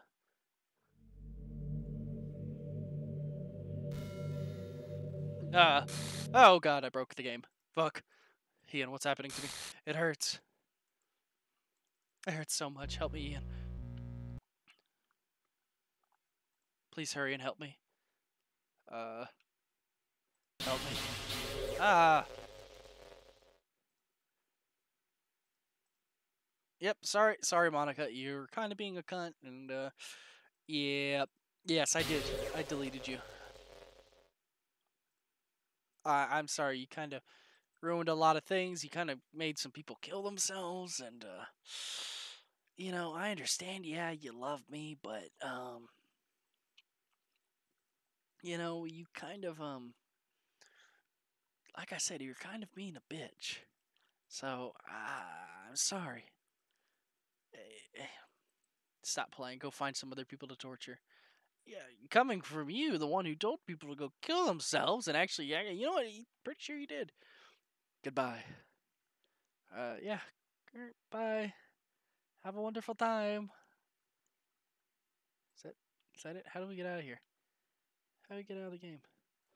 I still love you. I can't help it. What's wrong with me? How horrible am I to hate me this much? All my friends. I did so many awful things, so many selfish and disgusting things. I shouldn't have done any of that. Yeah, the world that you wanted to be a part of. I ruined it. I ruined everything. Maybe that's why you deleted me, because I destroyed everything that you wanted. How could I do that to someone I love? That's not love. That's being a bitch. Yeah, that's exactly what it is. I made up my mind. Ian, I know I've said I've deleted everyone else, but that was kind of exaggeration. I couldn't find myself to do it, even though I knew that they weren't real. They were still my friends, and I loved them all. And I loved Literature Club. I really did love the Literature Club. That's why I'm going to do this. I know it's the only way for everyone to be happy, and if I really love you, uh, then, uh, okay. So, we're back at the menu. Not suitable. Okay. Oh. Oh, hey. All right. Well, let's. All right. Well, she's not here, so we could finally go after our love.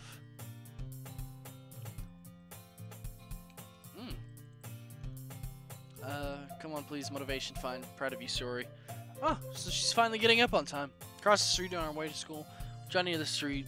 Speckled. By the way, Ian, have I decided to join a club? I told you already I'm not. But tells me that Story wouldn't take any offense to that after all. How could I tell her that clubs are a waste of time when she's starting a club of her very own? Actually, yeah, I've decided on a club. Really? Which one? Tell me. I think I'll keep it a surprise. Boo. You meanie. Be patient, you'll find out soon enough. I used to ask myself why I let myself get lectured by such a carefree girl, and then I started to realize I envy her. When Saori puts her mind to something, it can actually do great things. So that's why I feel like something special for her. Okay. School day passes, and I recall the room number on the club from the flyer I saw. Walk across the school and upstairs to a section of school I rarely visit, being generally used for only Go to your classes and activities. Before long, I find the room. I timidly open the door in front of me. Hello? Ah, Ian. What are you doing here? Well, I just glance around the room. Thanks for stopping by. It's a pleasure to meet you, Ian. So y'all aren't gonna go crazy and like, try to murder yourselves, start murdering each other, telling each other to go fuck themselves. Nothing like that. We're all good, right? So we're just gonna join here and we're gonna have a good time. Yep. Alright, cool. Walk over to the closet. More tea set, cool. Oh, and cupcakes, cool. Fantastic. Take one, grab, follow, delicious. Story talks with a mouthful, manage to get icing. Cupcake looking the best angle. Let's see, we can actually finally enjoy a goddamn cupcake. Alright. Take teacup. Alright, we got some nice tea. Finally, we're getting a normal fucking game after all the crazy. Alright, so we're talking about our normal stuff, I guess. So we're just gonna fast forward through all this. Nope. Natsuki seems embarrassing. Besides, manga is literature, too. Yep. Definitely literature. Wouldn't you agree? Maybe something. Yeah. I mean, Usual's president. Oh, okay. So who's the vice president? Is it Yuri? Is she the vice president again? Worthwhile form of literature. Just saying that no, I've realized my error. So if you're willing to consider a novel, then you're just gonna give a chance to mangas. That's cool. Well, I definitely recommend Overlord. Overlord's one of my favorites, like I said earlier. So definitely appreciate that. You should definitely give it a shot. So cute story. Shut up. I'll show you some manga there too, okay? Yes, I look forward to it. Natsuki started to clean up the food. I guess the meeting's over, huh? Looks like it. Nice to see everyone getting along, isn't it? I think everyone likes you. Think so? Well, alright. Just fine. We're gonna make this the best club ever. Now I joined. Today's gonna be so much fun. Hey, Ian, I really wanted to thank you. I mean, I'm really happy that you joined the club and everything, but the truth is I already knew you were going to. There's actually something else.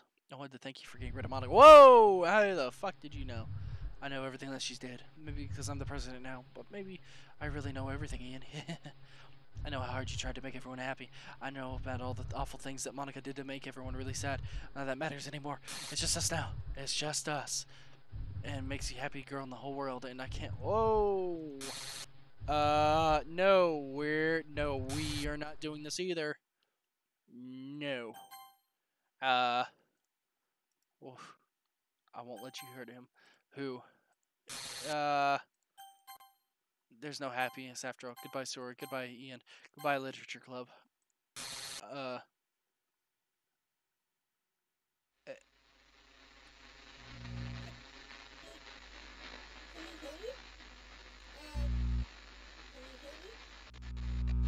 Can you hear me?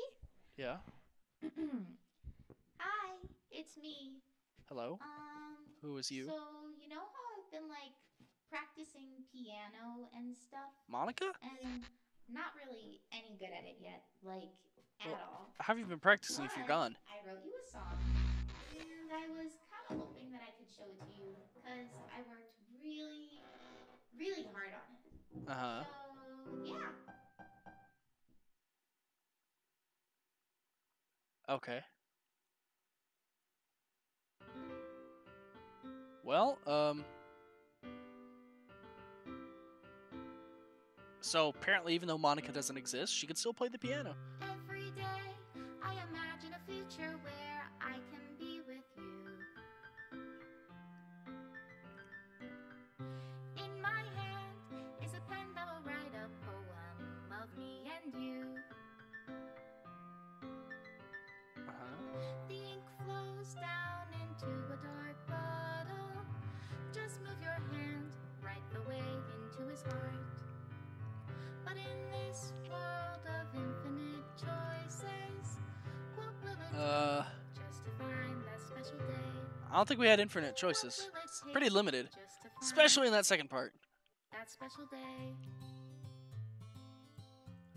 Uh-huh. Okay, I'm ready to go home, everyone.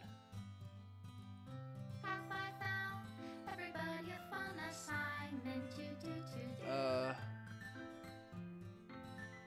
Oh, okay. So apparently, even though Monica no longer exists, she is deleting everything. Okay. Huh. I can't even read my own feelings. What good or worse when a smile Okay. says all? And if this world won't write the end Well. what will it take just for me to have it all?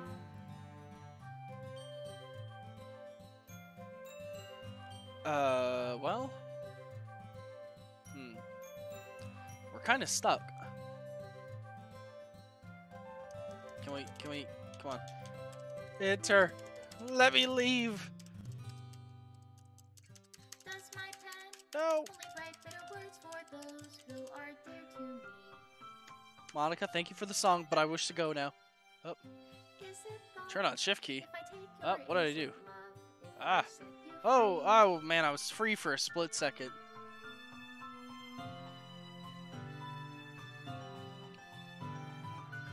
The Huh. ink flows down into a dark bottle. Uh, How can I write can we love into escape? reality? If Oh. I can't Do you want to turn on the sound of keys? your Oh. heartbeat, Whoopsies. That's what it is. I keep pressing buttons. love in your reality, Special thanks, your Monica and reality. Ian. If I don't know how to love Yeah, thank you, Ian, for everything. Oh, delete the. I'll leave you be. Oh. Huh. Yep, please, leave me alone, Monica.